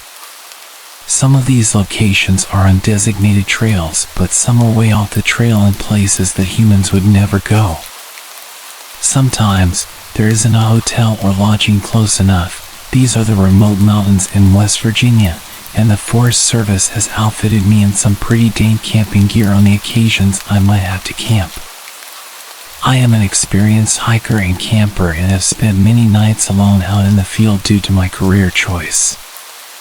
I am a woman, about 5 feet 6 inches and 130 pounds, but not really afraid of anything. Again, the Forest Service has outfitted me well, and I wear an emergency beacon that will send every law enforcement officer in the area to my location in no time. So I have been assigned to this district for a few months now and have really enjoyed my work. West Virginia is very remote and unspoiled, and that's why I enjoy my work. I get to see things most people would never see in their lives, and I have had so many positive and almost spiritual moments up until a few nights ago. I was working up near Spruce Knob, which is the highest point in West Virginia. It's essentially a complex system of trails, wilderness areas, camping, that kind of thing. It has also been snowing with howling winds and ice storms. I was camping up there to complete my work, and while the conditions were rough, I was almost enjoying it. My first night in the woods was pretty peaceful. I made dinner, set up camp, and drank some whiskey and smoked some really good bud. I snuggled down in my sleeping bag and slept like a rock. It was very cold, but I wore this turtle fur face mask thing and didn't feel the cold too much. I woke up at dawn and went about building my fire back up, and I was starting some coffee when I noticed all this churned up snow around my campsite. Not tracks, just churned up snow like someone or something had kicked it all around. Weird, but whatever. I had a 15-mile hike to set some cameras and didn't have time to really wonder about it. I set off on my hike, did what I had to do, and started back to camp. I never wear headphones or anything like that, because hearing is one of the most important senses in the wilderness. I want to be able to hear any animals, people, etc. before I see them. It was already past dark when I made it back to camp, and I was too tired to do anything except strip down to my base layer, get in my sleeping bag, and pass out. Around 2 a.m., I woke up because I could hear people talking. People. I was about 30 miles up a gravel road that was locked with Forest Service gates and about 10 miles from where my truck was parked, and I could hear voices. I completely lost it.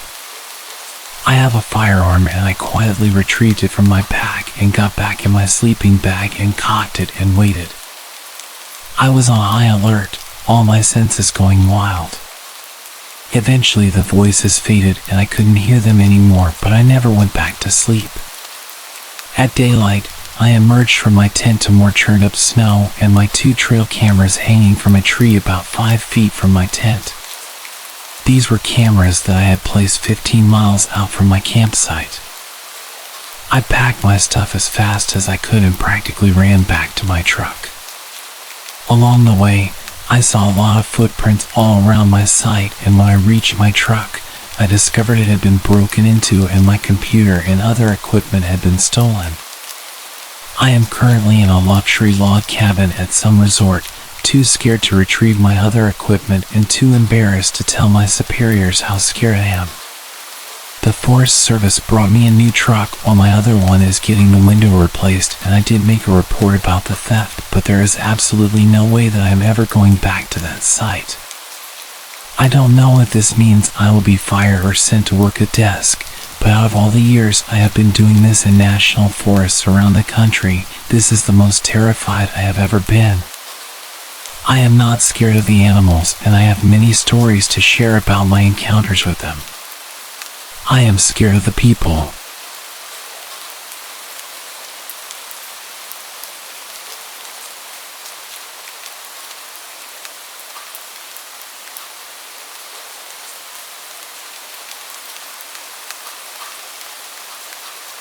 I took in a hitchhiker who turned out to be legitimately crazy.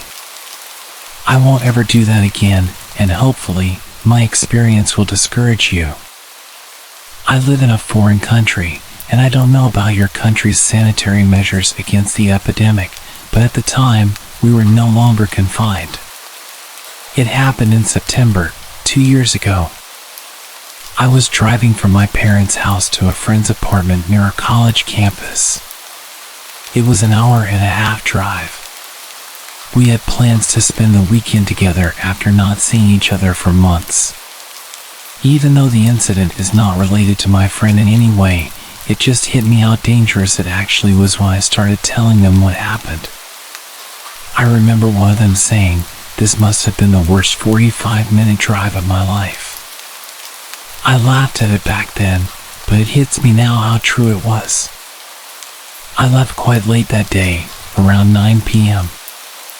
I remember the sun had already set, and I was going to arrive late, which I didn't like, but I was used to the road as I'd often taken it.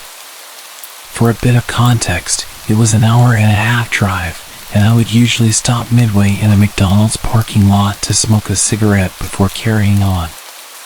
Just remember this for later. I saw the hitchhiker not long after I left my parents' house. I had driven for about 10 to 15 minutes or so when I saw him at the exit of a roundabout. He was a tall, slender guy with one of those tiny shoulder bags worn across the chest. I thought he was a guy in his 20s who had just been dropped off by his friends on his way back from a party or something. Which was stupid because it was still too early for a party to end. But that's not the first thought I had.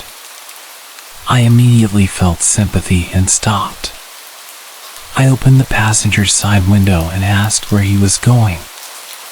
I realized right away that he was way older than I thought, at least in his 30s.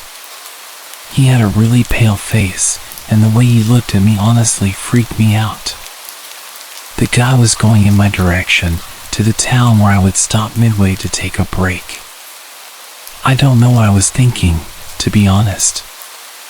I just responded automatically. It was on my way, and he got in the car. Then I had the worst 45 minutes of my life. I don't mean to be dramatic, but it really was hell. I knew right away I'd made a mistake as I drove off because as soon as I started driving, he held his stomach tight, crouched in the passenger seat, going back and forth, saying he wasn't feeling good. I offered to open the window for some fresh air, but he said he just had to take his meds. Saying I felt uncomfortable is an understatement. I remember thinking I'd screwed up and that whatever was going to happen, I should not stop under any circumstances. The first thing I did was to ask him if he would be okay if I dropped him off at the city's McDonald's. I think he agreed, but either way, it didn't matter because I wasn't planning on stopping elsewhere. I was already freaked out.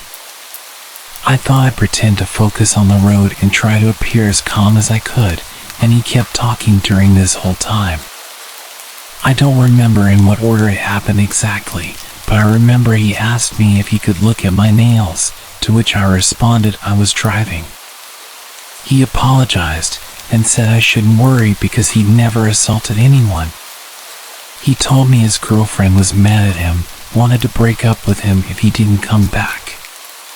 He asked where I was going, what I was planning to do tonight, and if I was planning to have a long, steaming shower. He kept going, asking if I had a boyfriend and how we liked to do it. I said that was private and that I did not want to answer. He nodded and said that he used to be unlike me until he got arrested. He insisted twice that we were followed by cars. He asked me if I smoked and I said no. He offered me a cigarette. I said it's nice, but he didn't have to. He left a cigarette on the board, took out his phone at one point, and wanted to show me a picture of him and a picture of his mom, saying she was beautiful. I took a quick glimpse, and the thing was broken. It had multiple straight black lines of broken pixels. It was reddish on the left and yellowish on the right, which made the picture really creepy. He got mad at that point because I was just taking a quick glimpse, and he started talking louder, saying I didn't give a crap about what he was saying. I straight up said, "I'm listening, I can't watch, I'm driving." He calmed down immediately, said okay, and apologized, and wanted to show me another picture. He asked if this was my car. I said it was my parents'. Somehow, I did not want him to think I was rich or had any kind of money. I'm just a young student who has no money. Leave me alone. I lied, saying I had hit a deer last week and I was trying to focus and pay attention because I didn't want to break my parents' car. I hoped he would shut up.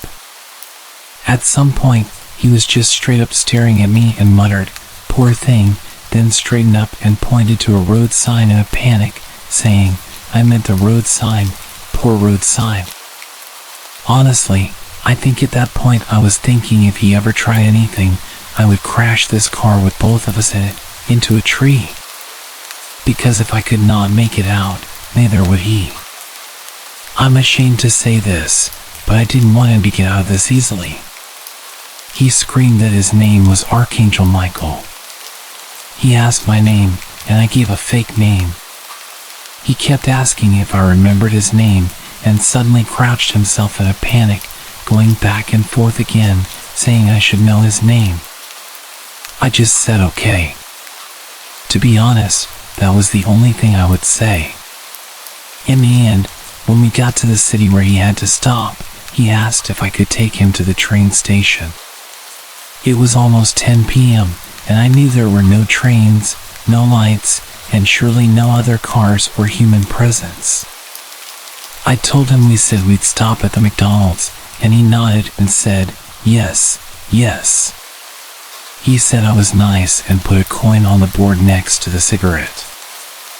I stopped in the parking lot, didn't park, just stopped right there in the middle of the way where I felt the most exposed. He just left, saying, "See you later," and I drove away very fast. I never saw or heard from him again.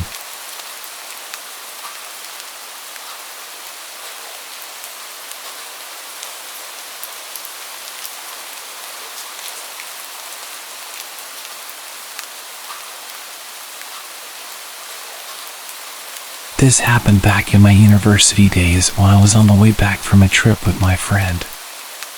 I guess I must have misread the map, or we took some kind of shortcut because we got lost somewhere on the mountain roads. My friend was driving, and I was supposed to be the navigator. It was the one job I had. It was around 8 p.m., but it was already really dark since we were in the shadow of the mountains. I noticed a white truck up ahead and said to my friend, if we follow the truck, we would probably get back to a main road in no time. I thought it was a pretty solid plan, considering I had no clue where we were, let alone what mountain we were on.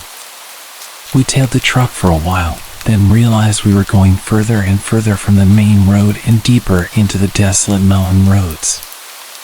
As the roads turned to dirt and became one-lane paths, the truck, better suited to these roads, sped up, and we lost sight of it. It was weird and kind of unlikely for the truck to disappear all of a sudden. There was nothing ahead of us apart from dark, dirty mountain roads. It was playing on my mind, but our priority was getting back to a main road. I was flipping through a map with a torch held in my mouth. There was no cell phone coverage.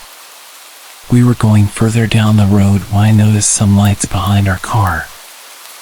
I looked in the wing mirror and noticed a white truck behind us.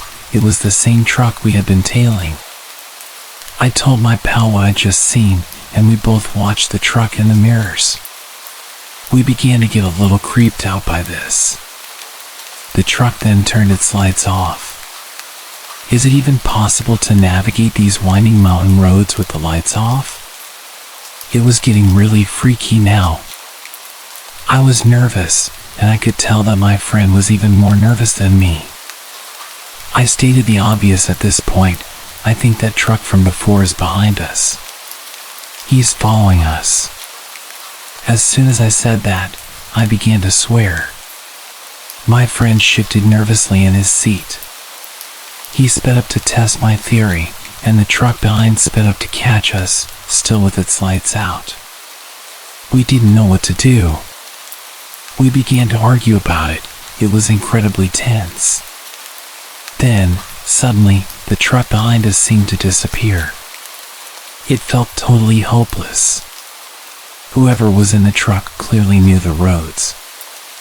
I really wish we hadn't decided to follow that guy. We kept going forward on the one-lane road, keeping an eye out for a chance to turn back, sending snappy, bitey remarks to each other about how we could get out of this mess. Then, seemingly out of nowhere, the truck swerved into our lane again and slammed on its brakes. My friend reacted in time, and once again, we were behind the white truck. He said, if we don't do something, it's gonna end bad. This was the worst. I've never felt so stressed out. A moment or two later, we reached a point where the road got wider, and my friend took his chance. We spun into a U-turn. There wasn't too much space to turn, so my friend's car kissed the guardrail on our escape. We noticed points in the road where the truck could have disappeared and appeared in front of us that answered the question of how it was possible, but we still had the unanswered question of why. Why was this guy doing this to us? We knew that we were on our way back to civilization, so my friend floored it while I kept nervously glancing over my shoulder to see if the truck was following us. I kept asking him to speed up, but I knew that he couldn't, and that truck could pop out of nowhere again at any moment. So, we kept heading down those dirt roads until eventually they became concrete again. I saw the lights of people's homes. And before long, we came across a non-franchised gas station. My friend immediately pulled in, and we skidded to a halt. My friend ran in and grabbed the clerk by his arm and frantically explained the situation. He asked the guy to call the cops and for directions to get off these mountain roads. The clerk didn't seem that interested in our plea for help, so we got him to go outside. My friend then said, "Believe us, there's someone chasing us." Okay then, if a white truck with all its lights off turns up at any second, then will you believe us? And just as he finished saying that, the truck arrived with its lights still off. It screeched to a stop a few meters away from the gas station, then it slowly turned around and headed back into the darkness. We weren't able to get a look at the driver, but we noticed something. There was some sort of logo and some text on the side of the truck. The clerk at the gas station said, "Oh, now I understand you. The guy's from the church." Maybe cult's a better word. I pressed him for more information, and it turns out that apparently the entire mountain is their territory. They own a village, and the leaders and the followers all live there together. I understand that there are cults, but I didn't understand why that truck was following us.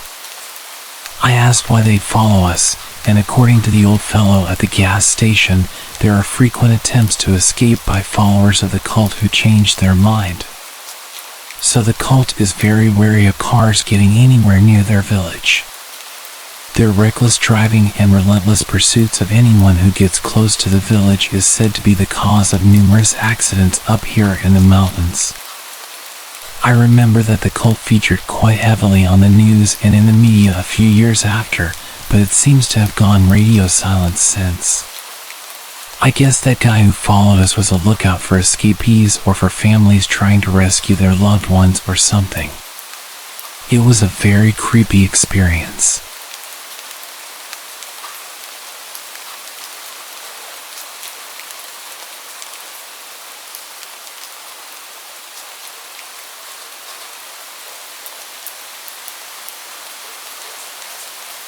I'm Alex, a 28-year-old graphic designer living in Denver. I've always been drawn to the quiet, solitary nature of late-night drives. There's something about the stillness of the world at night that helps me clear my mind and escape from the daily grind. But a few weeks ago, a routine drive turned into a nightmarish ordeal that still haunts me. It was a Saturday night in early June, and I had been working long hours on a major project at the office. I was exhausted and needed a break from staring at my computer screen. So, around midnight, I decided to take a drive on Route 54, a highway that bends through the countryside just outside of Denver. It's a route I've driven many times before, and while it's remote, it's always felt safe and familiar. As I headed out, the city lights of Denver gradually disappeared behind me, and the road stretched out in front of me, illuminated only by my headlights. I had the radio on low, playing some mellow tunes, and I felt the usual sense of calm that came with driving through the quiet night. About an hour into the drive, I noticed something odd. A car was parked on the side of the road, its hazard lights blinking. I slowed down, my curiosity piqued. The car was a beat-up sedan, and it looked like it had been there for a while.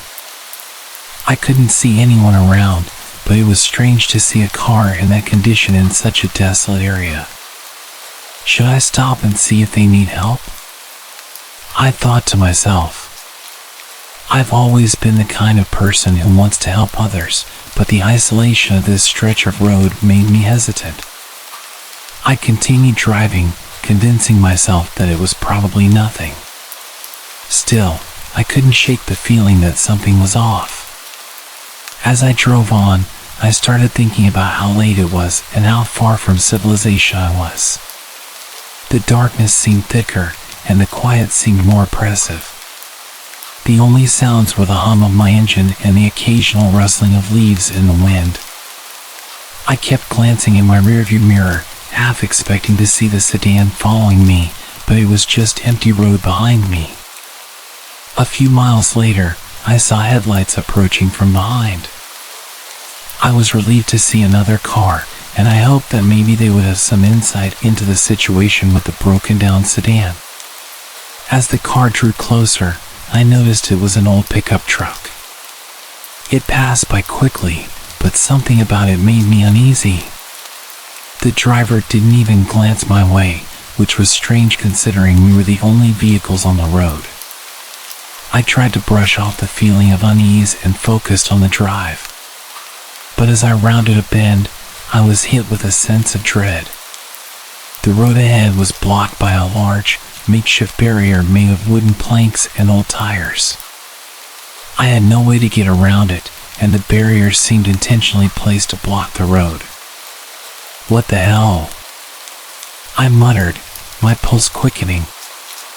I stopped the car and put it in park, trying to think of what to do next. My phone had no signal out here, so calling for help was out of the question. I was completely on my own. I turned off the engine and got out of the car to inspect the barrier. It was crudely built, and it didn't look like it had been there for very long. My heart was pounding as I tried to figure out how to move it. I was about to start pushing the planks aside when I heard a noise coming from the woods. It was a low, shuffling sound, like footsteps dragging through the underbrush. My breath caught in my throat. I scanned the trees, but the darkness made it impossible to see anything clearly. I didn't want to panic, but the sound was growing louder and closer.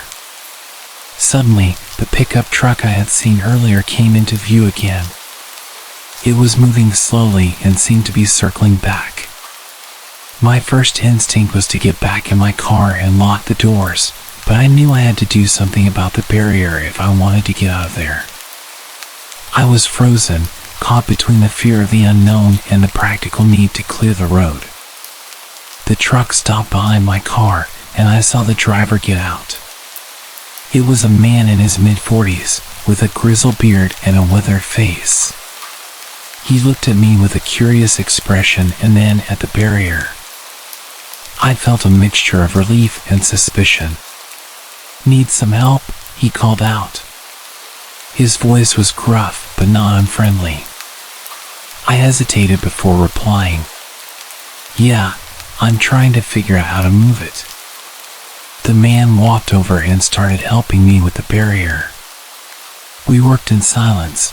I was clearly on edge. I glanced at the truck and saw a toolbox in the back. I couldn't shake the feeling that there was something off about this whole situation. As we moved the last of the planks, the man started talking. "This area's been having some trouble lately," he said.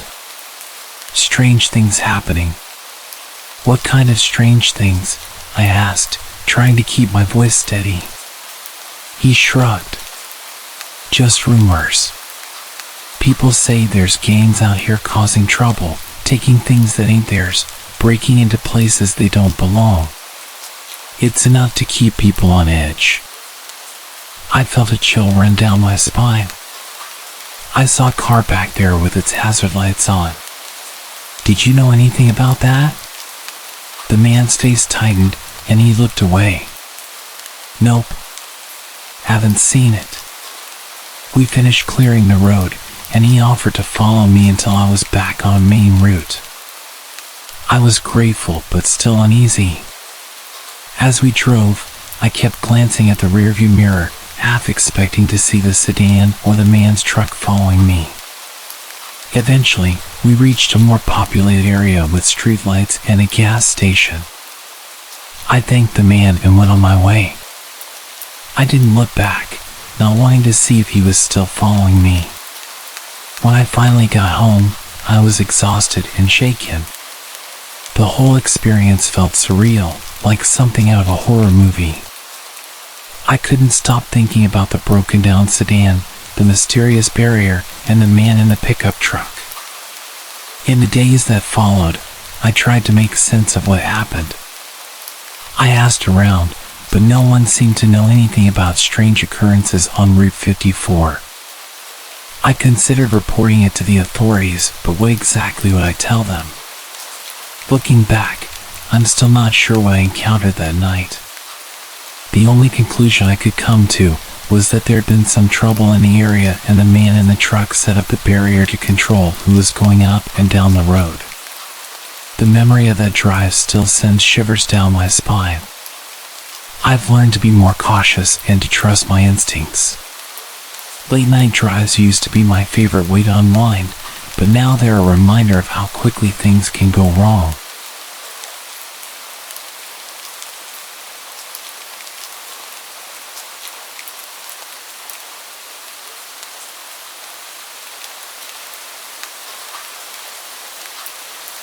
I'm Jamie, a 32-year-old freelance photographer from Portland. I've always enjoyed the peace of late-night drives. There's something calming about being alone on the road, the city lights fading behind you, and the open space ahead.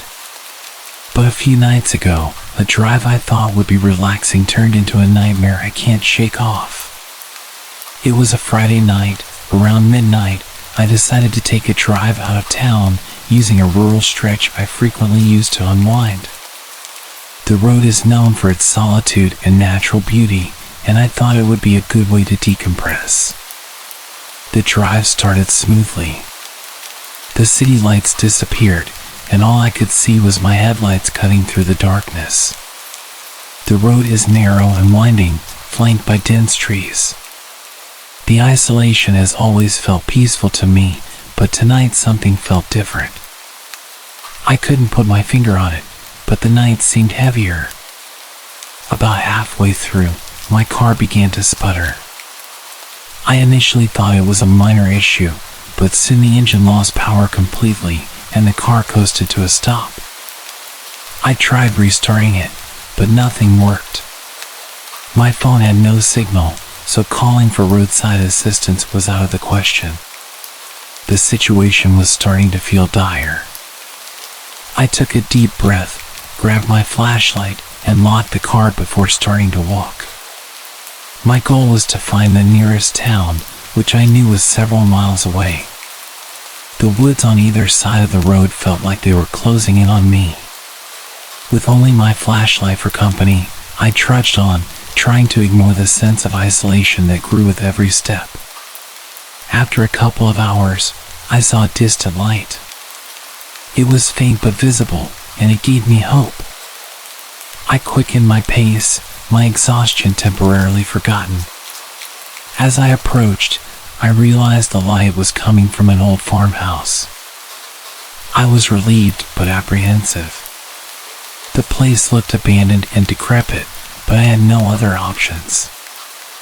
I knocked on the door, my heart racing. After a few moments, the door creaked open, and a man in his 60s, with a grizzled beard and a wary expression, peered out. His eyes were sharp and seemed to study me carefully. "Can I help you?" he asked, his voice gravelly. I explained that my car had broken down and that I'd walked for hours to get help. The man introduced himself as Earl and seemed to take pity on me. He agreed to help and said he'd drive me back to my car with his tow truck. As we drove back to where my car was parked, I tried to make small talk to ease the tension. Earl was polite but distant, and his eyes kept darting to the road behind us. I started to feel uneasy. Why was he so jumpy? When we arrived at my car, he got to work hooking it up to the tow truck. I watched, my exhaustion making me feel vulnerable. Earl worked quickly, but his movements seemed a little too practiced, almost mechanical. My sense of unease grew stronger. As he was finishing up, he suddenly stopped and turned to me. "You know," he said, "it's not safe out here at night. Lots of folks have had problems. You're lucky I came by." I forced a nervous laugh. "I appreciate it. I'm just glad I found you." Earl's eyes narrowed. "You're very lucky. There are things out here you don't want to encounter." I was about to ask him what he meant when I heard an engine growling in the distance. Earl's demeanor shifted. He seemed suddenly alert, almost anxious.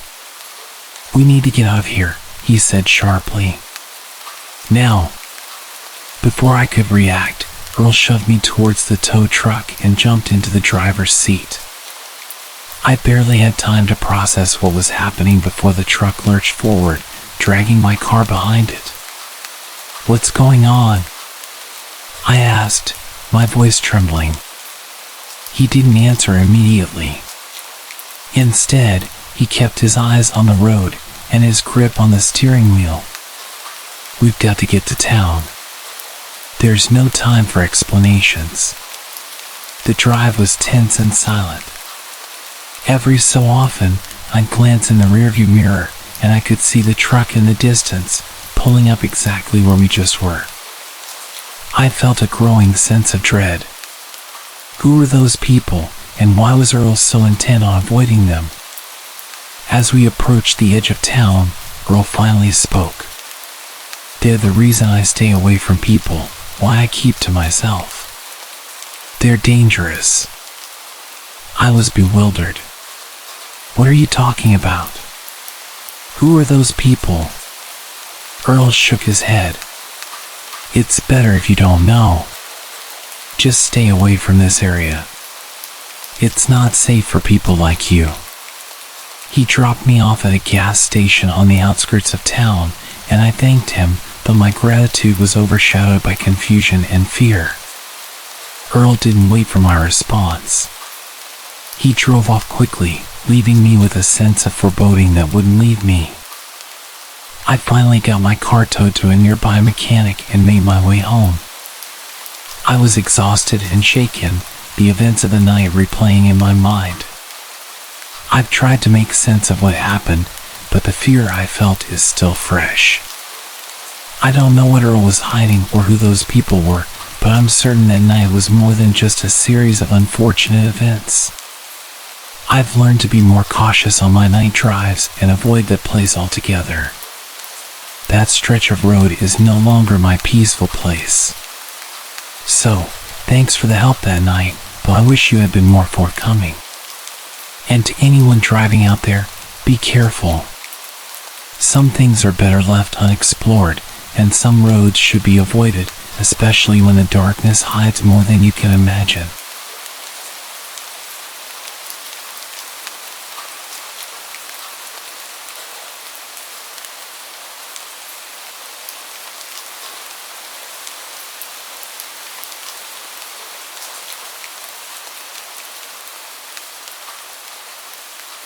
This happened when I was 11 years old. At the time, I was living in an apartment situated on a street with an ongoing construction. Needless to say, they often tapped into the electric supply and the power fluctuated quite a bit. Therefore, the street lights often served no real purpose, especially in the winters when evening dawned on us with pitch black darkness. That is relevant, so keep it in mind. From what I remember, it was a weekend I was supposed to spend at my friend's house. For an 11-year-old me, this was an exciting prospect, having been loaded with schoolwork the entire week. I was to spend what I believed to be Friday night sleeping over and spend the entirety of Saturday at her bungalow, to return home that very evening. What made it even better was the fact that her parents had an event they could not avoid and therefore trusted us to stay alone in their 2-floor house for the entirety of the 6 hours they were gone. Back then, the idea of spending a whole night alone with my friend was great, no interference and a whole 6 hours of games and movies on their huge TV. As it turns out, my friend had other ideas. I arrived at her house just short of 8 p.m. It was already pretty dark out and her parents had waited for me to arrive before telling us about emergency contacts, dinner, and such. They also reminded us to get their 4-year-old Labrador inside as the weather was acting up and his kennel had a few loose panels which leaked when it rained. This is also an important fact to be noted. After they left, we watched a few cartoons, had dinner, and were chilling in her living room playing cards. That's when my friend Sid had the ingenious idea of exploring a fenced plot of land a few hundred meters down the street that she resided on. There was no construction happening in there, so what little of that area didn't have shambles was overgrown with plants and weeds. We got the dog inside, leashed it to its long chain that allowed it to roam within reason, got the keys and left the house to make the short 10-minute trip. At this point it was about 10 p.m. In retrospect, this is where we still had a chance to avoid this particular encounter, but being curious and daring kids, we ventured anyways. Rather uneventfully, we arrived and set to climbing over a wall which was about 2 meters. Luckily for us, the wall was broken enough in places to make good holds to carry us over. Once inside, Sid suggested that we sit a few meters away from each other for as long as we could, until one of us was too scared to do so. We faced each other and walked backwards till there was just enough light to see the general silhouette of the other. After what seemed to me like a good 10 minutes, I saw Sid's hunched form rise and start to walk towards me. She seemed to be walking rather fast and in a haphazard manner, jumping over rocks at a daring pace, even getting caught by some thorns in the process. She came up to me, and just as I was about to laugh and call her out on being scared, she told me to get up because she needed to go feed Shaggy. I remember being really confused because her parents had already filled his bowl with food and he had this water thing which he could operate in case he was thirsty. But I saw her face, and let me just say I have never seen her this pale. She looked like she had seen a ghost. So without asking questions, I said okay, and we made our way back over the wall, albeit in a tense manner and rather quickly. The moment my feet touched the ground, I felt Sid grab my arm and straight up just start sprinting down the street. To put things into perspective, I had a bruise from the way she grasped it for 2 weeks straight. So we ran like hell and eventually arrived at her house and went in through her front yard fence gate. A towering metal gate without bars, and she told me to unlock the front door while she deadbolted the metal gate's various locks into the ground. At this point, I was starting to panic, but we got into the house and Sid then proceeded to run around the house locking and closing all possible windows and doors as well as pulling the curtains shut. I was very confused as to why she was doing this, and so was her dog, who stood there and followed her around while she made the place secure. After about 10 minutes she came back into the ground floor living room and with a very scared expression, she explained to me that the reason she did all that was because while we were sitting apart, she happened to glance away to a few meters to my right to see another human silhouette crouching in the bushes. She thought she was imagining it until it moved closer to where I was sitting and seemed to be unaware that my friend was watching them. I would have loved to say that was the end of it, but what happens next has stuck with me until today, and I hold a fear of that situation from that point onward. To give you an idea of the layout of her compound, her house was surrounded on two sides by a lawn, and the lawn was then surrounded by a wall 2.5 meters high. The wall had one entrance, which were the tall metal gates I talked about previously. The house itself had windows all around the perimeter as well as two potential entrances. The first being the front door, while the second being a door to this small attached space next to the house, which was made of see-through metal like the kind which metal fences are made of but stronger. This space had a metal door with a lock only accessible from the inside, as well as a door which was on the wall. However, this door only had a deadbolt on and was made of light wood. This is also of importance.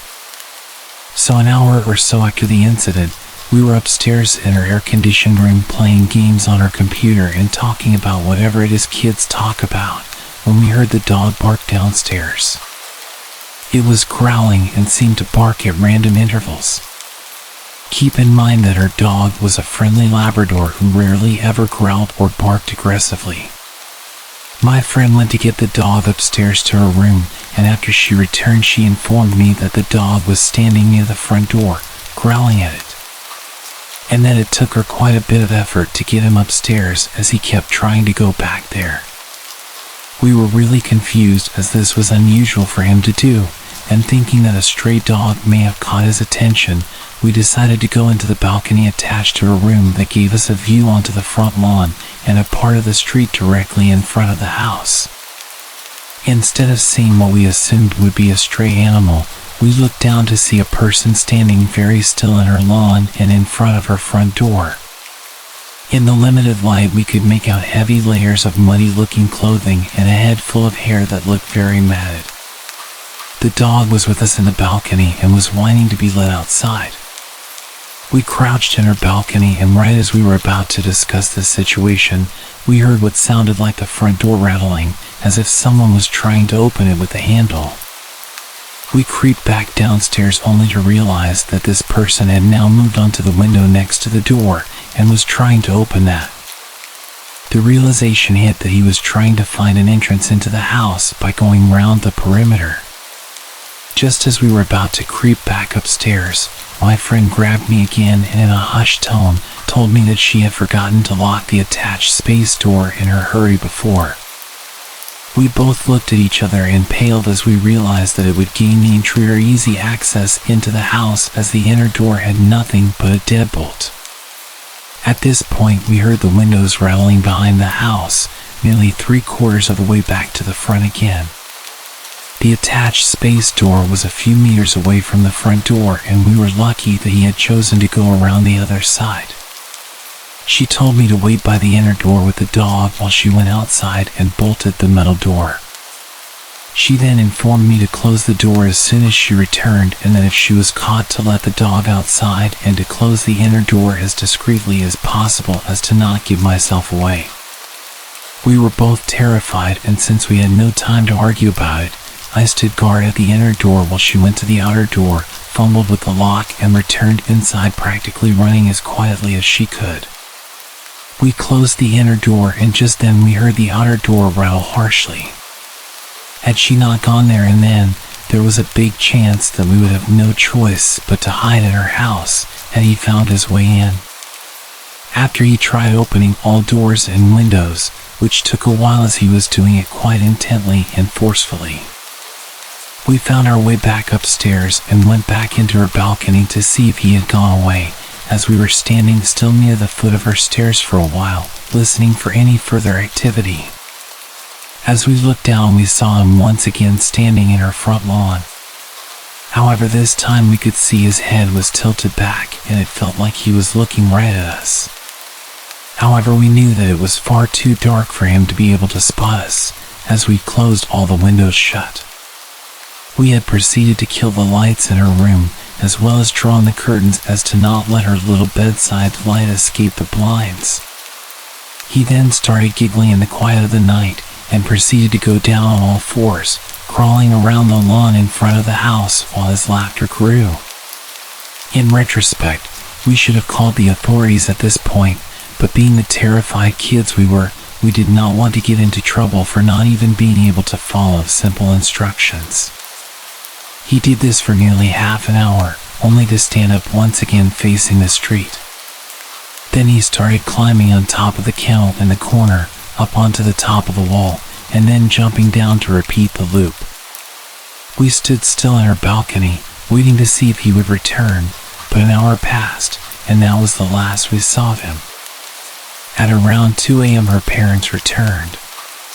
The next morning they were very confused as to why all the doors and windows were closed on such a pleasant night, and why there was mud on the front doorknob. We said we just wanted to play in the dark inside the house, lying about the actuality of the situation. To this day I do not think the man has been caught.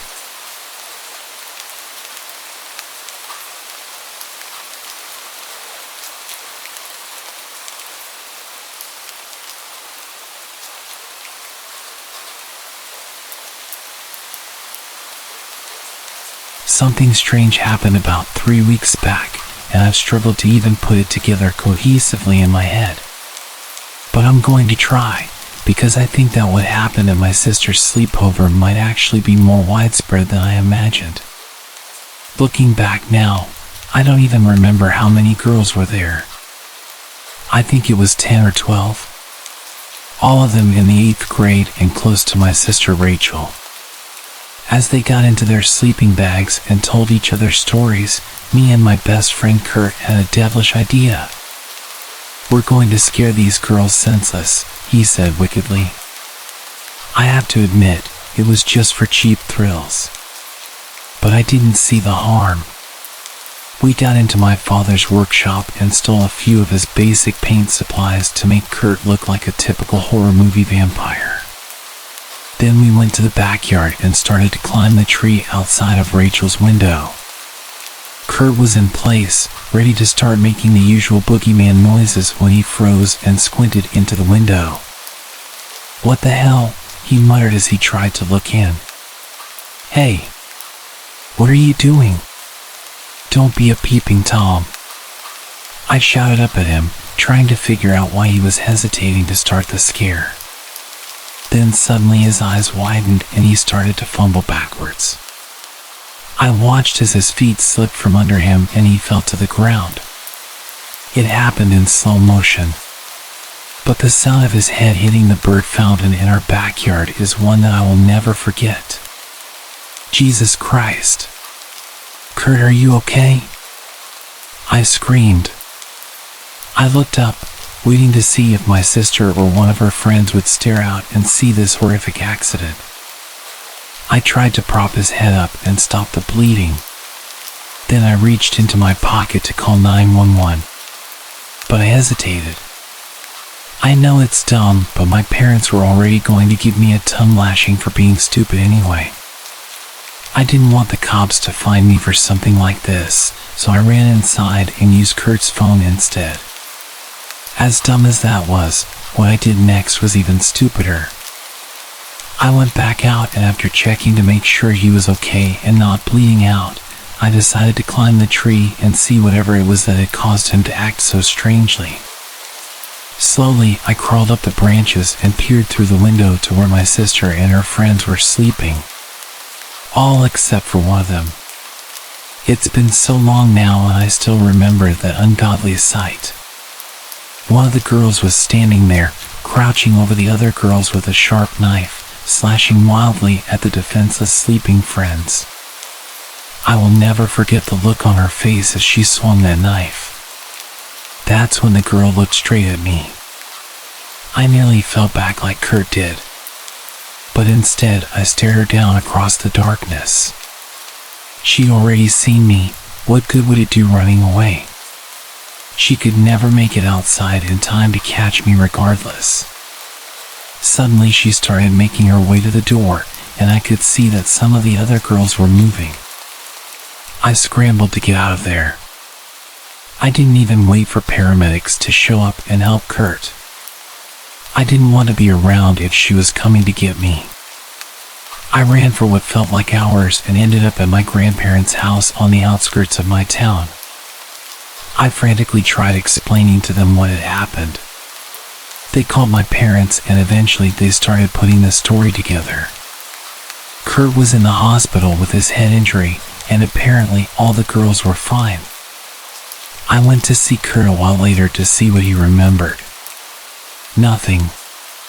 So now there's rumors that I attacked Kurt and put him in a hospital and then ran away to avoid trouble. I tried talking to my sister about what I saw, but she denies that anything of the sort happened and treats me like I'm crazy.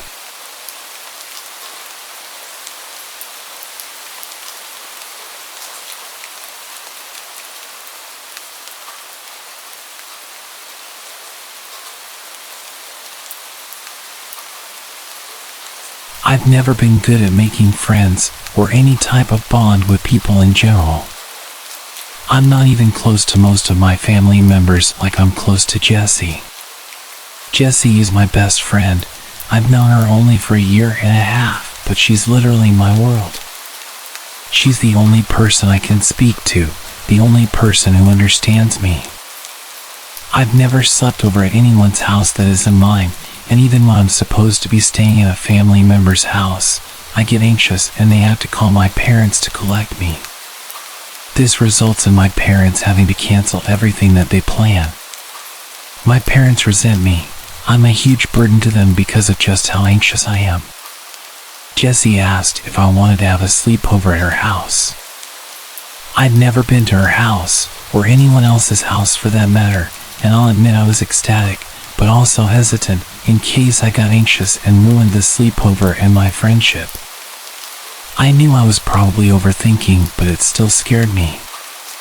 Jessie gave me some time to think, and I eventually agreed.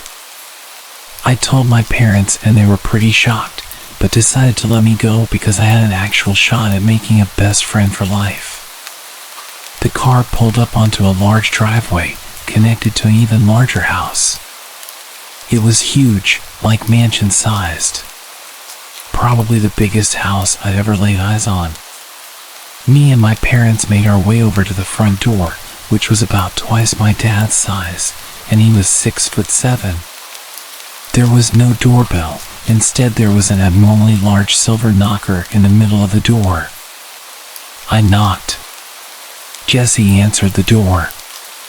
When she saw me, her face seemed to light up and her smile grew larger. She instantly leaned in for a hug. Jessie's mother and father also approached the door and stood behind Jessie, also with a comforting smile on their face. Jessie's father was also tall like my own dad. He was your typical dad-looking person. It was the same with her mother. It was almost surreal. Jessie toured me around her huge house, which took about an hour in itself. Then we ventured off into Jessie's bedroom, which was huge and pink. Very pink. Like every object was pink.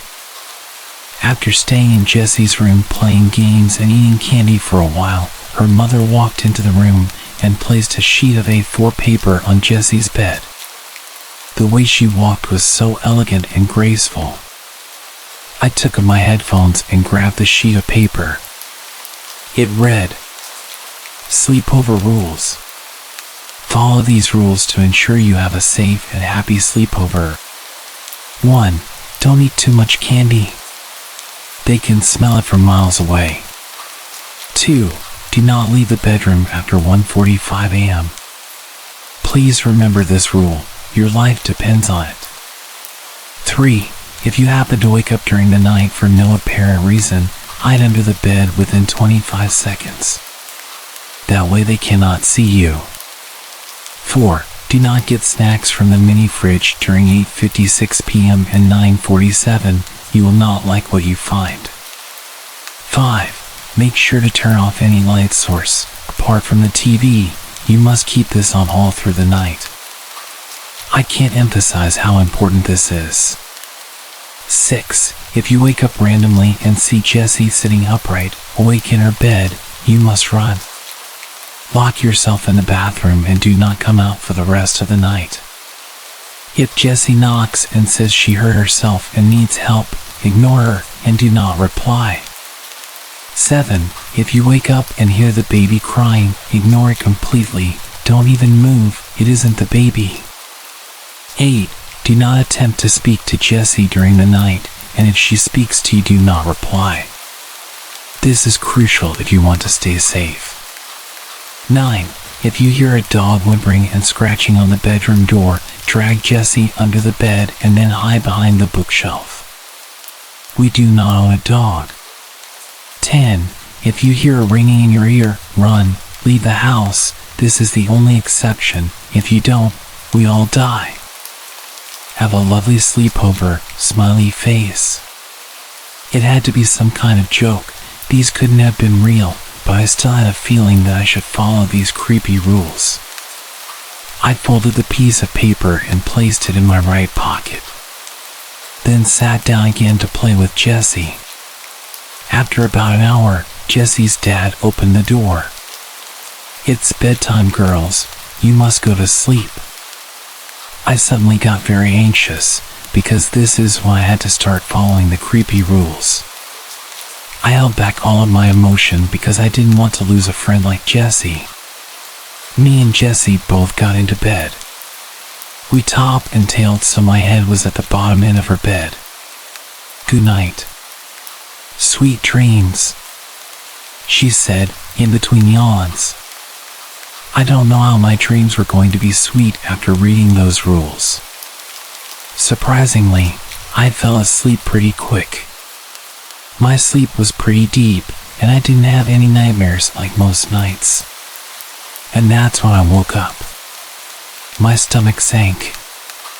I turned to see Jessie sitting upright in her bed, wide awake. I didn't want to believe that these rules were true, but my instinct was to just run. I bolted into the bathroom and locked the door behind me. After a solid few minutes of hyperventilating in Jessie's bathroom, I decided to unlock the door. I thought it was all probably stupid anyway. Just before my hand reached the lock, someone knocked on the door. I froze. Tina, help me. I've hurt my head and my vision's going blurry. I desperately wanted to open the door, but something in my head advised me against it. Jessie kept screaming for help. I slumped into the corner, shaking with every breath I took. She was screaming for hours. It was unbearable. Her voice got less human-like and more distorted with every screech. By the time she stopped, I was already half asleep, to put into perspective just how long her screaming went on. I woke up. The light from the sun outside made my eyes sting. My ears were still throbbing. I slowly got up from the corner of the bathroom and unlocked the door. Jessie was playing on her PS5. Everything was totally normal. Hey Tina, she said in her usual jaunty tone. I think your mom and dad are already outside waiting for you in their car. I couldn't take speaking. Everywhere in my body ached. I picked up my stuff and started walking downstairs. Jessie's parents waited at the bottom of the stairs. Your parents are outside waiting for you, said her mother with a smile. How did they get here so quickly? It was only 8:45. I could see the open door and my parents' car outside. I was so relieved. I was gonna leave this place finally. Jessie's dad showed me out, and I hopped into my parents' car. I can't begin to explain how relieved I was to see my parents' smiling faces again. Jessie and her family waved at me as I drove away. How was the sleepover, sweetie? I was about to reply when I got a notification on my phone. It was a message from my mom. It said, Hey, I was just messaging to ask what time you wanted me and your dad to pick you up from Jessie's house. I looked back up at my mom, who was driving, and then to my dad, who was smiling eerily at me. Shit. I forgot to leave on the TV. I felt sick to my stomach. Forgot something? My dad asked me.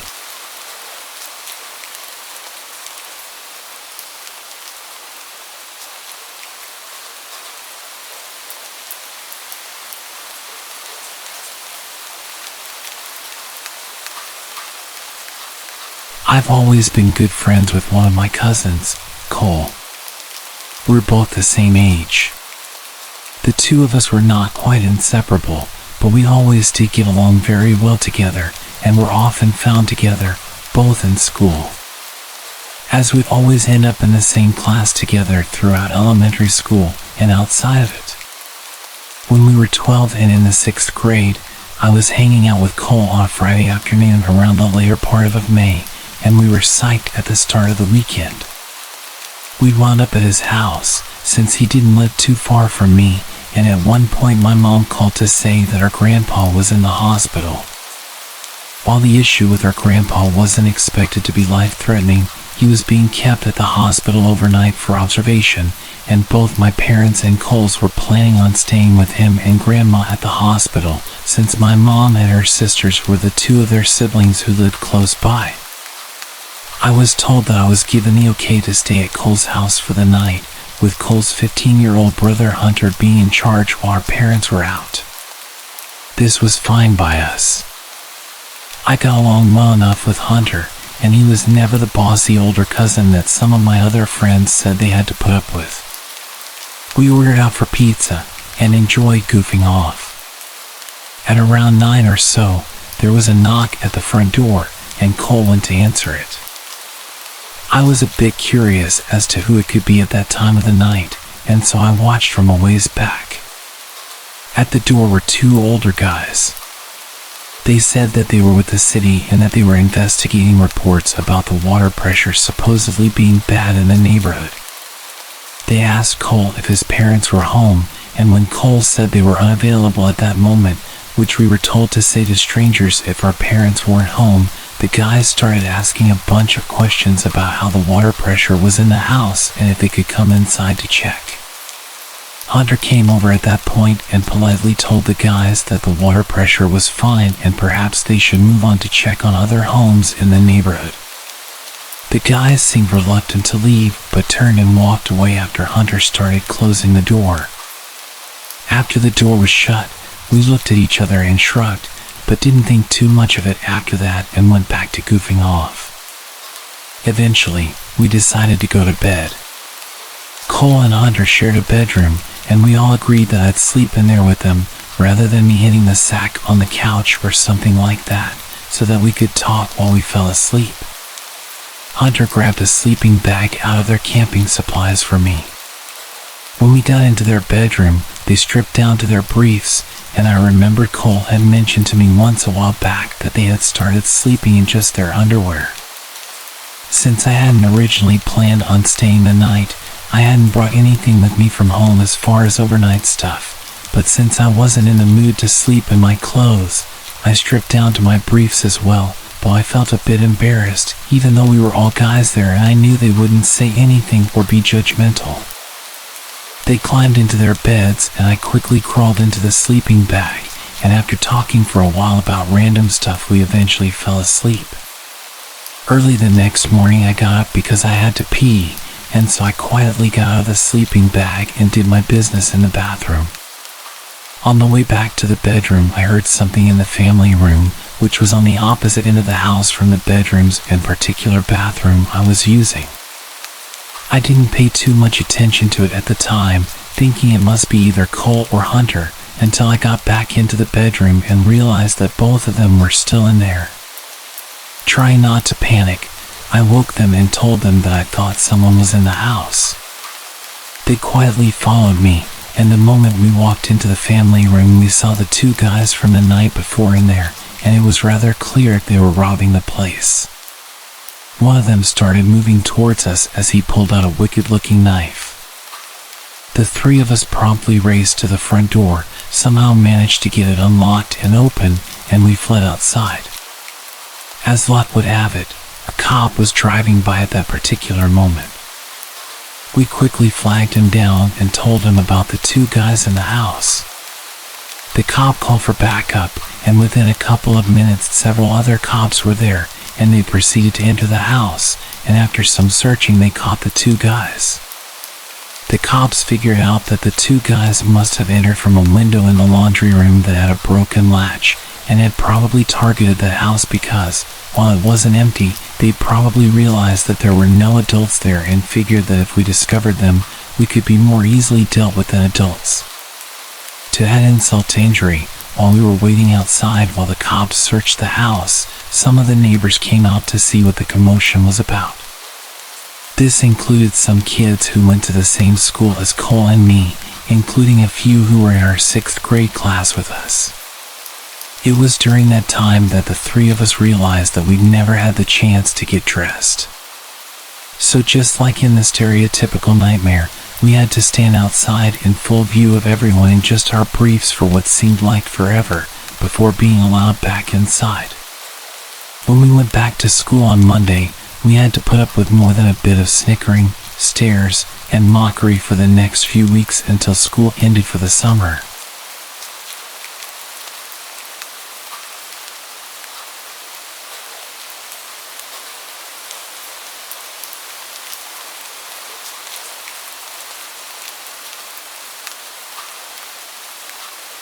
This happened to me several years back. I was living with a friend at the time and was en route back to my apartment from a night with my family. I was kind of in a foul mood and was out of cigarettes, so I stopped at a gas station on my way back home. This gas station was dingy. I mean, just absolutely run down. The sad thing is that it was built that way. It was built to be barely functional. The lights outside didn't always work, and the place always smelled of burnt rubber. It was kinda sketchy during the day, but at 10 o'clock at night, it took on a whole different air. However, I was seriously in need of cigarettes, so I stopped.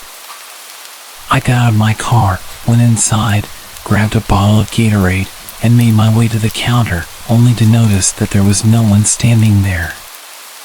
I'd stopped by this gas station before and had the same thing happen, figuring they were either in the bathroom or at their house. The employees were all part of a family who lived on the premises, so I hung around for a few minutes. Soon enough, the door to the restroom flew open, and out lumbered a rather angry-looking female.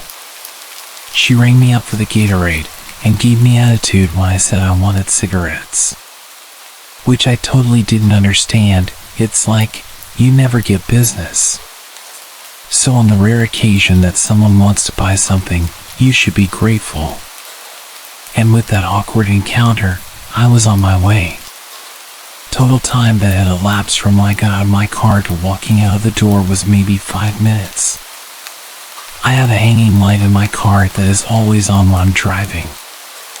I was sure I'd left it on whilst I was in the store, but as I approached the car I noticed it was off. Not thinking much of it, I went to open my door and noticed that the car was unlocked. I never leave my car unlocked. But then again, I figured I was kind of in a hurry, so it was possible.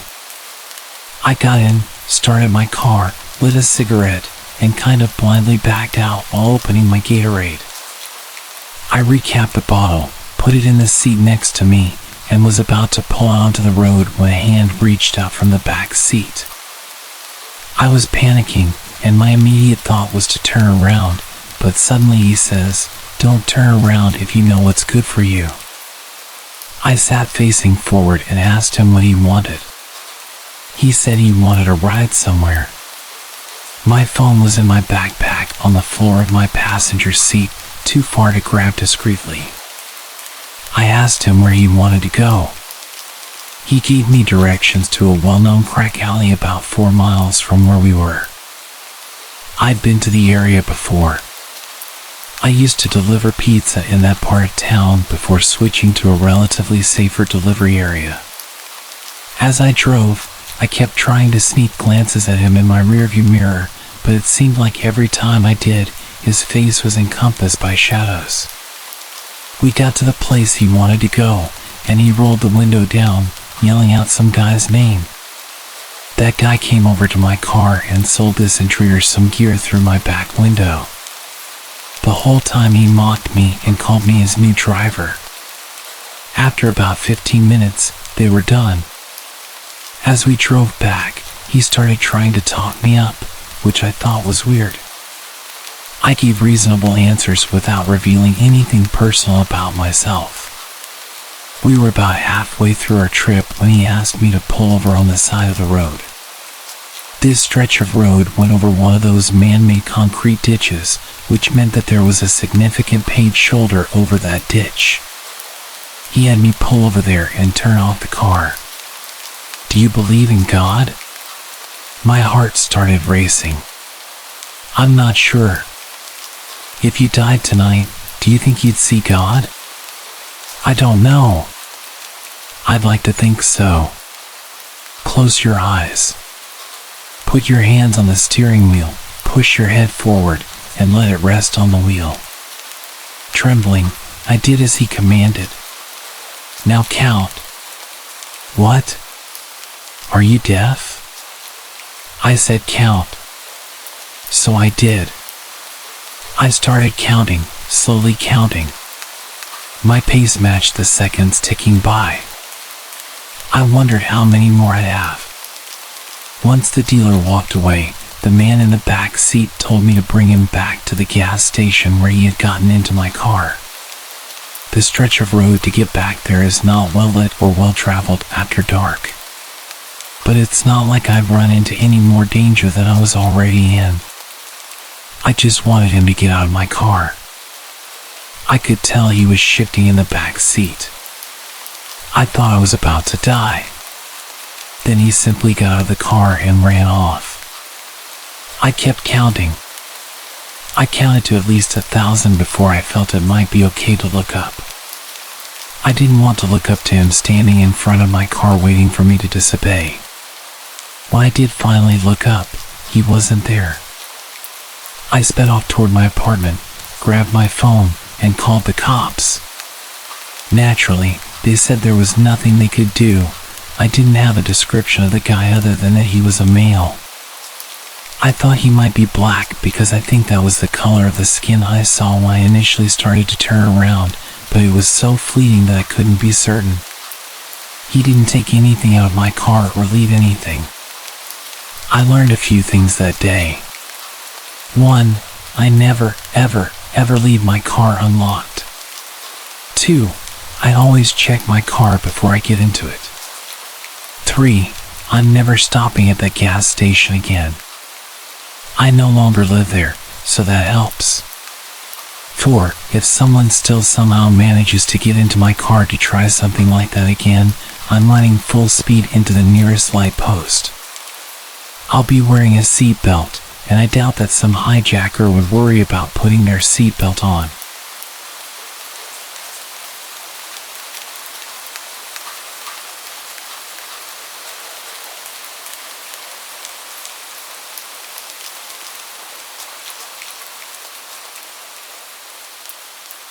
This happened to me during the summer of 2017. I was a 19-year-old girl at the time.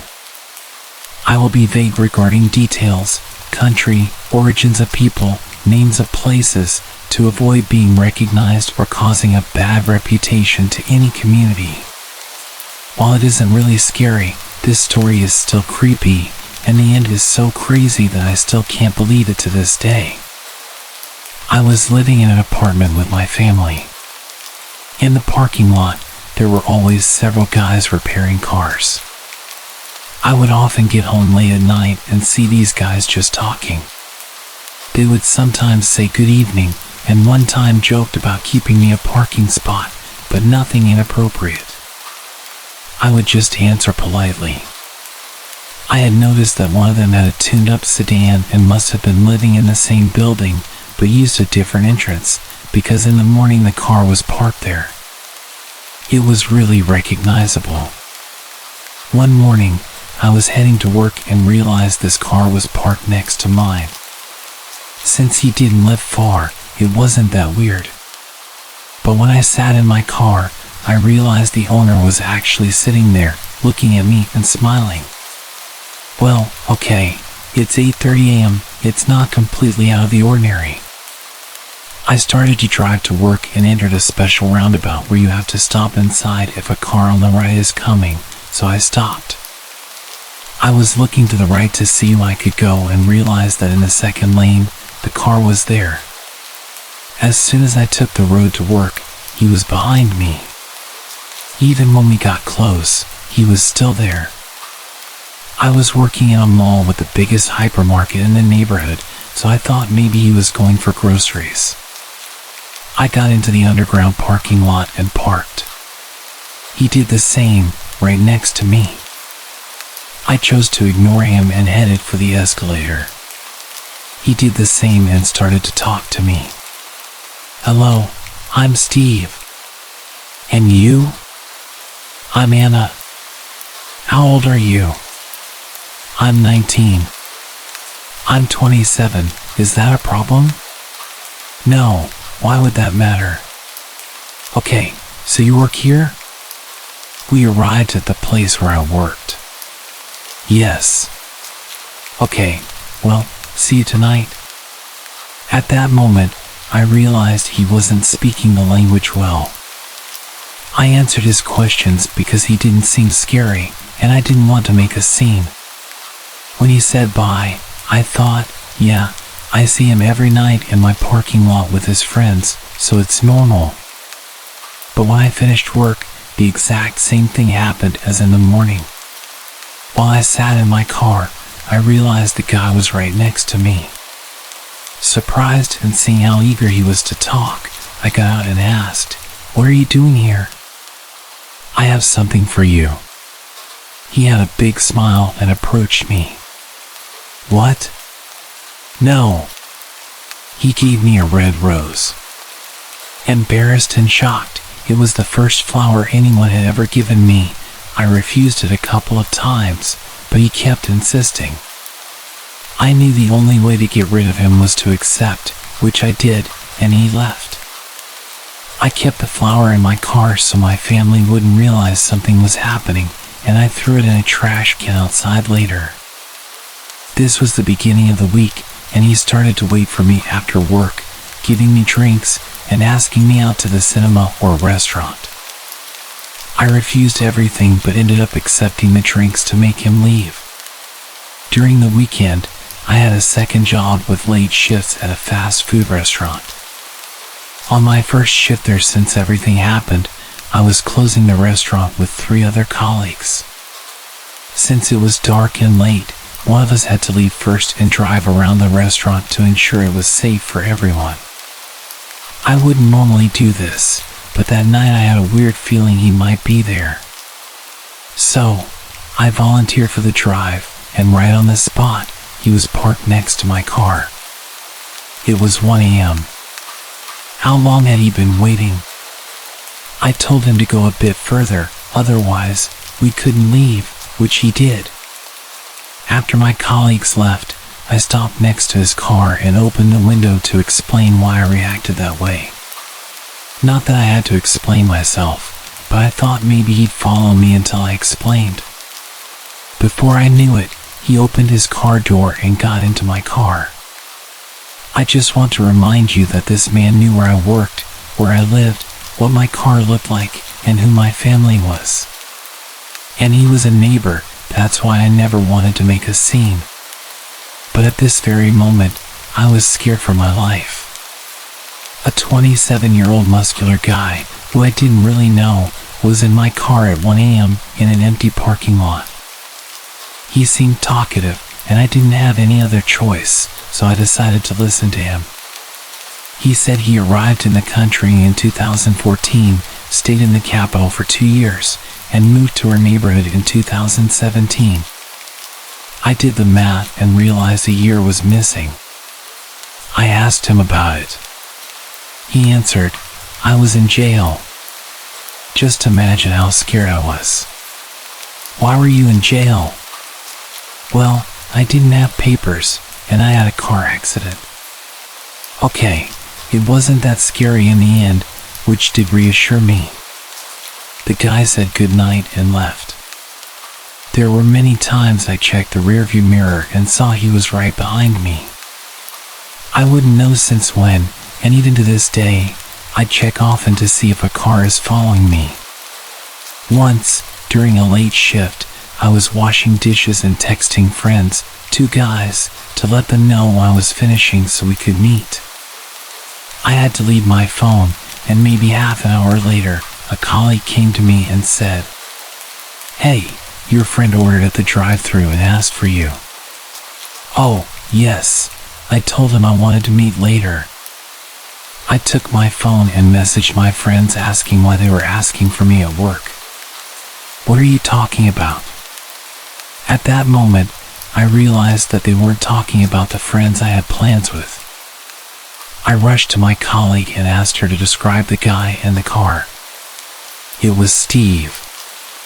There were so many instances of things like that happening. He followed me to my friends and would threaten to tell my dad that he'd seen me drinking with boys. Also, one of his friends, Carl, who I spotted in my parking lot, had also started following me. A friend who knew Carl told me he was married, had kids, and was 40 years old. I was so shocked. One evening, around 10 p.m., and it was already dark, I parked and saw a neighbor getting home. It had been a while since we talked, so he said he'd be back in 2 minutes so we could chat. While waiting, I was getting my stuff from the trunk. This is when the car parked behind me flashed its lights at me.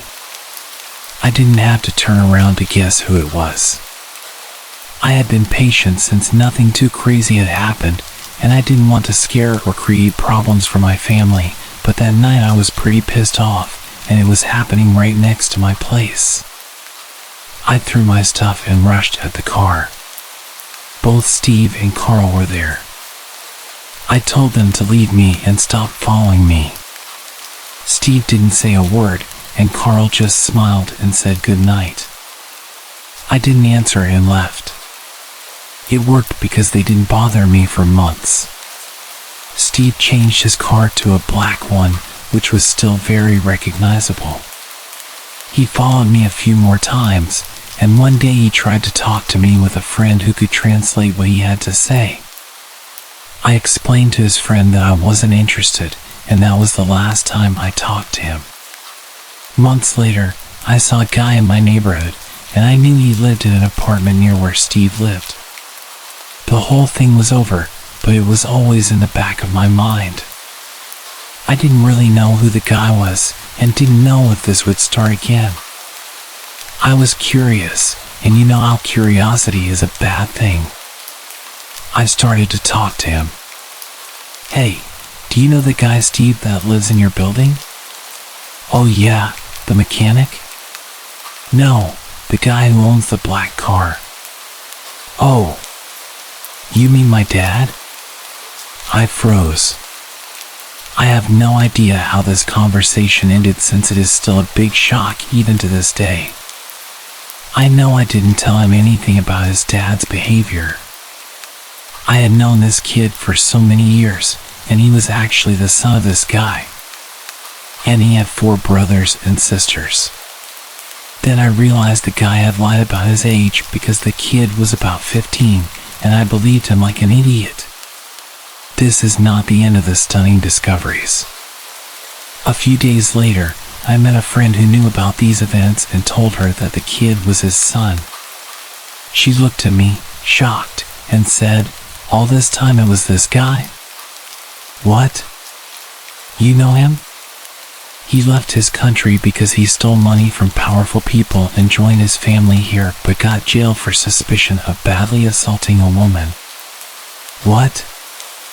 I remembered that when he followed me, he would stop when I drove in the direction of the police station. I thought it was because he still had issues with his papers. She kept talking and showed me a video. This is his wife here, and the second woman is his second wife. She was so tired of him talking to other girls that she went to their country to find a second wife.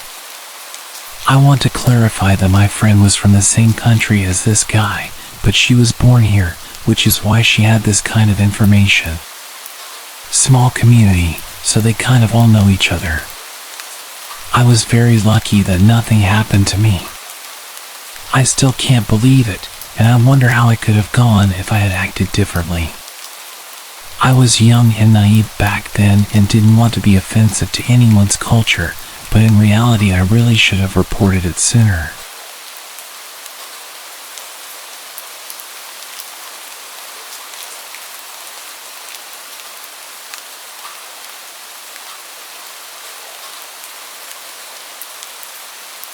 The following story took place 20 years ago. The dialogue is paraphrased but accurately conveys what happened. Every year during March, my family would drive roughly 2 hours into the city from our rural town to enjoy a college basketball tournament. We routinely stayed at a large reputable hotel and we were no strangers to the city. However, this year was different. There had been a rash of violent muggings, leaving many severely injured. I remember reading about these attacks in the newspaper. I've always enjoyed reading the news, even as a young child. The reports about the city would scare me more than usual because I wasn't used to the threat of violence so close to home. It was Saturday night around 11 p.m. and my mom, dad, and my little sister were winding down and preparing for bed. It's worth mentioning at this point that my mother is naturally paranoid, much more so than other moms. While it can be annoying at times, it often leaves us prepared for bad situations. Tonight would be one of those times. I was sitting on the second of 2 beds, furthest from the entrance to the room, when there was a knock at the door. "Room service," a voice called out. My parents glanced at each other, and my mom motioned for my dad to look through the peephole in the door. "We didn't order anything," said my dad, as he sized up the short, stocky male standing outside our door. He had with him a trolley with what appeared to be a meal on it and was wearing a green hotel uniform. "Are you sure?" he responded. "I've got an order here for room 4109. The guy at the door didn't sound pushy or out of place at all. In fact, if it wasn't for the recent violence in the city, we probably wouldn't have had our guard up in the first place. However, that night my parents were certainly cautious, and my father firmly told the man at the door that we didn't order any food. He left politely, without incident. We had little reason to be suspicious, and my dad wanted to chalk it up to a mistake on the hotel's behalf and get to bed. However, my mother eventually persuaded him to call the front desk to check that everything was legit. 15 minutes or so after the man had left our door, my dad got off the phone with the front desk. They have no record of us ordering food, and their room service staff were white, not green, he said grimly. I noticed my mother's face whiten and my sister looked scared. The hotel immediately sent security up to our floor to see if the intruder was still around. They checked on us and then went about searching the floor. Security came back to our room a few minutes later, telling us they had found an empty trolley in the stairwell, but there was no one to be found. With that, they departed, and we triple-checked the locks on the door before eventually sleeping. The next morning I was the first one awake. I didn't want to turn on the TV and wake my family, and there was no newspaper in the room, so I booted up my dad's laptop and checked the local newspaper's website. The first headline immediately made my stomach twist. Man stabbed outside City Hotel. Apparently, at roughly 11:30 the previous night, right after we had turned away the fake hotel employee, a pedestrian had been attacked outside our hotel in the middle of the sidewalk. He had been stabbed twice and then badly beaten in plain sight, yet his wallet wasn't stolen. The article went on to say that there was no apparent motive for the mugging, it was pure violence for violence's sake. It also mused as to why the pedestrian had been stabbed to the point where he couldn't fight back, but then beaten by hand. I woke my parents up right away and showed them the article. My mother became very nervous, while my dad looked very angry and reached for the phone. Naturally, we contacted the police and told them our story about the previous night. We provided as much information about the man at our door as possible, thinking he may have been responsible for the assault, but no one was ever caught. Thankfully, we had several inches of locked door between us and the fake employee. It may have just saved our lives.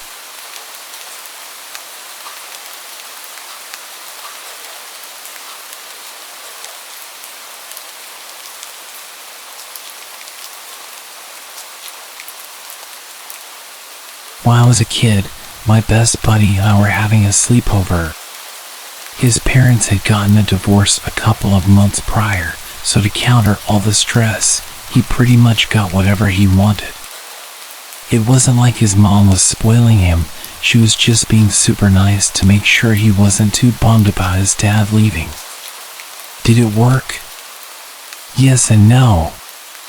Getting to have his friends stay over, getting an Xbox, a cell phone, and much more personal freedom was all well and good, but every so often, you could tell the whole thing was getting to him. The good thing was I got to spend a whole bunch more time with him to give him the support he needed, which coincidentally meant that I was there for one of the worst moments of his childhood. So we're having a sleepover, and his mom is having a friend over. They're downstairs while we're up in his bedroom. At one point, I wanted a glass of water, so I headed downstairs. To get to the kitchen, you had to walk through the TV room. I see my buddy's mom's friend is a dude, and they're getting kind of close if you know what I'm saying. They jump off each other when I walk into the room. I walk through like I didn't see anything, and it's incredibly awkward as I walk back through with my glass of water. Then I make the mistake of mentioning it to my buddy. He's clearly not happy with the fact that it's a dude. We're 9th graders at this point, so we're pretty savvy. Anyway, my buddy isn't happy, but he just does his usual thing of internalizing it before distracting himself. Not the best coping mechanism in hindsight, but it is what it is. Then remember that cell phone I mentioned? Well, his mom bought it for him so he could keep in touch with his dad, which he then does. And guess what's the first thing he tells him? That there's a strange dude over at his house. I totally blame myself in the moment. It sucked so hard. When my buddy hung up, turned to me with a smug grin, and said, "Dad's on his way over." I just knew something bad was going to happen. I kind of wanted to leave, but at the same time, my whole reason for being there was to be a good friend to Ryan. I had a really healthy family life at home. My parents were a loving and dedicated couple right up until the day my dad passed, and I'd like to think they raised good kids. But Ryan, his parents were total morons, and good God, did that make me feel bad for him. So I stuck around. I knew something horrible was going to happen, but I had zero clue how bad it would really get. My buddy's bedroom window overlooked his driveway, so when his dad finally did show up, we could see and hear almost everything that happened down there. His dad, and I'm not embellishing here, hurtled up the driveway at like 40 miles an hour, screeched to a stop, and didn't even shut his door when he climbed out of his car. Ryan watched him, looking at him like his dad was a knight in shining armor for a few seconds, right up until he said, "Oh crap, I think my dad has a gun." Hearing that final word sent this razor-sharp icicle running right through my guts. I knew there would probably be shouting and fighting, but not shooting. He started banging on the door until his mom answered and then demanded to know where her guy friend was.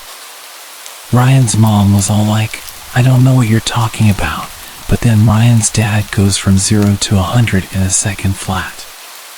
"Don't lie to me. Tell me where he is." There's this very real, palpable pause, and me and Ryan are just on this very nervous feeling. Then his mom asks him how he knows about any man. Again, a shiver of ice through my stomach because I'm basically the one who told. In that moment, I told myself that whatever was about to happen was completely my fault. Ryan's dad exploded at the admission. "You're a freaking liar. Now get out of my way." We could hear Ryan's mom screaming for a second, then we heard another voice. Only this one was definitely inside the house, the guy friend. He was screaming at Ryan's dad to get off him. I heard the guy start to shout something at Ryan's dad, then he just went totally silent, and all you could hear were feet beating against the floorboards downstairs. And then bam! 3 distinct gunshots echoed around the house. Me and Ryan are just bawling at this point because we could still hear his mom screaming, and we had no idea if she'd been shot. What if the boyfriend was dead, if the boyfriend had a gun and fired at Ryan's dad? The whole situation was traumatic enough, but the not knowing, that was just the worst. I had to grab Ryan's cell phone off of him to call the cops. He just totally shut down from the stress. He had a rough enough few months with the whole divorce thing, and now he had to deal with potentially losing a parent. I don't blame him, honestly. It was bad enough for me, and it wasn't even any of my parents. The 3 shots were all we heard, and before the cops showed up, the only sounds we could hear were Ryan's mom crying downstairs. We should have gone to check on her, I know we should have, but the dispatcher told us both to stay put because we didn't know if there was still an active shooter, so we did as we were told. Thankfully, everyone turned out to be okay, and no one was even shot. Ryan's dad had aimed the gun at his mom's friend as soon as he'd laid eyes on him, but the guy was quick and just bolted out the back of the house. As Ryan's dad pursued, he fired 3 shots, but it was basically just to scare the guy away at that point, and I heard none of the bullets even went near him. But still, it was terrifying, and Ryan's dad ended up going back to prison for a long time because of it.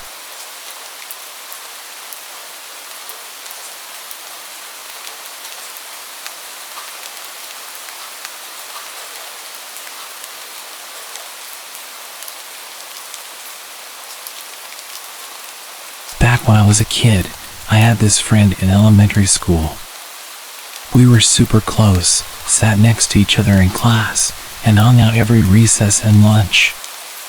At one point, we planned a little sleepover. My parents' place was kind of small at the time, but she lived in this big old house with her grandparents. So it was arranged that we'd have a sleepover there instead. I never found out why she lived with her grandparents or where her parents were, but I distinctly remember my mom and dad telling me not to ask her questions about them. The reasons were obvious in hindsight. The only thing was, my friend seemed really set on having the sleepover at my place. I mean, to the point where when we had no choice but to have it at her grandparents' place, she seemed to not want to have the sleepover anymore. I had to convince her to have it at her place just because I was so excited about the idea of having the sleepover in general. Anyway, it comes to the night of the sleepover. I go over to her grandparents' place, and it's every bit as fun as I imagined. We watched movies up in her room, had pizza delivered, ate ice cream right out of the tub, and her grandparents seemed really sweet and nice. Then, I think it was around 9 p.m., her grandpa knocks on the door, pokes his head in, and tells us that he and my friend's grandma are headed to bed, so we're to keep the noise down. He goes to bed, and we carry on with our night. A little while later, I head over to the door, telling my friend I needed to use the bathroom. She jumps up, throws herself between me and the door, and is like, "You can't go out there, you'll wake up Grandpa."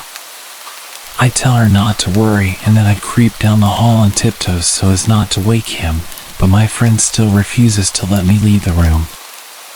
I think she's actually playing around for a second. I try to get past her, but she actually shoves me back away from the door with this angry look on her face.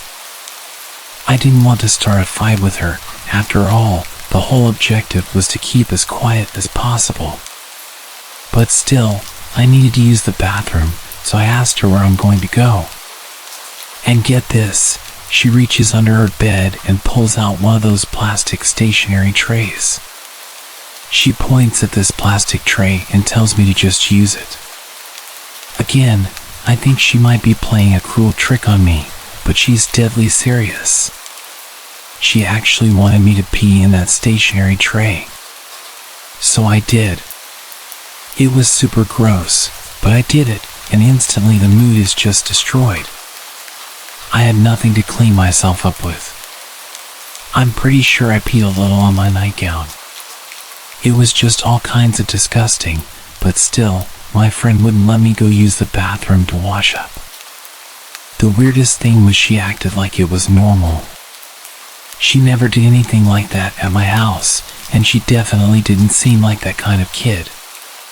She wasn't known as the stinky kid in school. The whole thing just kind of blew my mind, and although I didn't let it affect our relationship, I definitely didn't like to stay over at her house again.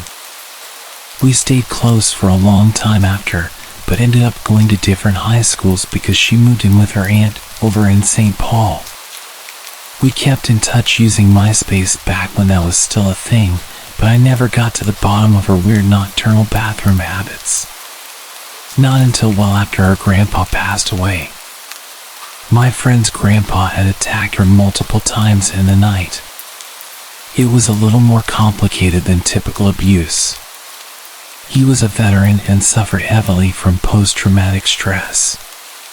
Every few nights he'd be found patrolling the house, apparently sleepwalking or having a mental episode.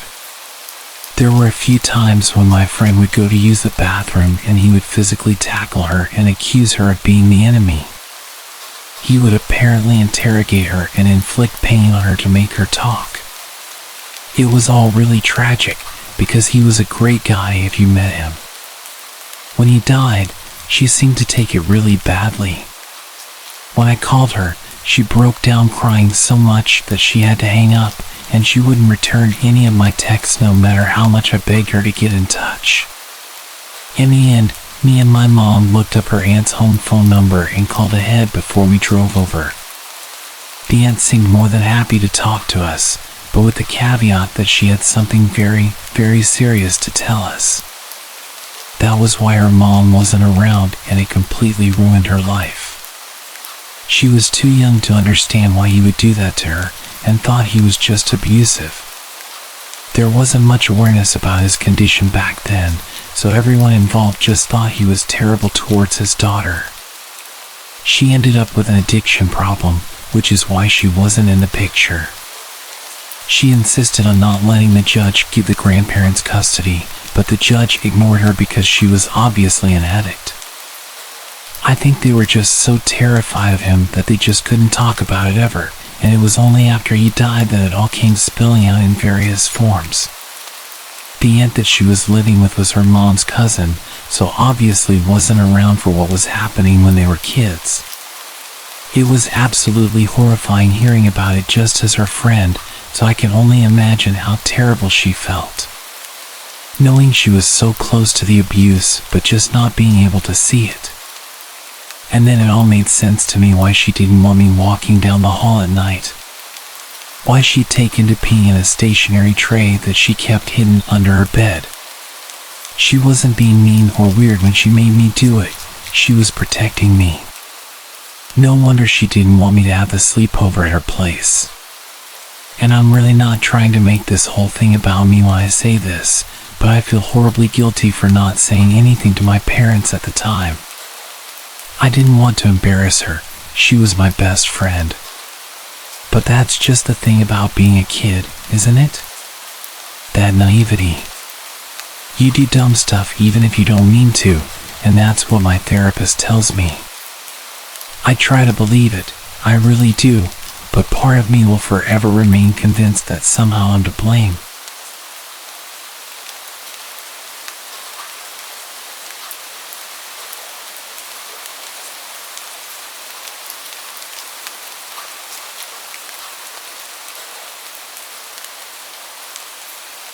This story is genuinely still one of the weirdest experiences I've had with a friend. It's a huge factor in me having trust issues with friends to this day. I'm 18 now, but at the time of the story, I was about 13. I had just become very close friends with this girl from my school. For this story, I'll call her Sasha. Sasha and I had met through mutual friends, and we grew much closer because we hung out in a group with my absolute best childhood friend at the time. After a while, we started spending time by ourselves. She had just moved, and I would spend a lot of time having sleepovers at her new house. We would all hang out at the local playground with another boy in our grade. For the sake of the story, I'll call him Dylan. At the time, I was in a flirty relationship with Dylan. Sasha knew this and kept trying to get us to spend more time together by going to the playground and such. When she proposed we all take a little time away to go to her aunt's mansion, we were all really excited. Sasha's mom had confirmed beforehand that we were all allowed to go and told us that we'd basically be house sitting for free while getting to stay at a lovely place.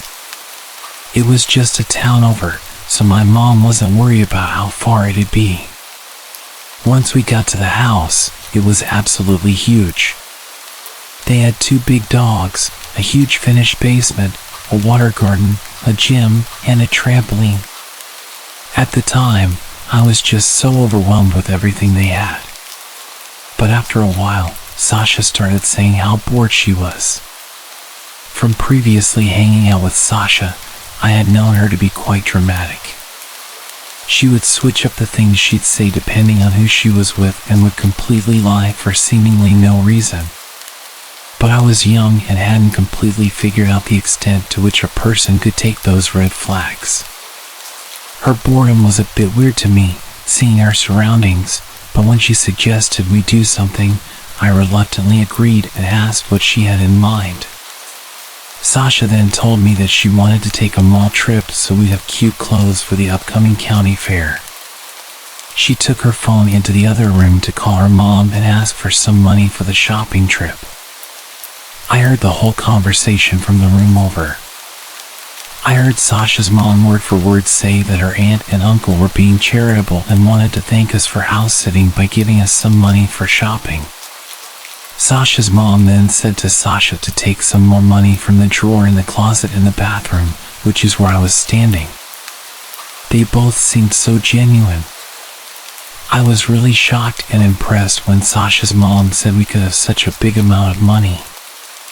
At my age, I think it was about $500, and Sasha took more for herself. I was completely fine with the amount and thanked them profusely for it. I didn't really have much money growing up with a single mom, so as Sasha was looking through the drawer, I genuinely thought that was just what upper middle class families did.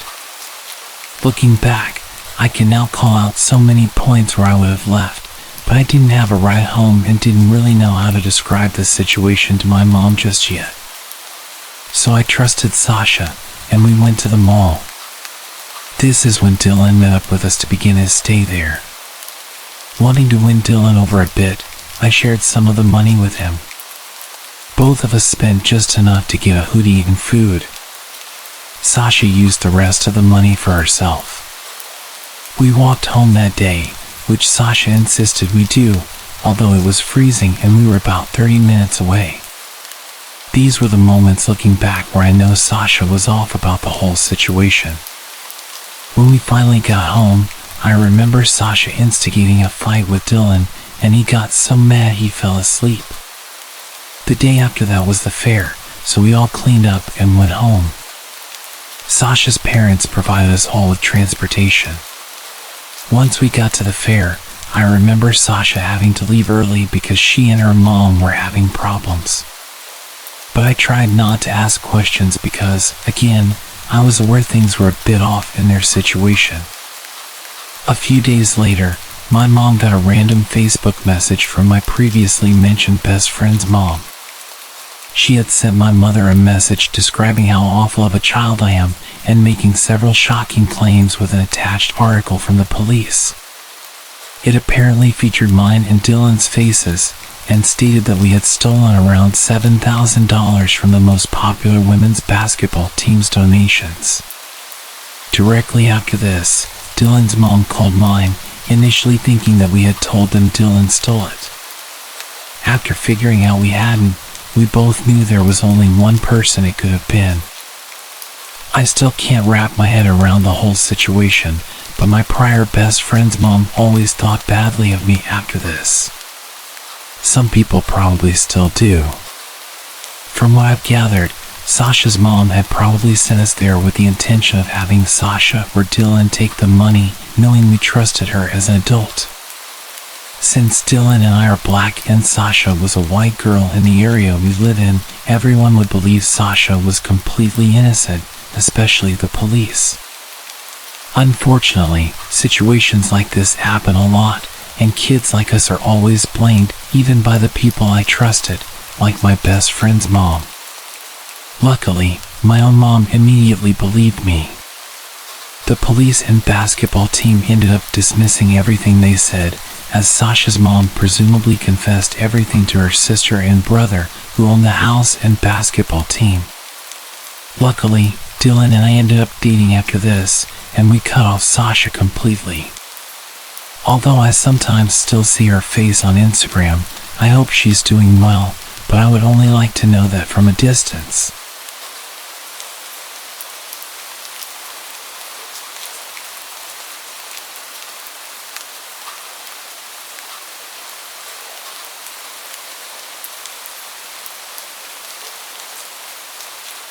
This happened during August this year. To start off, this happened with my best friend Hazel. We are both 14, turning 15 this year. When Hazel came back from vacation, we immediately decided to have a sleepover at her house. She has a big closet inside her room that she uses as a makeup room, which will be important later. We were just relaxing and talking in her room when the idea of using a Ouija board came up. We often joked about how we should try to use it and summon the serial killer Richard Ramirez to see if it could actually happen. After that idea came up, she brought it out and set it up with the lights off, except for her TV, which we were using to listen to old music while playing. This wasn't her first time playing, and she would say that it doesn't actually work as she's tried multiple times.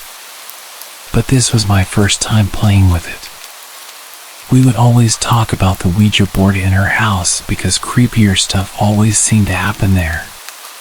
She also has an old house built in 1935 with creaky floors. For example, something that happened there to me 3 years ago was when I was trying to sleep around 4 a.m.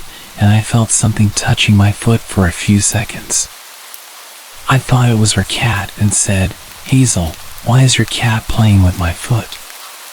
She said, "My cat isn't here right now, he's outside the door." That's when it hit me, and my heart dropped. Her door was fully closed, and her cat was still outside the door. Neither one of us wanted to look or even move after that.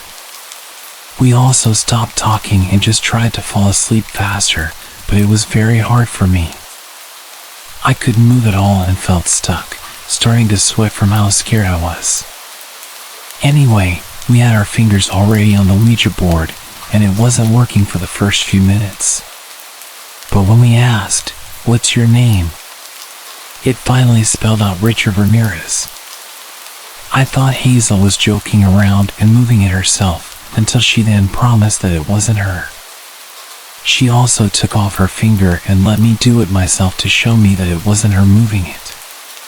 When she did, it was still moving my finger. We continued asking a few more questions, then we said, "If it's really you, show yourself." Hazel has a few dolls in her room, but the creepiest one by far was her ventriloquist dummy. After we said that, the dummy's eyes started to blink and then look back and forth. I said to her, "Hazel, your dummy's eyes are blinking." When she saw it herself, she completely freaked out, screamed, and jumped onto me, holding me really tight. It stayed like that for a while until she finally got off, but the dummy started blinking again.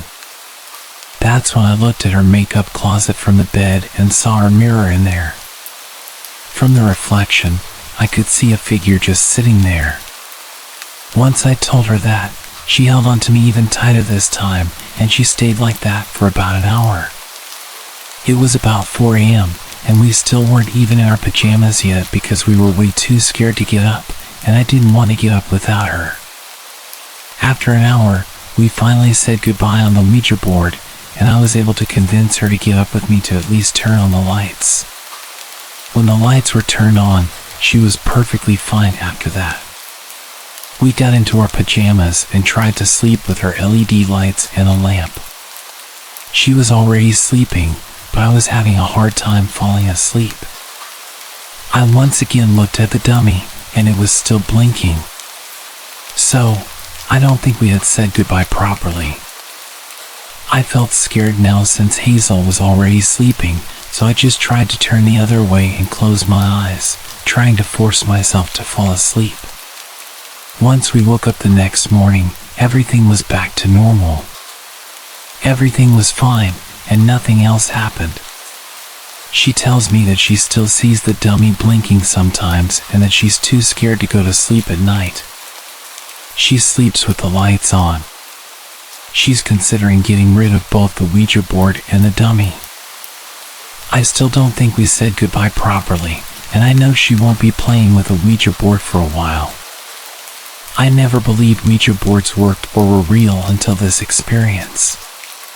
You should truly be careful when you're playing with stuff like this. You never know who you're actually talking to or what can happen. Especially watch what you say to the Ouija board because it can end badly very quickly.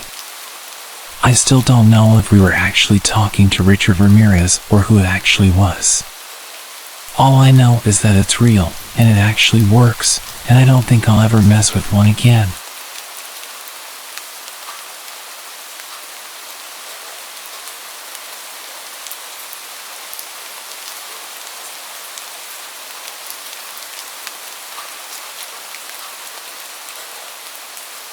In the summer of 2019, my friends and I were having a sleepover in honor of one of our friends' 17th birthday. Rihanna had invited our friends to come over to swim in her pool and have some drinks and hang out with some boys and sleep in her trailer so we didn't wake up her parents. We would sleep in the trailer on her driveway. There were 4 beds, a bunk bed in the left corner, a single bed directly beside it, and another bed as you walked in. After hours of fun, throwing up, and tons of teenage drama, we decided to head over to the trailer so we didn't wake the neighbors or Rihanna's parents. It was about 3 a.m. when things began to settle down. About 10 minutes later, Reese was still wide awake, and her drunk self decided to look out the window on the top bunk where she and I were sharing. She recalled seeing a teenage boy quickly walking on the sidewalk beside us, repeatedly looking behind himself to watch another guy quickly following him. She decided to stick up for the first boy and yelled random things to get the second guy to stop following him. The second guy, noticeably not sober, instantly heard the screams from Reese and Rihanna, and it caught his attention. Scared, she stayed quiet beside me while I was trying to sleep. About a minute later, Reese decided to check again, and there the guy was, right in front of the trailer, investigating the noise. He was getting really close to the door when Reese then told me, "Hey, don't freak out, but there's a guy right outside the trailer." I sat up quickly to look outside, and he was there, wandering around right beside us. By now, Reese had announced to everyone else as quietly as she could that there was a guy outside the trailer. Rihanna quickly got up, looked outside a window to see for herself, and then told everyone else to get underneath us in the bottom bunk. We were all huddled in the bottom bunk when Mackenzie, our smallest yet fearless friend, decided to stay outside and check the windows. The man, still not sure where the yelling came from, was gone. We sat for a few minutes in silence, contemplating calling someone until Mackenzie decided to look out the window of the bottom bunk. This window faced the garage. She quickly announced that he was standing right beside the window. She could only see his legs though. Quickly closing the window, we sat scared once again in silence. Mackenzie kept running back and forth through the windows to see where he was. At one point, he decided to walk to the middle of the street to get a better view of the house. This is when we thought it was over. Everyone was getting back into their sleeping spots, discussing what had just happened when Mackenzie decided to look out the window again. The man was now standing on the front steps of Rihanna's house. We couldn't do anything but just stay quiet and wait until the intoxicated man would leave. We didn't know what he would do if he realized people were in the trailer. He did end up leaving after quite a while, but it definitely took us a while to fall asleep that night. In the morning, Rihanna tried to check her cameras, but they had been disconnected. We have no proof of this happening except for the group of us who experienced it. Rihanna believes the guy came back the next night since she heard a lot of noises from her front door while she was home alone. Moral of the story: don't scream and crack down on men when you're vulnerable in a trailer. You really have to wonder though, what would have happened if he had tried to open the door? I'm sure we could have defended ourselves, but this story could have ended a lot worse.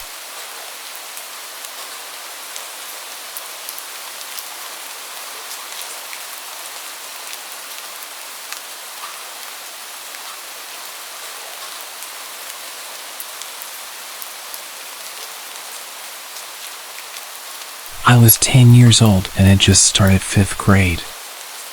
I made a new friend in school, Yanni. My parents allowed me to go for a sleepover at her house after they met her mom once. My mom and dad were pretty laid back because I was their last kid. My sisters were more than 10 years older than me. My mom dropped me off, said hello to Yanni's mom, and left. Yanni and I started playing karaoke when her mom decided she was going to leave. She said goodbye to us, gave us kisses on the cheek, and I remember thinking she smelled like black licorice. Yanni and I were left to do whatever we wanted for the next 5 hours. We played games, watched TV, and talked about school. Yanni's older sister came home around 1 a.m. and told us that we should go to bed because we were falling asleep on the couch.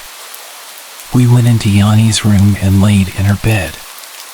Later that night, I can't be sure what time because it was pitch dark, Yanni's mom came home. I woke up to a pounding sound on Yanni's bedroom door. I started yelling in fear when I felt a hand over my mouth.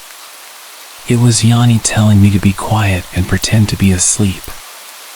But at that moment, it was too late. Her mom had kicked the door open, stormed over to the bed, and grabbed Yanni's face. She began screaming at Yanni because we had accidentally left the TV on. I was trying to hide under the covers, but she saw me. She began slamming her fists on the bed around me, screaming, "You think you were better than me?" over and over. I was sobbing, and all I could think about was going home. I was so scared and begged her mom to let me call my parents because I felt sick. Her mom grabbed my chin, looked me in the eyes, and said, "I know what you're doing, little girl, and you aren't going anywhere until I say you can." She stormed out of the room, slamming the half-broken bedroom door behind her. Yanni said nothing, and neither did I. Needless to say, I did not sleep that night.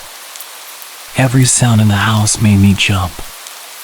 In the morning, when I went to call my mom, Yanni's mom was on the phone. She wouldn't let me use it, even though I asked multiple times. Finally, she was going to take a shower, and I heard her pass the phone off to Yanni's sister and say, "Don't let that little bitch use this phone. If you even think about it, I ain't buying you cigarettes anymore." I was a sheltered kid at the time, but when I overheard that, I knew I had to get out of there. I approached Yanni's sister, and she basically threw me the phone. She was ready to give it to me before I even asked for it. With a look of fear in her eyes, she said, "My mom is calling her guy, so you need to call your parents quickly." And so I did. She saved my life, and I still believe that to this day. Was her guy someone who was going to get rid of me? I shudder at the thought. The rest of the story isn't very exciting. My mom picked me up, and I acted like nothing was wrong. 2 days later, it was Parents' Day in school.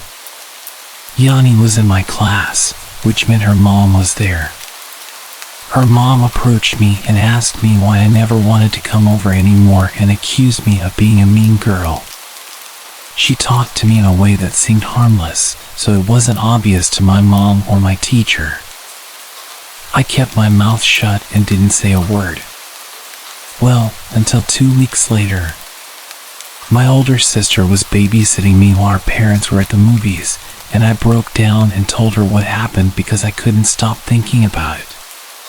She comforted me and told our parents. We hugged each other and cried. A couple of weeks later, Yanni stopped coming to school. My classmates wondered what happened, and so did I. I didn't want to ask my parents what happened. 15 years later, I heard from Yanni on Facebook. There was no life-changing conversation, but we exchanged pleasantries. That's life sometimes.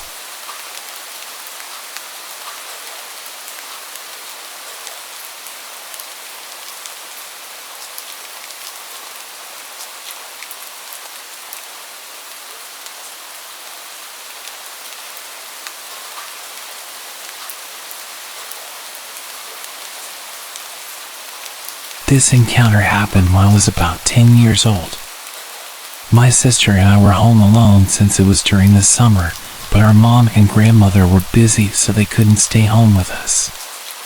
We were used to being home alone during the summer, so it wasn't a big deal. The only thing we could not do was go outside or open the door if someone knocked. During this day, I had gotten up and started to play The Sims 2 in our kitchen. My sister was watching TV. A few hours into gaming, I thought I heard the doorbell ring.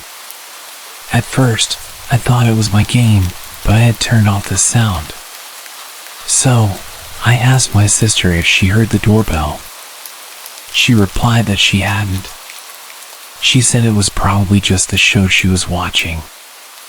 I brushed it off and went back to playing my game. About 10 minutes later, I saw a reflection on my computer of a man in a suit, his hands cupped around his eyes, looking through the glass doors behind me. I turned around to be face to face with this strange man I'd never seen before. I had no idea how long he had been watching me. He waved at me like he knew me from somewhere. I called my sister's name, who had not noticed the man yet. She quickly grabbed the house phone, calling our grandmother. We had seen salespeople before, but none of them looked like this guy. He was wearing a full-on black suit that did not fit him. If not strange enough that this guy was wearing a suit in 99 degrees, he was also carrying a briefcase.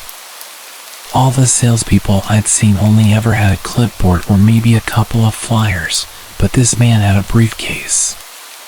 The next flag came when this guy walked around our house to come to the back door, which during his little trip he would have seen there wasn't a car in the driveway, indicating no one was home. As I was getting up to hide, the man reached down and grabbed the doorknob, starting to jiggle it forcefully. Thankfully, the door was locked. He looks at me, smiling, and gestured at me to come and unlock the door for him. All the noise he'd been making had now set off our 75-pound lab mix, making her go berserk. No way she was going to let this guy get to us if he did get in. My sister tells me our grandmother is on the way, and she wanted us to hide in the back of the house in her room until she could get home. My sister hands me the phone, then runs into the kitchen to grab the biggest knife we have.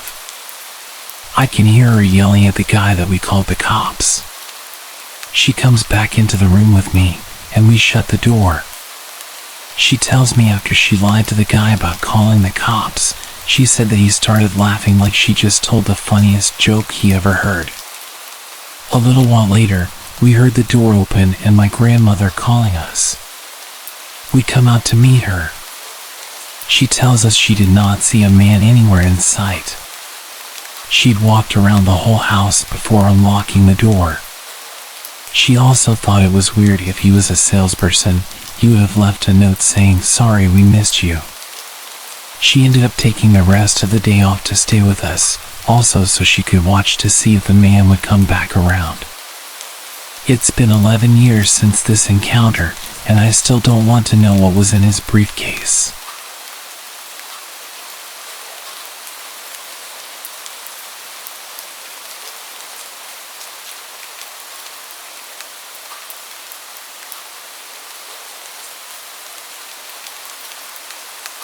This incident occurred almost 5 years ago, shortly after I moved into my current home with my husband. It was our first week at the new house. I had just graduated from grad school and was in the process of job hunting. Our house is modest but had 2 stories, with both bedrooms and a bathroom upstairs. It's a back house facing an alley, and our landlord and his wife live in the front house. One morning, as my husband was leaving for work, he abruptly came back inside. "Did you try to remove a screen from a window downstairs?" he asked. I was puzzled and told him I hadn't. He urged me to come outside, so I quickly got dressed and followed him. To our alarm, the screen covering a large window downstairs was bent at a sharp angle, as if someone had attempted to push it up from the bottom. The most unsettling part was the clear prominent handprint on the glass, suggesting that the would-be intruder had tried to push up and open the window. Fortunately, all our downstairs windows are secured with wooden rods wedged in the top half, effectively preventing them from being opened too much. Our analog security measures had unexpectedly saved us. Additionally, we noticed another window screen slightly cut open at the corner. We immediately called the police, who came and dusted for fingerprints on the handprint, but unfortunately, it didn't lead to any developments. At the time, break-ins during the middle of the workday were not uncommon in our neighborhood, as most people would be away from their homes. However, what truly unnerved me was the realization that our would-be intruder had chosen to attempt a break-in in the middle of the night, while we were both home and asleep. My car was parked right by the tampered window, clearly indicating that someone was home. It was a bold and foolish move on the intruder's part, especially since they left behind an almost perfect handprint on the window.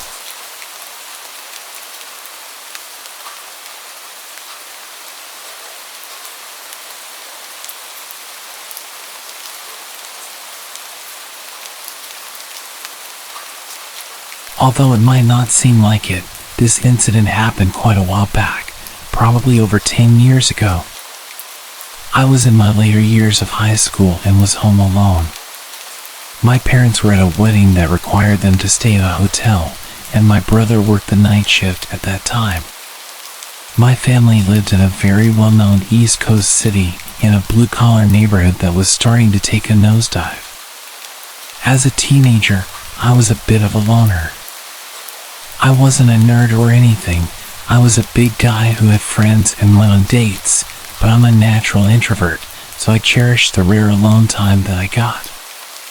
This weekend, I was looking forward to engaging in my normal empty house routine, playing PlayStation on the big screen TV, then ordering a late takeout dinner, pizza or Chinese, and pigging out while watching some Dragon Ball Z. Then, around 2 a.m., I would fall asleep on the couch with my old dog, Cecil. Cecil was a beagle who was as old as the hills and had been in our family for about 8 years. He was quiet and peaceful, spending his time begging for food and sleeping. Unlike most beagles, Cecil never howled or barked. He was more than content to rest his head on your lap and spend the night there. Anyway, back to the story. It's approximately 1 a.m. I had just finished the last slice of pizza and was dozing off on the couch when I heard a bang coming from the back alleyway.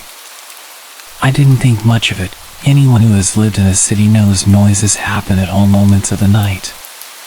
Cecil's head pops up off my lap, and the hair on his back stood up. He was always a bit skittish, so I calmed him down and started dozing off again. Not more than 2 minutes later, I heard another bang, and Cecil did something I'd never seen him do before. He leapt off the couch and ran like the wind towards the door leading to the basement, barking and growling like a dog twice his size. The look on his face reminded me of a German Shepherd from a canine unit. I'd never seen him like that before, which got my adrenaline pumping.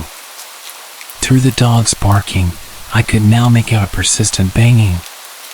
There was a seldom used door in the basement that led out to our back alleyway. It was old and rusted and was hard to open even with a key, and it made a lot of noise. I suddenly realized that someone was trying to break into my house through my basement door.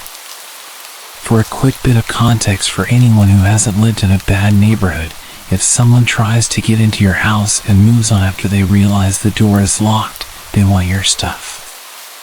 If someone is persistently trying to get into your house despite the door being locked, well, they want you.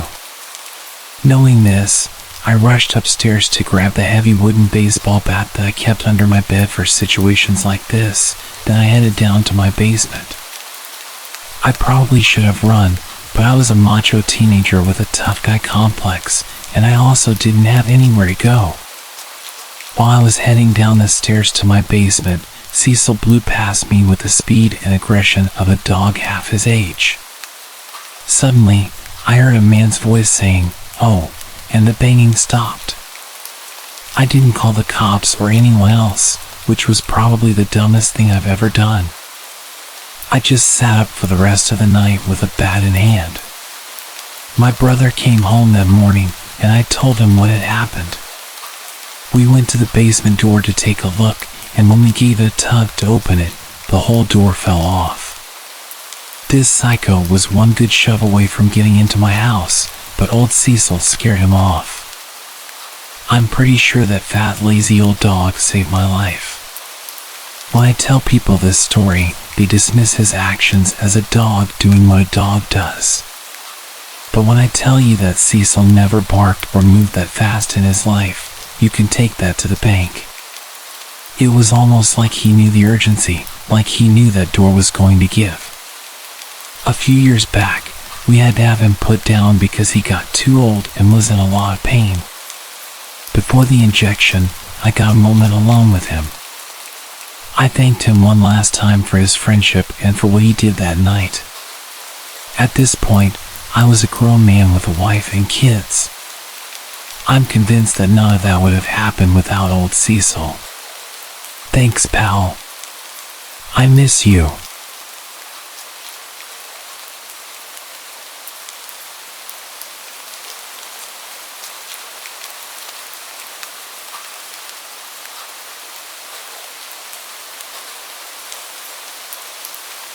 This happened back in the 80s, so it was before we had cell phones.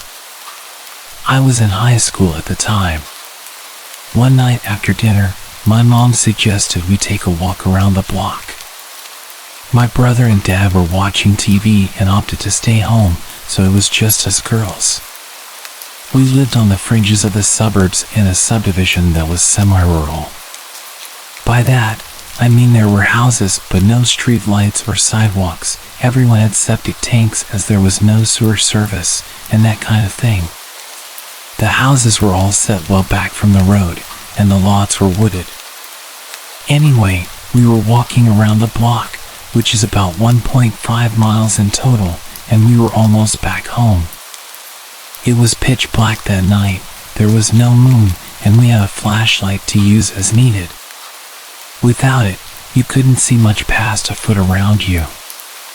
We mainly used it as a signal if a car went by, but there wasn't really anyone around, so we had it switched off and were just walking and chatting. Just as we turned the corner onto our street, we suddenly heard footsteps behind us.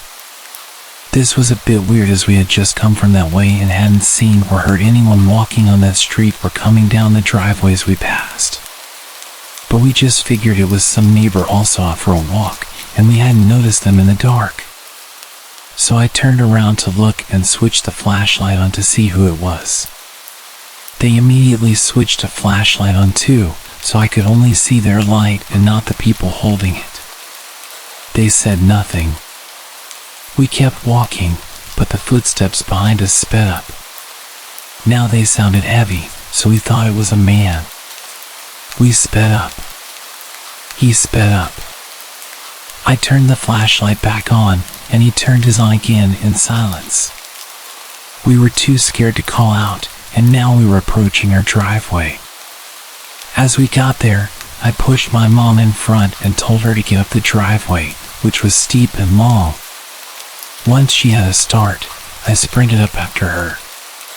As I did, the footsteps veered away to the other side of the road and kept going. Nothing was ever said by this person, and normally people here wave and speak while walking or even driving by. When we got up to the house, my dad said it was probably just a neighbor, so my brother and I got into my car and drove down the road to see who it was. No one was there.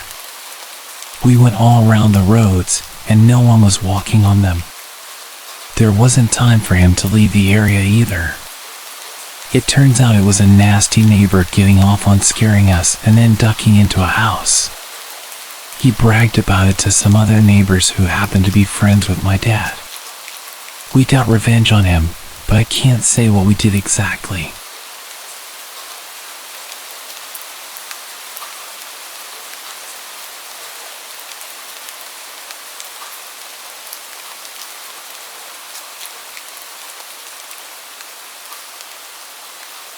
I'm a security guard for an alarm response company.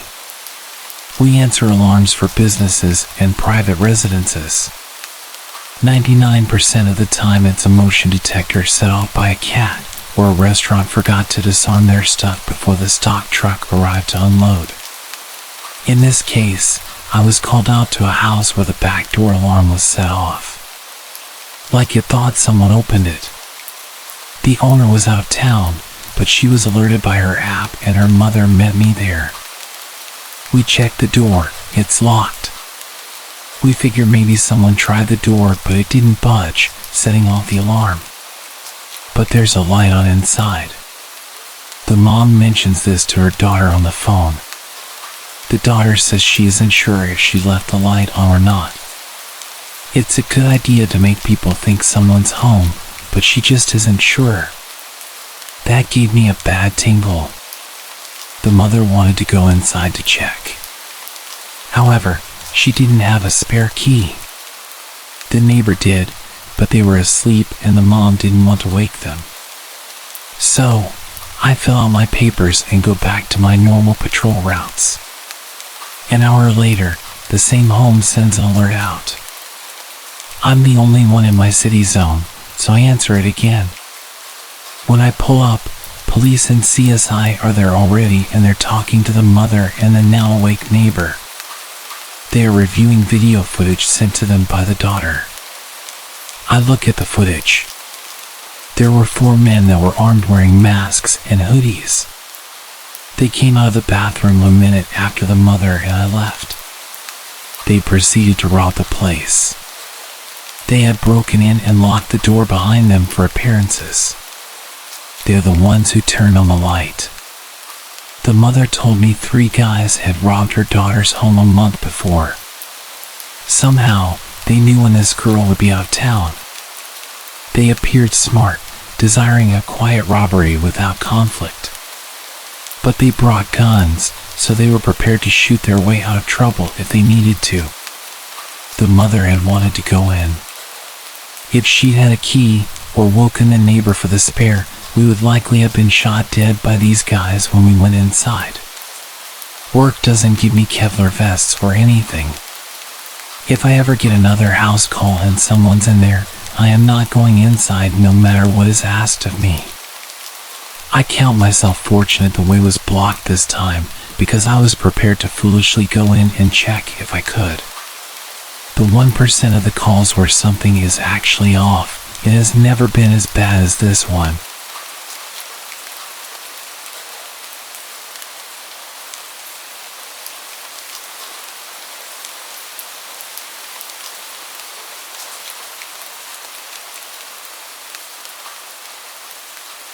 This just happened last night. I live alone with 2 cats, like a typical Redditor. This incident might sound mundane, but it was genuinely creepy in real life. I don't scare easily, for what it's worth. Anyway, there's a cat door on the rear slider which faces the woods behind my condo.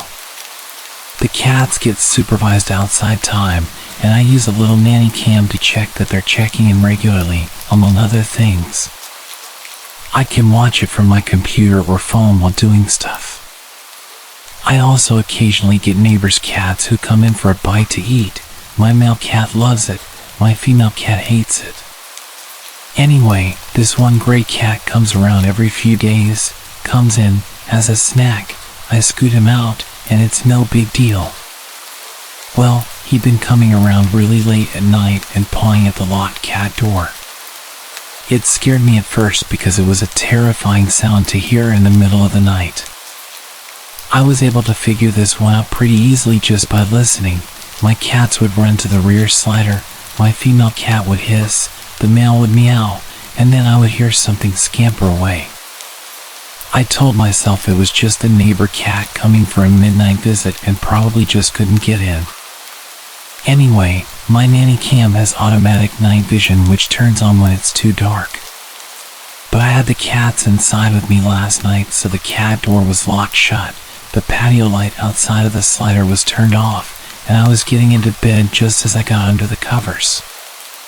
I heard the scratching, rattling sound at the locked cat door. I opened the app and definitely did not see a cat. It didn't help that the night vision makes everything look super creepy, but regardless, I was freaked out. There was a scraggly looking person hunched over on my patio, playing with the locked cat door. My female cat hissed, and he got up and laughed. I guess it could have been a she. I never saw a face and I only caught a few frames while my blood ran cold. It looked like they were wearing a loose t-shirt. I called the cops, and they had a cruiser nearby. He did a drive-through and walked the area out back. It was late, so I didn't give a statement or even meet with the officer, but I did see his flashlight as he walked the train line. Thankfully, that was the end of it. Although my cats refused to use their door for a few weeks afterwards, as if they could smell the strange intruder.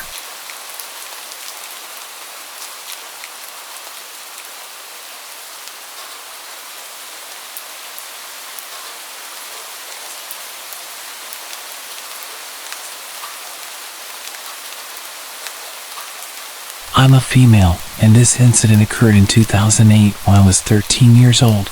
I'm now 27. I remember it as if it were yesterday.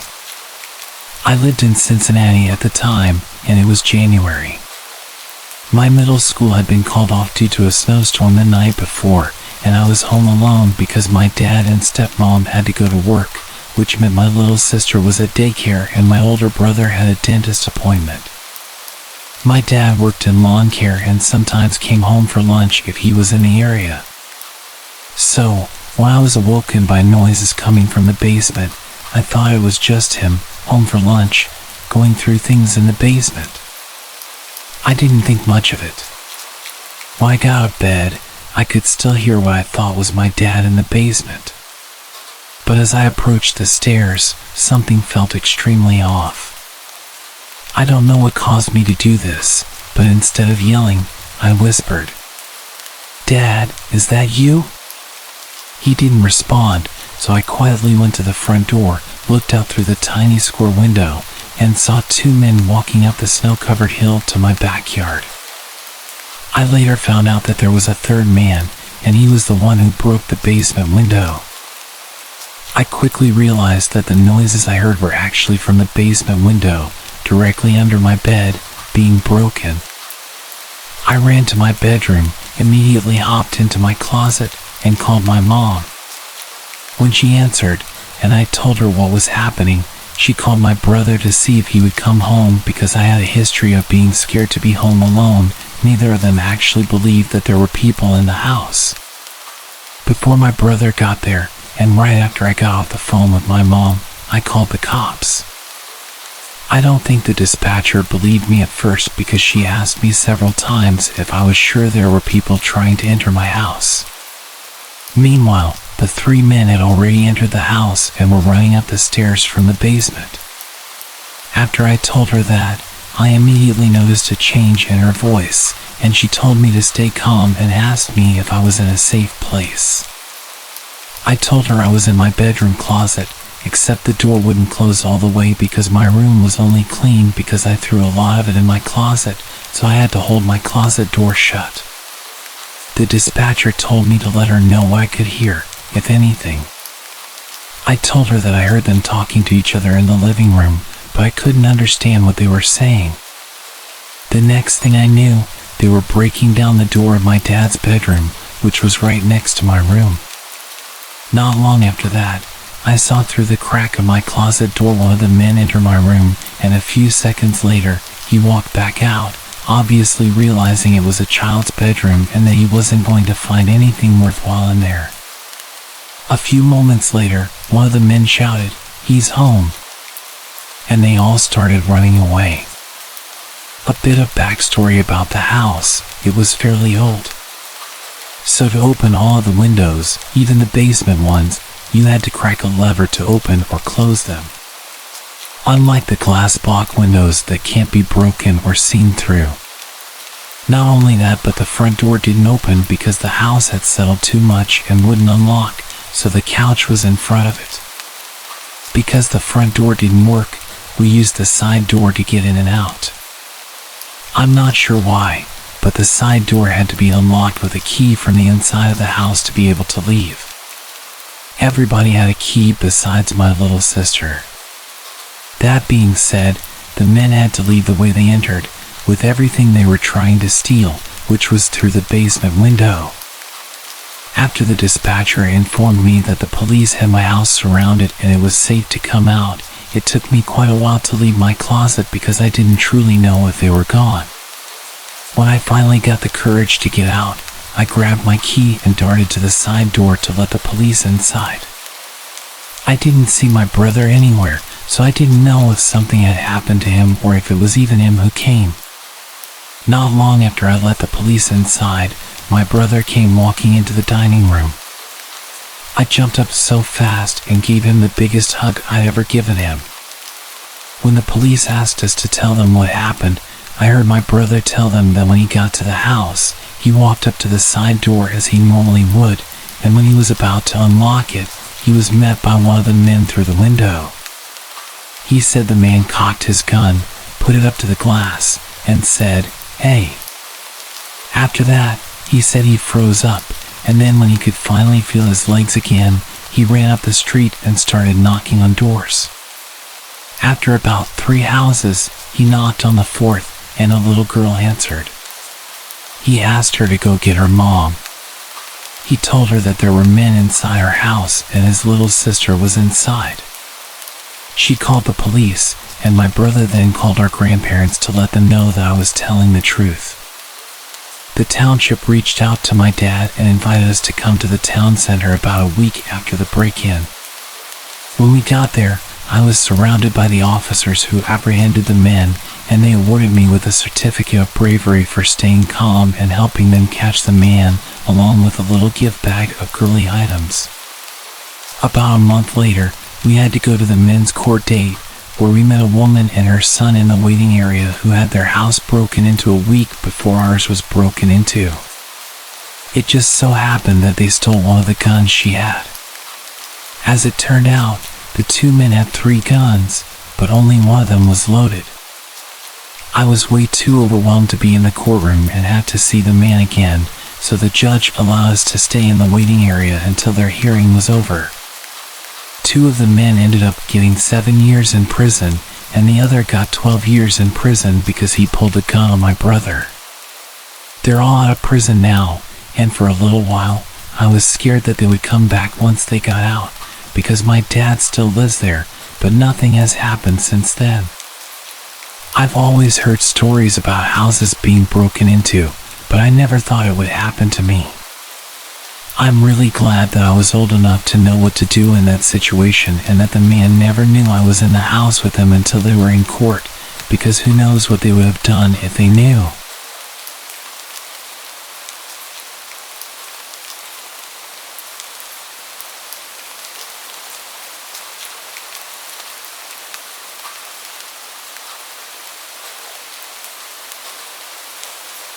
This story happened about 2 years ago when I was 19 and my foster sister was 16.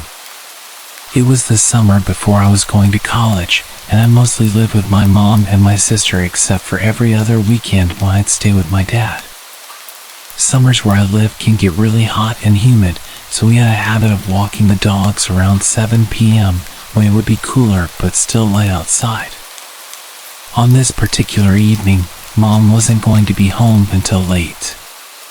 She often participated in choirs, Bible studies, youth group events, and more, so it wasn't uncommon for my sister and I to be left home alone until 8 or 9 p.m. Therefore, it was up to us to walk the dogs by ourselves.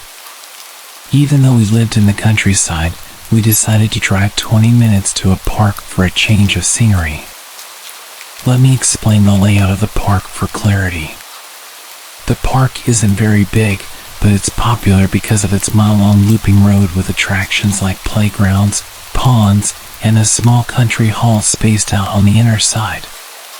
The outer side features just grass and trees with one playground at its end. It's common to pass people walking the loop at least twice if you're walking in opposite directions, but not if you're walking the same way. Any cars on this road can only drive in one direction because it's a one-way road. Everything about the walk started normally. We parked the car, leashed our dogs, and began walking the loop. Occasionally, we'd stop so I could take pictures of our dogs and my sister wrangling our larger dog, who pulls like his life depends on it and wants to smell everything. During one of these stops, a man in his 40s passed us walking in the same direction. He smiled at my sister, told us we had cute dogs, and continued walking. We thought nothing of it. After all, it's common to exchange greetings in the park. However, this man passed us again only 10 minutes later. This time directly across from where we first seen him. He greeted us again with a smile and a hi. This time, we both looked at each other, acknowledging the strange guy. It seemed odd that he had managed to loop back to us so quickly and that he had cut in front of us so closely, nearly touching my sister. Not even 5 minutes later, the same man passed us again, cutting even closer and greeting us once more. This was the moment I decided we needed to leave. It was abnormal to pass someone 3 times so quickly on this loop without them taking a shortcut or altering their path significantly. We hurried back to our car. As we neared it, we noticed a car creeping along behind us. We stopped to let it pass, but it also stopped. When another car approached, the first car sped away. We quickly packed the dogs into our car and drove home. Once home, we settled in for the evening. Around 9:30, while we were in the living room, we noticed the ceiling light up momentarily as if from car headlights, but we dismissed it, thinking Mom was coming home. A few minutes later, the motion sensor light on the porch turned on. Soon after, we heard the storm door open, but no one came in. Our dogs suddenly started barking aggressively, and the storm door slammed shut. My sister, brave as she is, went outside with a kitchen knife to investigate, but saw a man's outline by our old dog kennel. She quickly came back inside, and we locked the door. I called my mom, who advised us to ensure all doors were locked and the dogs were inside. When she arrived home and we explained what had happened, we called the non-emergency police number. The officers who came did not find anyone and seemed to think we were overreacting. To this day, we still believe someone with malicious intent was at our house, possibly the same man from the park. Whether or not this is true, the experience taught us to always trust our instincts. If you feel someone is paying too much attention to you, do not head straight home. Be aware of your surroundings and stay in public spaces if possible. You never know who might be watching.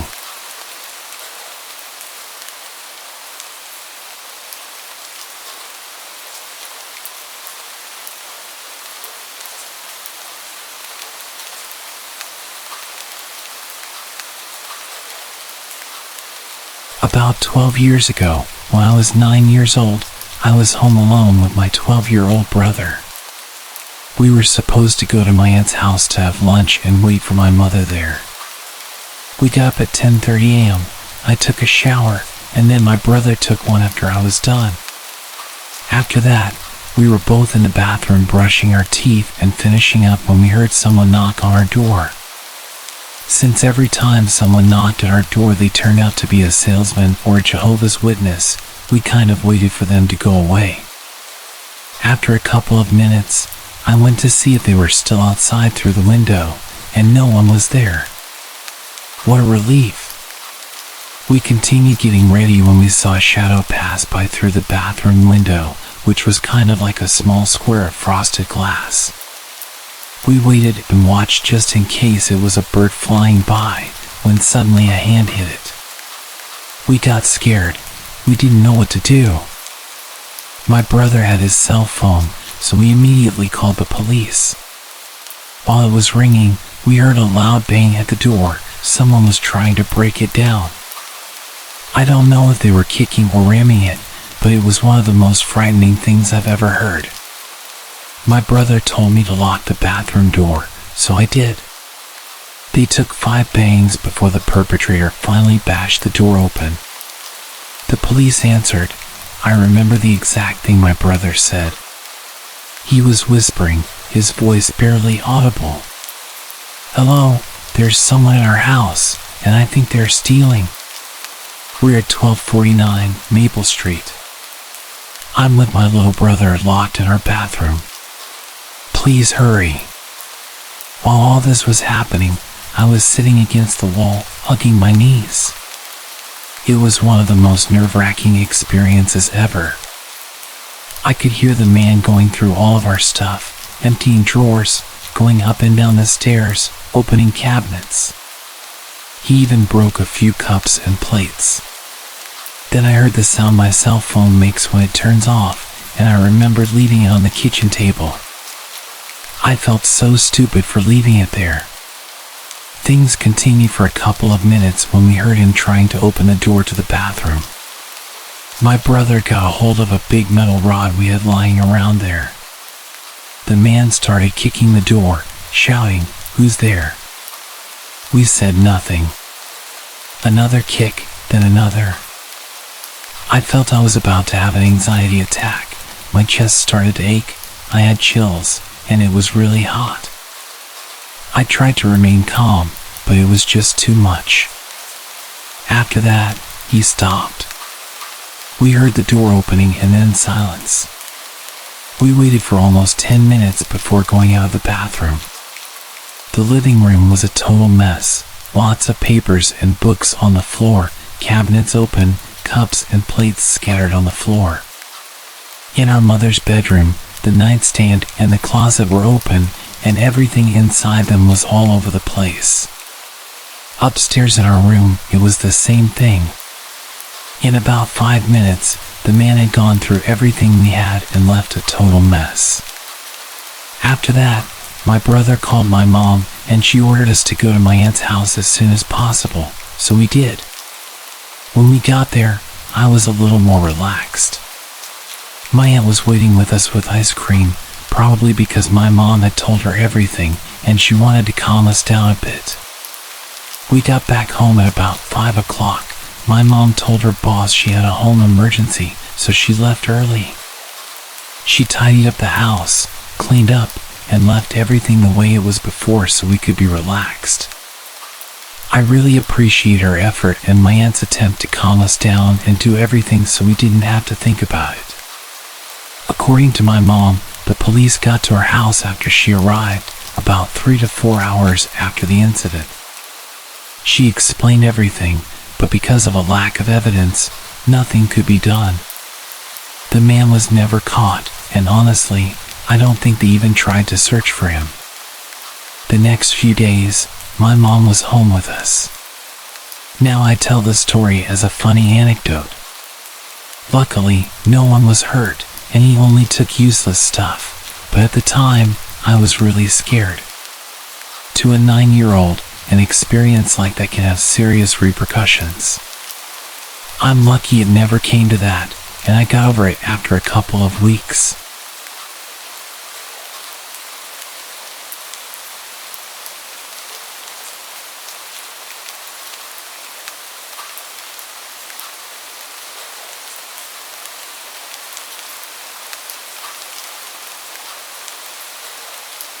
I'm currently 29, I'm a woman, and this took place when I was 14. I had just started 8th grade. I grew up in Southeast Texas, and as many of y'all know, fall is still very much a part of hurricane season. It was a Friday night, and it was just me and my mom at home. My dad was out of town for work. I originally had plans to spend the night at a friend's house, but there was a tropical storm coming, and my mom decided last minute that she would rather have me at home that night. I was quite annoyed. Tropical storms weren't normally taken too seriously. I honestly felt like she was overreacting. Of course, this was my mentality of, I'm 14, and therefore so grown up. My mom did feel bad, so we rented a bunch of movies, ordered a pizza, and got a bunch of ice cream for a great night in. My parents' bedroom was on the opposite end of the house from mine. Okay, this is important for later. We lived in a split-level house. The house I grew up in was built in 1950 and was a postmodern style, think Frank Lloyd Wright. The entire back part of the house was all floor-to-ceiling windows, about 8 to 9 feet tall, think of just a huge wall of glass. The whole house was an open floor plan, so the kitchen was the first defined room with walls on the first floor, and my bedroom was directly off of the kitchen, while my parents' room was at the top of the stairs. I apologize if this is difficult to visualize. This was a modern-style house, and it's difficult to describe. She had gone to bed around 10 p.m., and I went to my room to watch 2 movies that I had rented just for myself. The storm was really starting to get rough, the wind was picking up, and it was raining sideways. I was in the middle of watching The New Guy, and I still remember looking at my clock and it said 12:53 a.m. I was getting tired and could feel my eyes getting heavy. With the weather so bad, I remember thinking that maybe it wasn't so bad I had to miss the sleepover. I must have dozed off because the next thing I remember is a huge crash. It was one of the big windows in either the dining room or living room. Our neighborhood was in a really wooded area, and I thought that a tree or branch had fallen in the storm and had broken the window. I left my room and went out through the kitchen. Right as I was approaching the doorway from the kitchen to the dining room, I could see my mom coming down the stairs. I saw a man standing in our dining room covered in blood. Due to where he was standing, I couldn't get to my mom. He was young, early 20s, and was soaking wet and didn't have any shoes. He had literally run through our window. He was bleeding all over, had glass sticking out of him, and was standing barefoot in a bunch of broken glass. It took him a second for him to register both me and my mom, but when he did, he immediately launched into an explanation of how he was being chased by someone who wanted to kill him and we needed to call the cops. My still fairly innocent 14-year-old brain didn't doubt this at all, but my mom was eyeing him suspiciously. We moved into the kitchen and my mom grabbed her purse and held my arm to keep me close. I had grabbed a kitchen towel to try and help his bleeding. My mom pulled out her cell phone and started calling our neighborhood patrol. I noticed this, and so I quietly went and called the cops on our landline. We both finished our calls, and now we were just waiting. The guy couldn't sit still and kept getting up and looking through our kitchen windows and pacing back and forth. He didn't seem to notice that he was all cut up and bleeding everywhere. He starts muttering under his breath. What happens next happens really fast and becomes blurry a bit. But the doorbell rings. It was our neighborhood patrol that my mom had called. The doorbell sent the guy into a panic. He jumps up and suddenly grabs a hold of me. He has me in a chokehold, and my mom is now screaming to please let me go. He starts looking around all frantic and is pulling me through the dining room and living room toward our stairs. At some point, the bell rings again. My mom is following, still begging to let me go. He has me at the stairs, and my mom has the choice now to go to the front door to open it or follow him up the stairs. She runs for the door just as he pulls me up the last of the stairs. I hear our alarm start blaring. Normally we arm it at night, so you would need to type in the code before opening a door. He pulls me into my parents' room, but as soon as we get into the room, he drops me and starts to freak out. It was apparently all the lights. He starts smashing lamps trying to get all the lights off, screaming that they were burning him. There's a small garden off my parents' bedroom, and they have garden lights they turn on at night. He takes a chair and throws it at the glass door, trying to smash it so he can get to those lights. At least that's what it looks like. I had crawled to a corner to get away from him at this point. When he completely turns away from me to grab another chair, I make my run for it. I run down the stairs.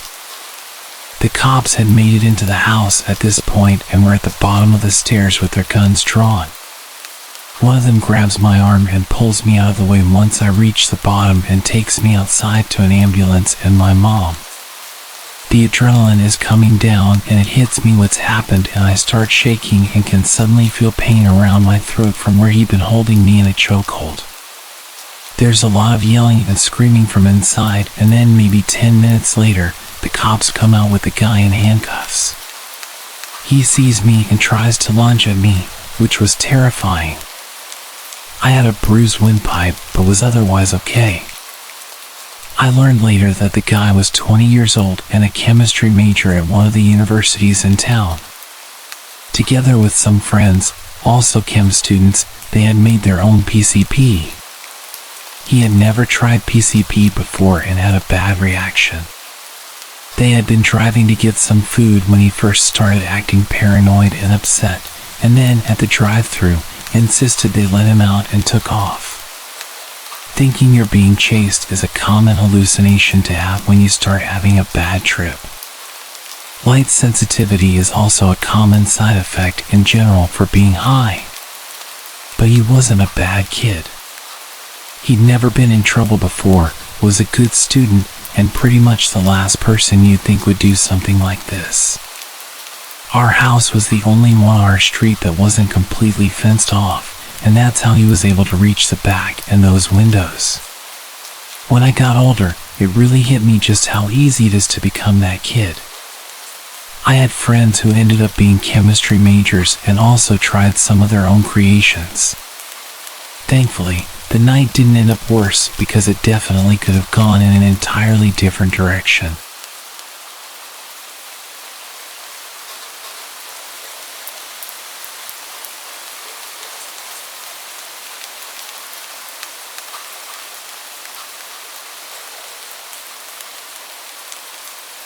This all started when I stumbled across a conversation about the deep web in an online gaming forum. People were swapping stories about underground auctions and secretive sites where you could score anything from rare comic books to the sort of stuff you'd rather not think about. It was like a car crash on the internet, horrible to think about, but somehow you can't help but look. Despite all the warnings, my curiosity was piqued. I had to see if the rumors were as true as they were saying. I began by hunting down how to access this hidden part of the internet. It wasn't straightforward, and I had to use special software that masked my location. The whole process felt like I was gearing up for a spy mission, except the only thing I was risking was possibly my peace of mind. My first stop was a site that was supposedly a treasure trove for collectors like me. It was surprisingly mundane at first glance, just pages of items with pictures and prices. I scrolled through sections of vintage video games and limited edition figurines, feeling a bit underwhelmed but still intrigued by the sheer volume of stuff available. That's when I started noticing the sidebar ads. They were different, darker, suggesting sites that were a few clicks too far from legal. I remember pausing, my cursor hovering over a link. My stomach told me to stop, knowing that I was about to cross a line from which I couldn't uncross, but then that whispering voice of curiosity nudged me forward. I clicked. The transition was gradual. I went from a site selling stolen artwork to another, auctioning items that seemed to come straight out of crime scenes or horror movies. I remember one particular item, a dusty, old doll and a description that claimed it was haunted.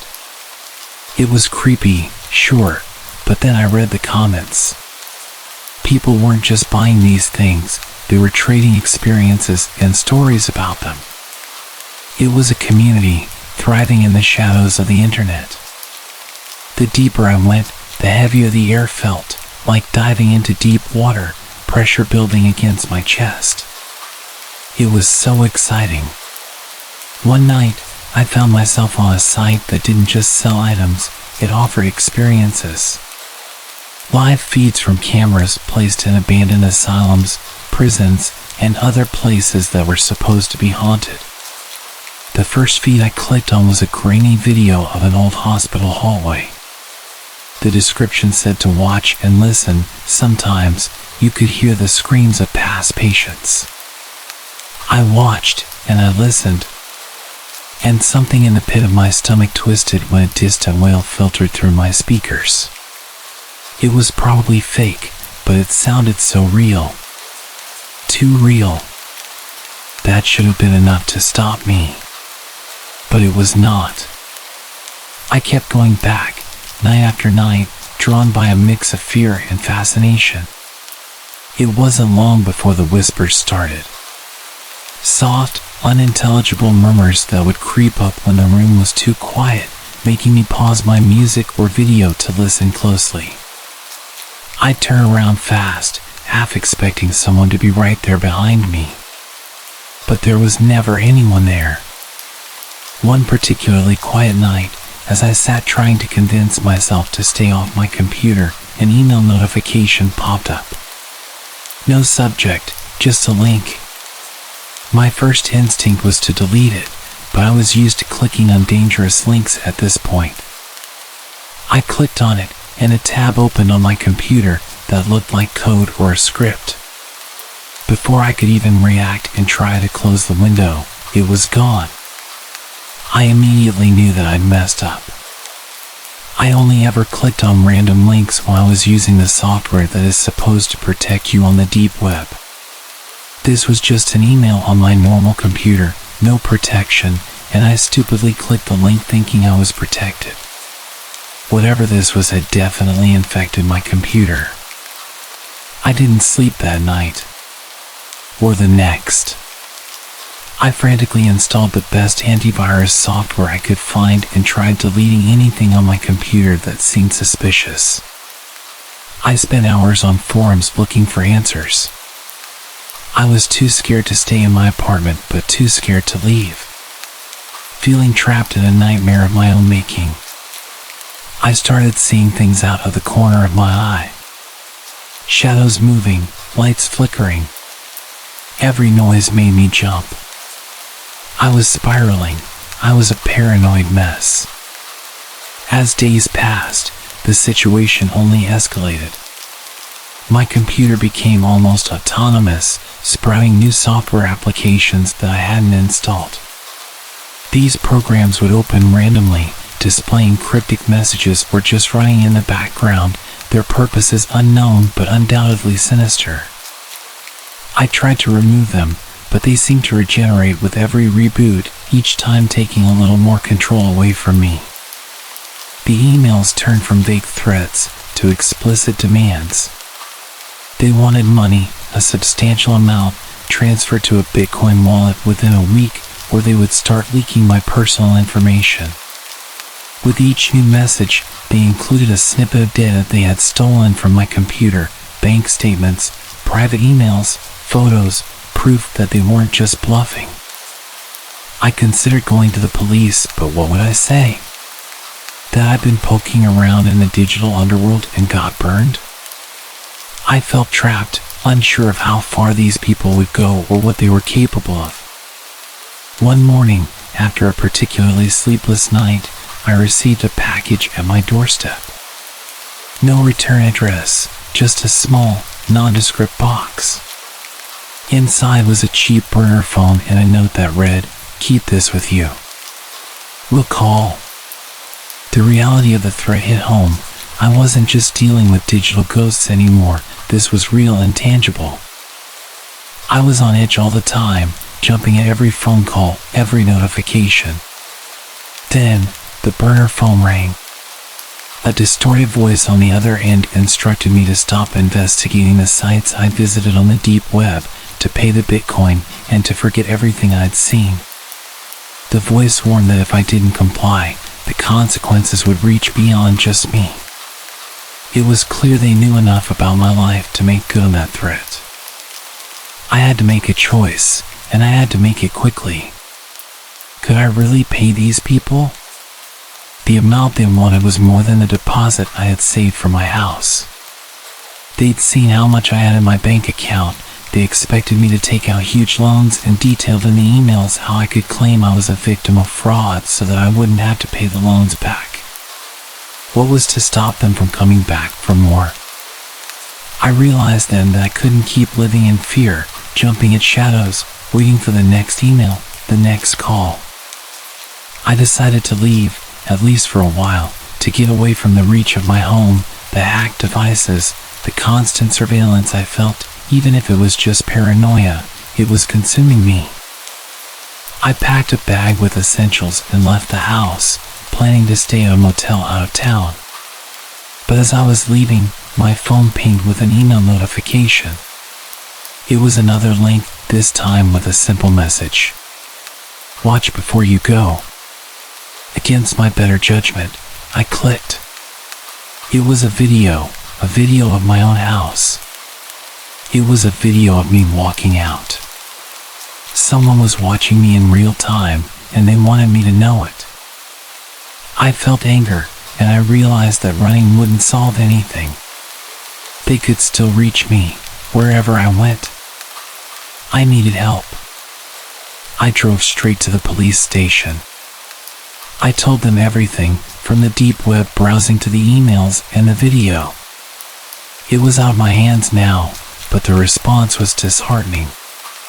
They took my statements and evidence, but warned me that cybercrimes, especially those routed through the dark web, were notoriously difficult to trace and prosecute.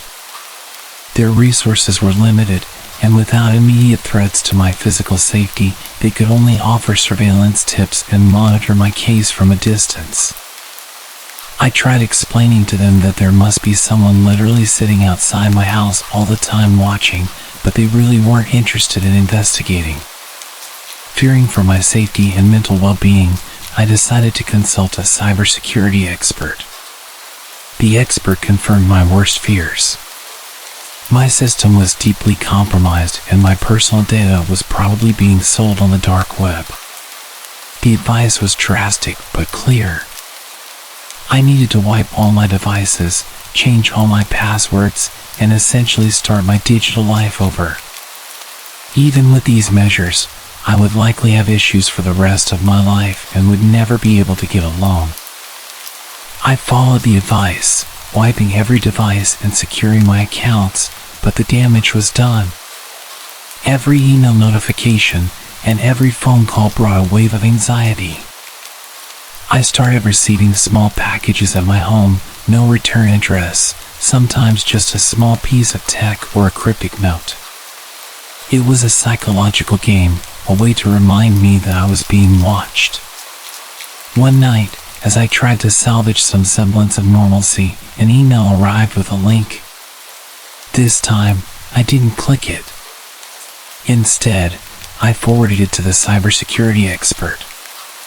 They analyzed the link in a secure environment and reported back with chilling news.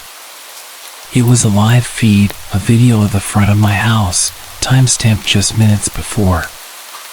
That was the final straw.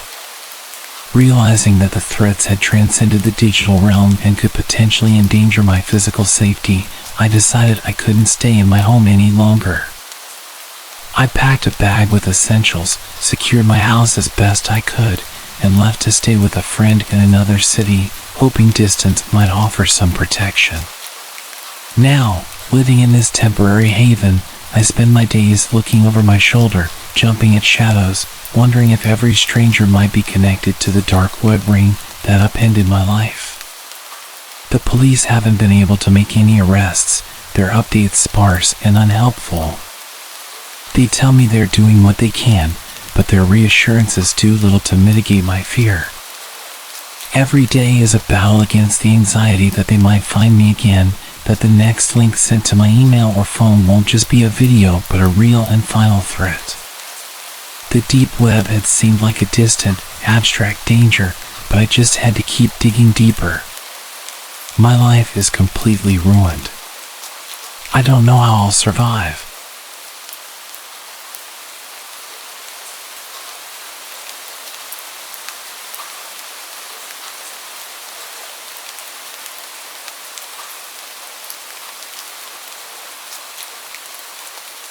My name is Alex. I'm a 28-year-old accountant living in Austin, Texas. About 3 years ago, while I was still settling into what I hoped would be a breezy life, my curiosity about the dark corners of the internet led me down a path I now regret stepping onto. I had heard of the deep web during my college days.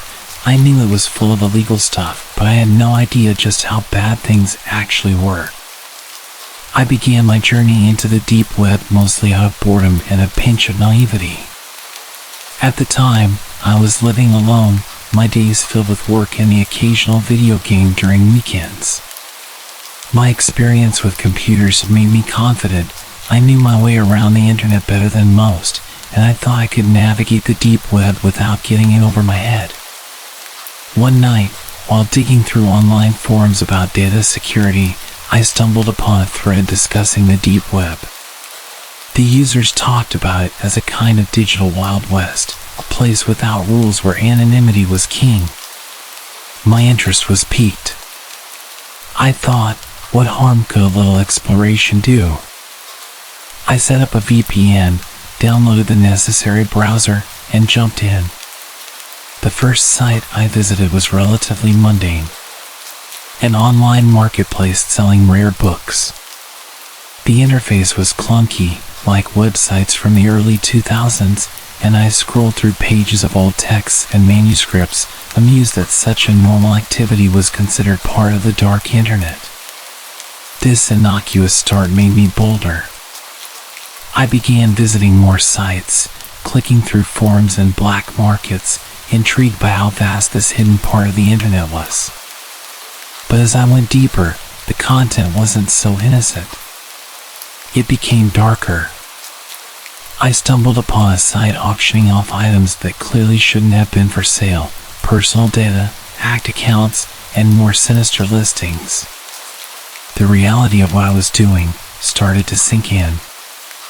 I remember pausing over a listing for a genuine haunted relic, complete with supposed proof in the form of eerie, blurred photos and testimonials from previous buyers. My rational mind told me it was all scams and theatrical flair, but part of me couldn't help but feel inert. My descent didn't stop there.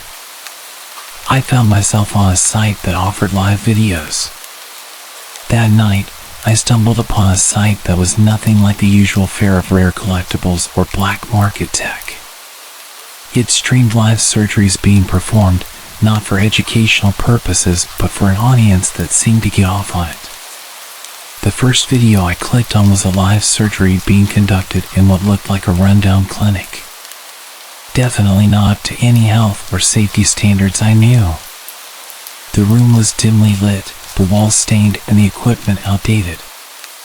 A man, presumably a doctor, though he wore no identifying scrubs, was bent over a patient lying on a bare metal table.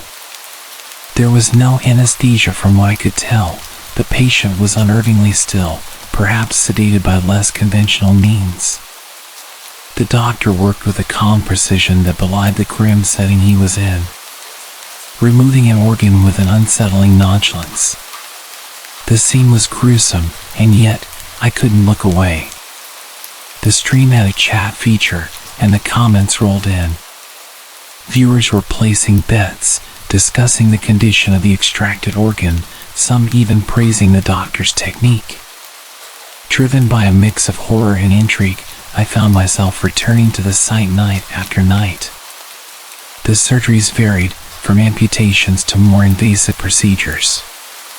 And with each visit, my initial disgust battled with a growing morbid curiosity.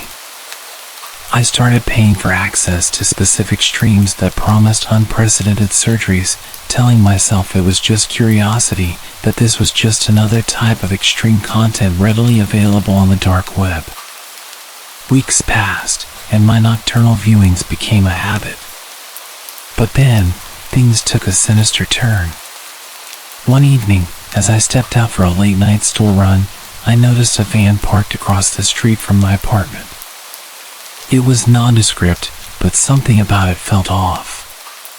When I returned, the van was still there, and I could see figures inside, their faces obscured. A chill ran down my spine, but I brushed off the paranoia and headed inside. The next night, after watching another disturbing surgery, I heard noises outside my apartment. Peering through the blinds, I saw the same van, and this time, I could make out the figures moving towards the building's entrance.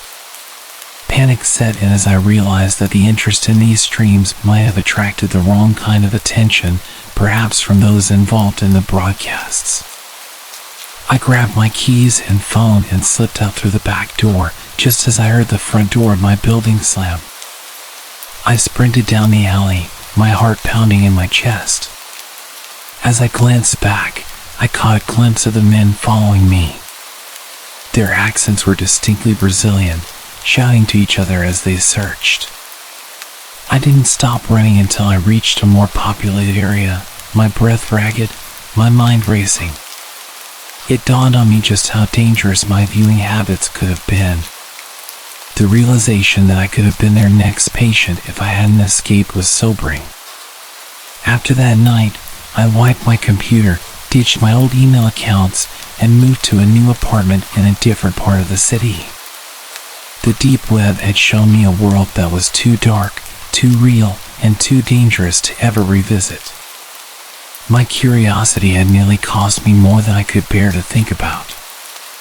I learned the hard way that some things are better left unseen, and there are places in the digital world that are best avoided at all costs.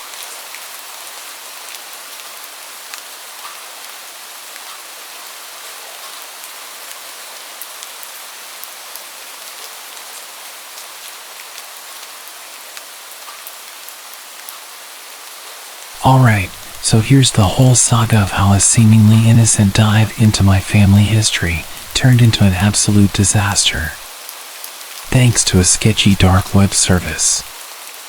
It's a bit of a journey, so buckle up.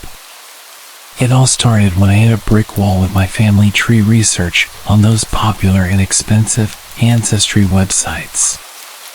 You know the ones, they lure you in with the promise of free trials, only to clamp down with hefty fees the moment you actually want to dig deeper. Frustrated and a bit strapped for cash, I vented to a friend about how I wished I could uncover more about my heritage without going broke. That's when he half-jokingly suggested looking into alternatives on the dark web. Cheaper and deeper, he claimed.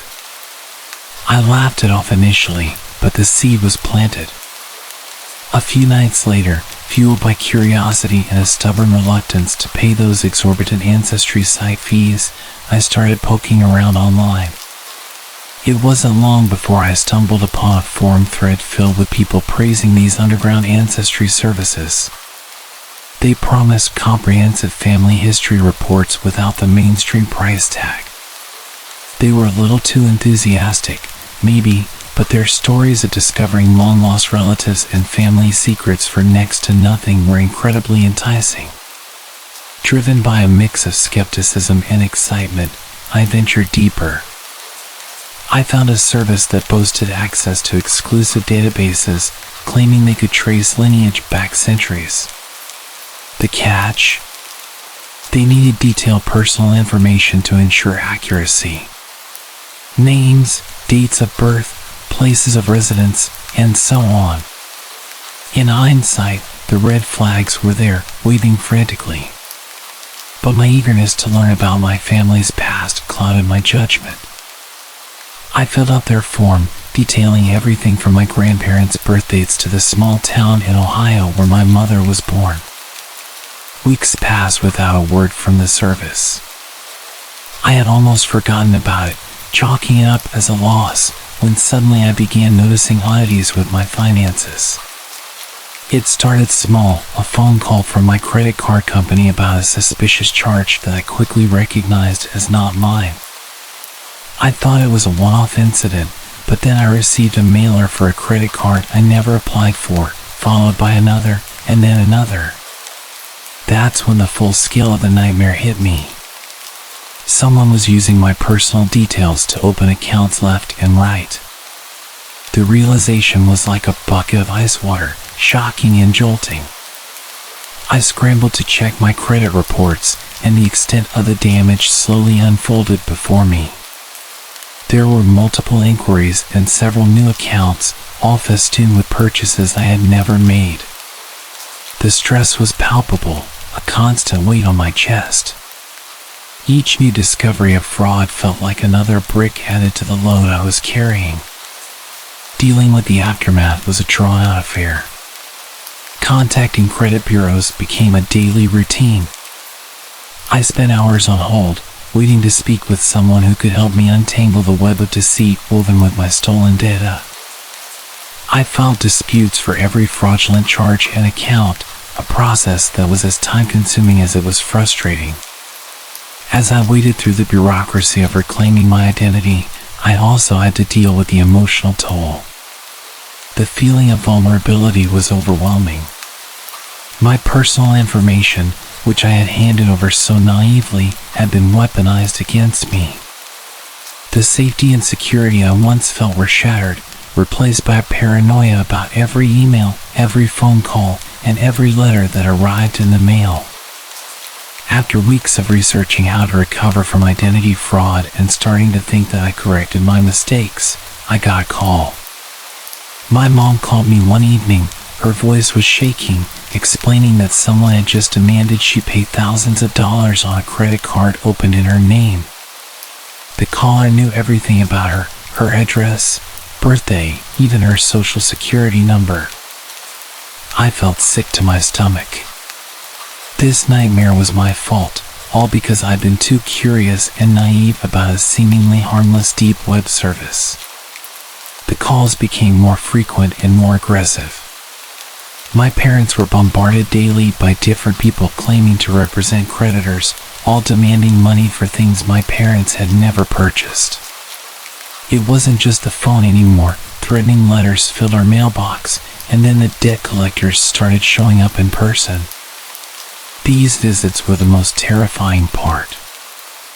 I remember the first time one of them came to our door. He was a large man, his whole demeanor very threatening and intimidating.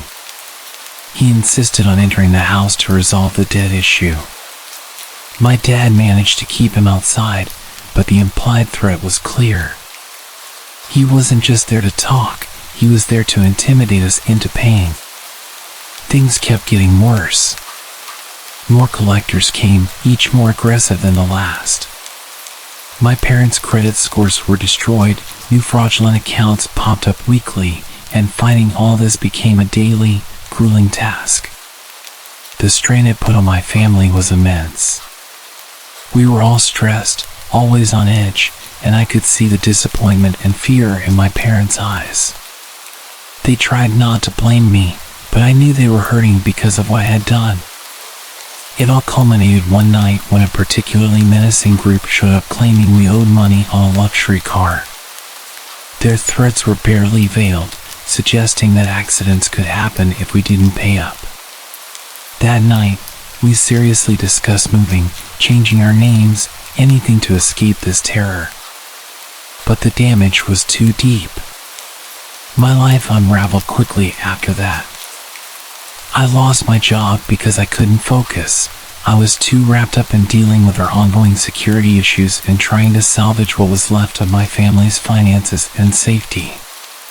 My relationship with my parents deteriorated. They couldn't look at me without a mix of fear and disappointment. We were all trapped in a constant state of anxiety, jumping at every phone call, every knock at the door. Now, I'm nearly broke, almost homeless, and the bond with my family is strained to its breaking point. The weight of the disaster I brought on us is crushing.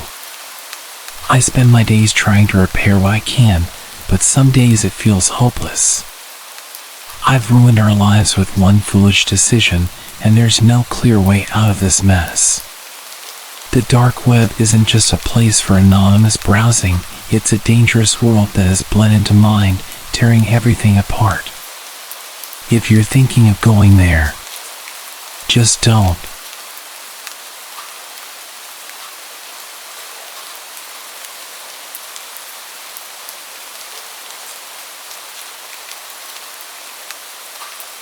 About 13 years ago when I was 18 and had just gotten my first computer, I spent a lot of time exploring some pretty disturbing websites.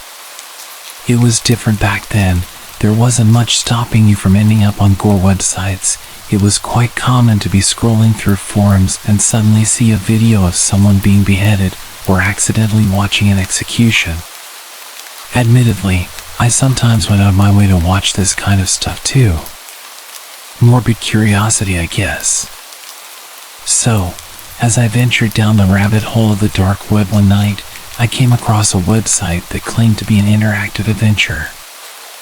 I loved interactive adventure storybooks and thought a digital version could be even better. Upon entering the site, I was immediately struck by its unusual format. Instead of traditional storytelling choices, it presented a series of hyper-realistic photos showcasing various choices. The story started outside what looked like an abandoned factory. You always had two choices. The first one was pretty simple. You had to choose which door to go into. One door had a no entry sign on it, and the other had a big stop sign. I chose the second one because I figured that'd lead to the more interesting story. Each choice led to a set of photos that portrayed the consequences of your choice. For the first few clicks, it was just navigating the factory. There were all sorts of tools and creepy props all over the place. It looked like a slaughterhouse with what looked like body parts of pigs or some other animal hanging on hooks. The level of realism was shocking, especially back then when the public or some cheap website wouldn't have the funding to make such realistic scenes. The next image had a picture of a woman with her hands clearly chopped off, with only bleeding stumps remaining on her arms. I couldn't believe this game was free. It was so convincing. The two choices now were just save or end. I was not about to end my little journey here, so I clicked save.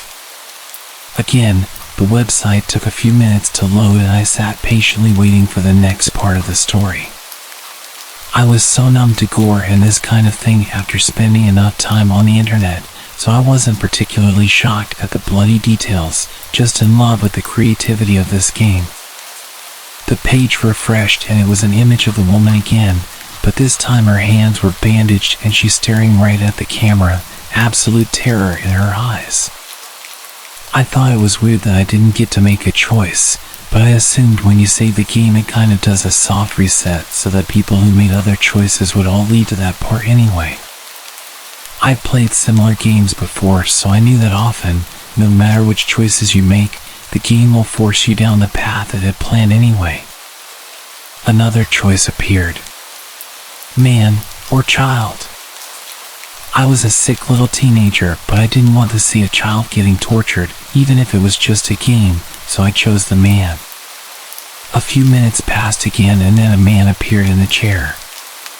This time I had the choice between a rope and a baseball bat.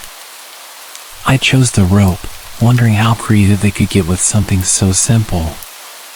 Once again, a short delay between the next image loading, and I maybe started to get a bit bored at this point, but I waited. The next page loaded. The man had the rope around his neck. He was stood on a chair and the rope was attached to a metal beam above. It was crazy how brutal this website was, but part of me loved the intensity. I'd hit another checkpoint asking to save or end. It was at that moment my mom knocked on my bedroom door and I panicked and quickly pressed end. The page went blank just as she walked in. This is where it got seriously creepy. I immediately felt my stomach turn and my heart drop. The picture had loaded. The man who'd been holding the camera the whole time was now looking into a mirror, dressed in some butcher overalls, covered in blood. Leaning against the mirror was the man with the broken neck. His face had some disturbingly realistic details, like his eyes bulging and his face seriously discolored. Two female hands, standing upright on their stubs, were also sitting next to the mirror, both with their thumbs up. It was incredibly morbid, but that wasn't the worst part at all. The worst part was written on the mirror. My name. My address. My mind was racing. I was completely freaking out. I even turned my screen off as if that would do anything. Was this real? Did I just determine the fates of these people? What the hell was going on? How did they have my details? I felt sick. I turned the screen back on and saw the two choices. It said, continue, with yes or no as the options. I immediately clicked no. I was done. I was genuinely so scared. The page started loading again, this time quite a lot faster than usual.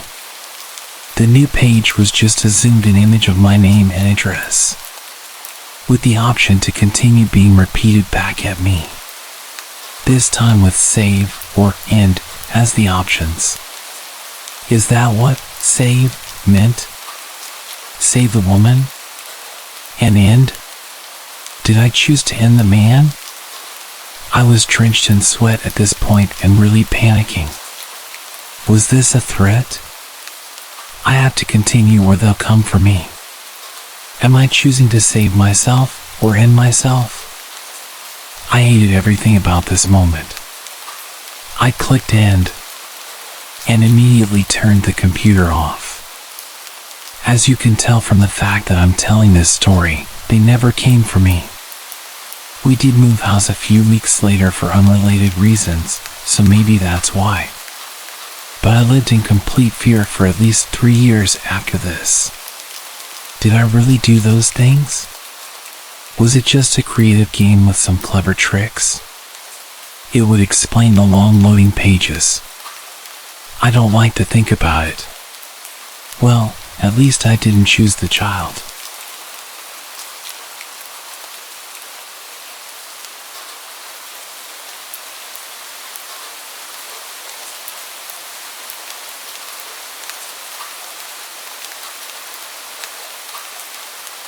Have you ever Googled yourself?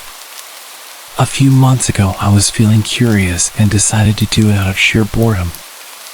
With a fairly rare name, I wasn't expecting much in the search results. Yet to my surprise, I stumbled upon a website that had my full name as its domain.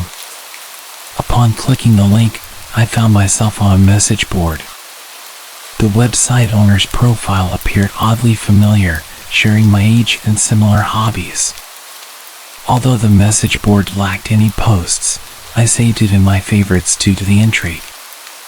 A month later, I returned to the site. This time it boasted more content featuring diary entries that seemed ordinary at first glance. Notes like the weather was nice today or I'm so bored at work. Yet as time passed, I began noticing an array of coincidences. The owner lived in my city, which struck me as quite a coincidence given the rarity of our shared name.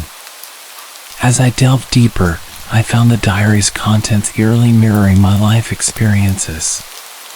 One day it mentioned attending the same baseball game I had gone to. At first I dismissed it as a simple chance occurrence given the popularity of the local team. However, the coincidences persisted and became unsettlingly precise. Their pet dog's name matched mine from childhood, and even their favorite restaurant was the same one I frequented during my previous job. One particular day, the message board was filled with birthday wishes for the owner. Oddly enough, it was my birthday as well. Intrigued, I decided to leave a message for the owner, mentioning our shared name and extending a birthday greeting. However, to my surprise, there was no option to type a message. It appeared the message board was merely a static page. Puzzled, I reached out to the owner via email with a simple introduction. Hi there. Believe it or not, we share the same name, birthday, and we're in the same city. Nice to meet you. Just a friendly introduction. A few days later, I got curious again and tried showing the website to some buddies, thinking we'd all have a laugh about it. But guess what? The website was gone. Completely vanished. No trace. It wasn't even in my browsing history. That didn't sit well with me. Something felt off. I mean, it's like the whole thing was there one day and then poof, it just vanished into thin air. And then I got an email from my own email address. It just said, "Found you." Attached was a picture and, I swear my heart stopped. It was me. Sitting at my computer. In my room. And here's the worst part. The angle of the shot was taken from the corner of my room where the window is. You have to climb the side of my house to get to this window. I zoomed in, squinting at every detail. The hairs on my neck stood up as I realized the angle of the picture didn't match up with the window.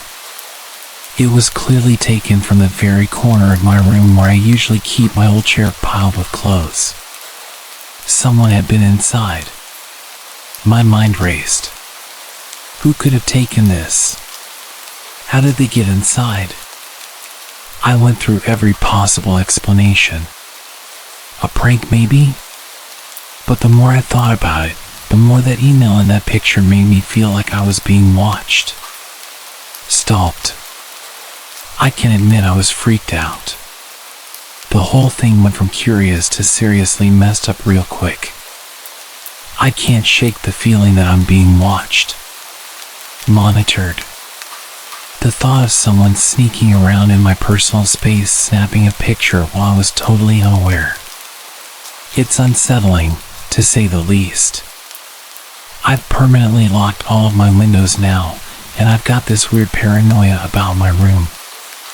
Like, am I going crazy or was someone actually in here? One night I was scrolling aimlessly through social media, clicking on random links about the dark web and supposedly true stories about crazy encounters. Boredom can drive anyone to the weirdest corners of the web, and that's how I stumbled upon this bizarre post that grabbed my attention. It was an image of my front door. The caption, back where I belong, was written below it. I'm not the superstitious type, so I rolled my eyes and chalked it up to a creative attempt at freaking someone out. The next day, I couldn't resist mentioning it to my buddies. Their reactions were a mix of amusement and speculative theories about hidden cameras and creepy stalkers. They laughed it off and I joined in. After all, we're living in the age of tech, where a few clicks can pull up someone's life story, including the color of their socks on a specific day. Probably just some algorithm, I said, dismissing the weirdness. They probably got it from my IP address and Google Maps. They chuckled, teasing me about my lack of supernatural belief. I shrugged it off. It's not like I have anyone that would want to hurt me. But as the night progressed, the sense of being watched started gnawing at me. The shadows from the windows seemed to stretch a bit too far, and every creak of the floorboard sounded like a whisper. Ridiculous, right? A couple of days passed and I thought the unease had finally left me, until an email from an unknown sender popped up in my inbox. The subject line was empty and the email had a single link. No text, just an ominous hyperlink. Curiosity and a little defiance propelled my finger to click the link. It opened a web page I'd never seen before with a weird combination of numbers and letters as its title. The screen displayed a live feed from my living room where I was sitting with my laptop. I blinked and rubbed my eyes, completely stunned as I saw myself from behind. Clearly there was a camera in my room, but where? Okay, now that's just messed up, I muttered, assuming it was a prank or someone playing with sophisticated tech tricks. But the camera panned around the room and my unease twisted tighter. My eyes darted around the familiar surroundings, trying to figure out where the camera was. That's when I noticed it. The angle was directly in line with the mirror that was mounted on the wall. My heart raced. I approached the mirror and tried looking at the laptop to see if my face was appearing on the live stream, but the website had turned into an error page. I spent some time trying to refresh the website and follow the link from the mail, but it was like it never existed. I checked the mirror again and there was no obvious signs of there being a camera. I was exhausted after a long day and I had quite a few drinks with my friends, so I told myself I was just being paranoid and went to bed. Days went by and I tried to forget the whole thing. Until one night, as I got up to grab some water in the middle of my sleep, I glanced at the mirror again. My reflection was normal, but something in the background wasn't. The edge of a shadowy figure peeked out from the corner of the mirror, a hint of a presence that shouldn't be there. I quickly turned around, heart racing, but there was nothing. The unease tightened its grip again. I need to chill out, I muttered to myself. It's all in my head. I blamed stress, lack of sleep, and the power of suggestion. But when I found my favorite mug smashed to pieces on the floor of my kitchen the next morning, I couldn't stop thinking that someone had been in my house. I was a believer in facts and logic, so when I heard the kitchen door creak open the next night, I didn't jump to supernatural conclusions. I thought it was an intruder. I tried the light switch, but it didn't work. It was practically pitch black. I grabbed my baseball bat and my phone and used its flashlight to investigate. I made my way towards the living room and looked around, aiming the flashlight all over, and suddenly I spot something. The mirror was leaning against the wall and there were obvious wires hanging out of it. I felt a strange mixture of anger and fear. Someone really was messing with me and they were here right now? I shouted, "Who the hell is in my house?" and turned towards the kitchen.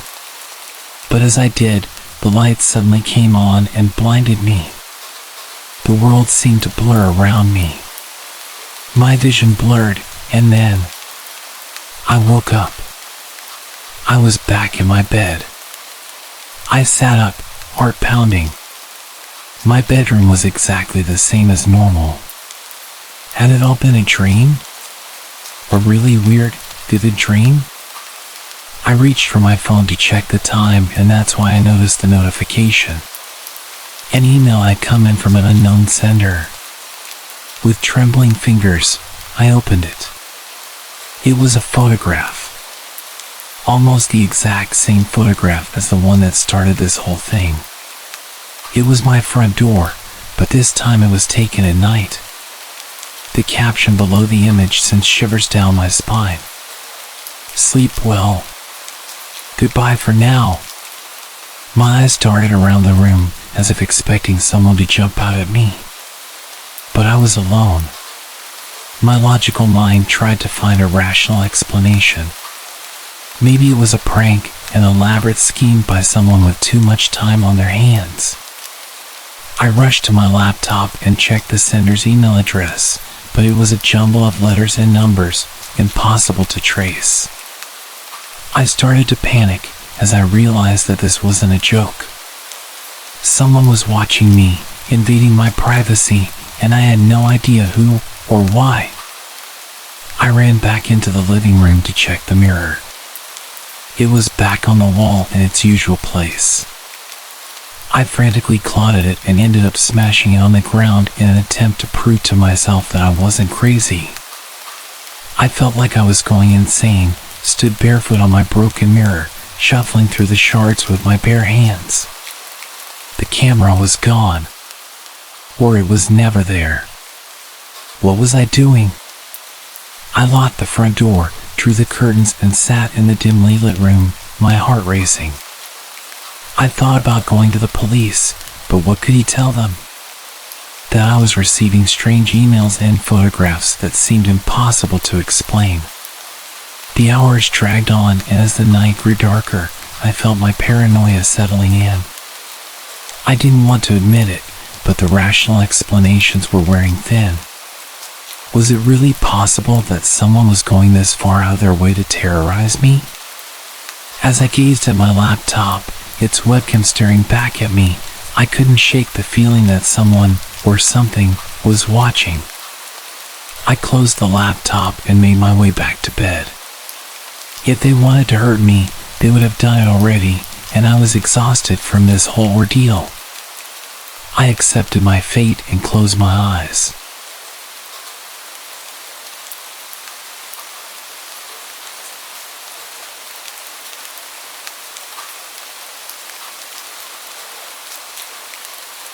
I was just 14 years old, and it seemed like an ordinary night. It was roughly around 9 p.m. I was at my younger cousin's house, and I was babysitting for the night. Both of our parents had gone out for drinks and weren't going to be back until late. We were just lounging around, sitting in the living room, watching random shows on television. So we're sitting there, and I was feeling really unsettled. Something was wrong, but I couldn't put my finger on it. I tried to ignore it and kept watching TV with my cousin, who was happily enjoying my company. The feeling wasn't going away. So I got up and walked to the back door to lock it. When I came back through the kitchen, I realized what was causing my weird feeling. In the window, there was a very decrepit and homeless-looking man, just staring into the window, looking at my young cousin. Protective mode turned on. I pretended like I didn't see the guy, and I told my little cousin that we needed to go upstairs because our parents would be home soon and they wouldn't want him to be staying up late. I went upstairs and put him to bed, knowing damn well that there was a man outside that wanted to get in. At the time, I was about 125 pounds and 5'8", and I played football for my school. If I remember correctly, I went downstairs and straight into the kitchen and grabbed one of those meat tenderizing hammers. I turned back to the window where I saw him before. He wasn't there. So I ran back to the front door and checked that it was locked. Both the deadbolt and the knob were locked. I ran back upstairs with my meat tenderizer and went into my cousin's room and sat down in front of the door. He asked me what I was doing, and I said that he didn't need to worry about it and that he should keep his head low. I called the cops and then my dad and uncle. Cops said they would take half an hour and my dad and uncle were 45 minutes away. All of a sudden I hear a window shatter and the sound of heavy boots walking around on the tiles. I told my cousin to stay calm and hide under the covers. I whispered to him that he needed to stay silent. I could hear the guy walking around downstairs. It was horrifying. I gripped that damn meat tenderizer and waited. About 5 minutes pass and then I hear the boots walking upstairs. At this point I was having a freaking heart attack. My cousin's door is no more than 10 feet from the stairs. I heard him opening the doors to my uncle's room, then the bathroom. My cousin's door was next along the hallway. I was shaking with adrenaline at this point. Suddenly, he decided to walk back downstairs and I heard him open the door to the basement. 15 minutes later, the police showed up and burst into the house. They came up to our room and I told them that I heard him go into the basement. They rushed down there and caught the guy without much fuss. It turned out the guy was loose from a mental hospital from the city about 20 miles away. He had the mental age of a child and had broken into a few other houses in the area. I had nightmares for months afterwards.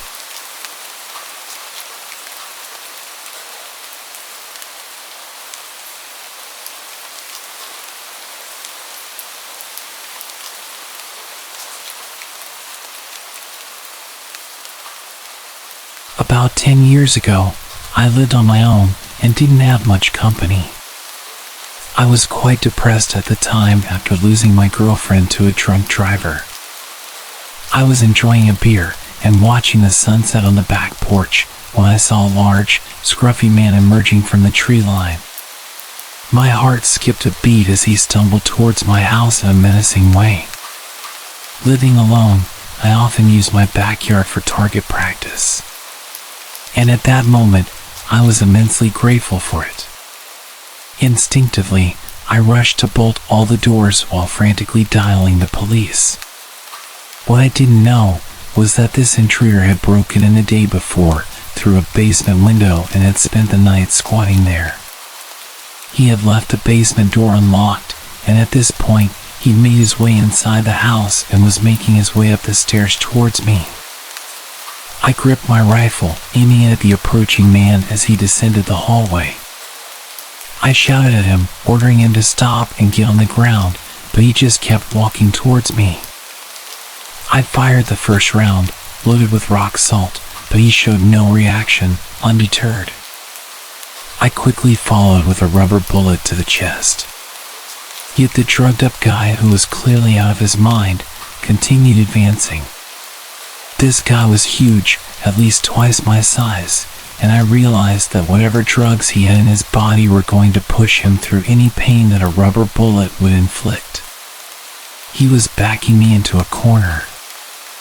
I desperately begged him to stop and warned him what would happen, but he just moaned at me like a zombie and lunged towards me. I took my third shot. I can't recall whether it was buckshot or a slug, but it left a gaping hole in his chest. It barely even slowed him down. He kept coming, and in a frenzied struggle, he wrestled me to the ground. He was moaning and coughing up blood. Suddenly, he grabbed my face with both of his massive hands and started squeezing my head. It was utterly terrifying. I could feel him trying to burst my skull open like a balloon. I don't know how long it actually lasted, but it felt like forever. Eventually, the injury finally caught up with him, and he died on top of me. I was laying with him crushing me for a few minutes. My energy was completely drained, and I could barely breathe with his weight on top of me. His body was pushing my rifle into my chest, and it was causing me serious pain when I tilted his body to the side. I was completely drenched in his blood, and I can still remember the overwhelming smell. I'd completely forgotten that I was still on the phone with the operator, who had heard our entire exchange, which more or less amounted to me pleading, "Stop, or I'll shoot," and the man menacingly taunting. The police arrived soon after, and the incident made it to the local papers. There was a criminal investigation, but eventually, I was cleared of any wrongdoing. It turned out that the intruder was wanted for murder of an elderly couple in Baltimore and had somehow made his way 50 miles up the road into a rural area.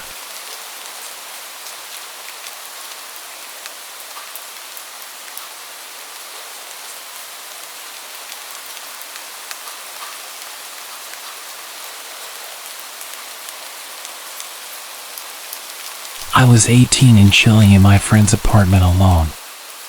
We lived in a duplex. He was on the top floor and I was on the bottom. Ironically, I was watching a horror movie when I hear something huge come through the front door and into the kitchen. I got up to see who was there. We threw huge parties all the time, so it wasn't really that odd for some random to just show up. But then I saw this dude.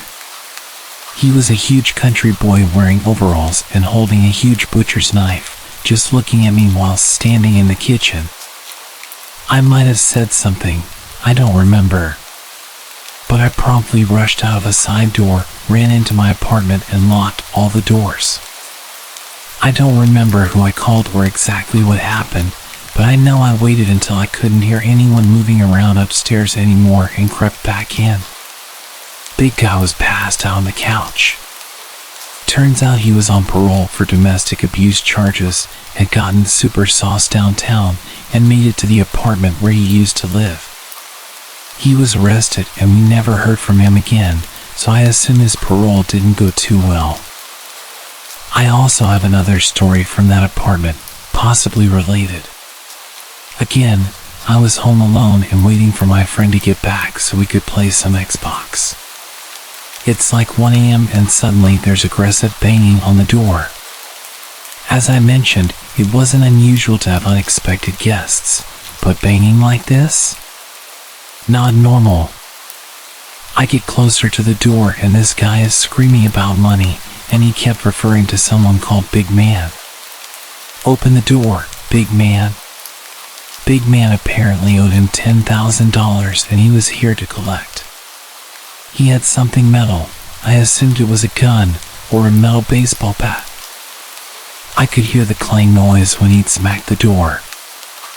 I was pretty high at the time and didn't know what to do, so I just stood on the other side of the door for about 20 minutes whilst he shouted abuse and tried to kick the door down.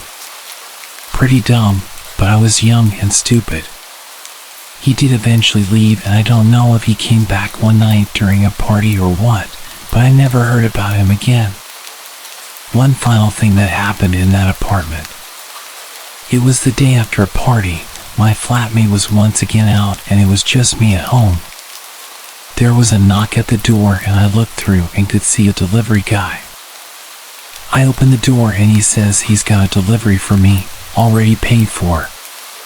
He's just carrying a delivery bag that seems suspiciously light. He asks where's Jason and I ask who that is. He tells me Jason ordered it and says he can only deliver it to Jason because he paid for it. I didn't know anyone with that name and the guy didn't look like your typical delivery guy. I told him he must have the wrong address and this guy shoves his hand in the door and pushes it open whilst I'm trying to close it. We have this intense standoff where I'm trying to tell him that Jason doesn't live here and he insists that I let him in to check. He gives me this serious stare and tells me it's just Jason he needs to see. He decided to drop the delivery man act, and it was clear that he and Jason had business. I was about to let him in to prove that Jason didn't live here when my flatmate came home and celebrated the fact that I'd ordered pizza. The guy dropped his bag and left. It took me a while to put all of the strange encounters together.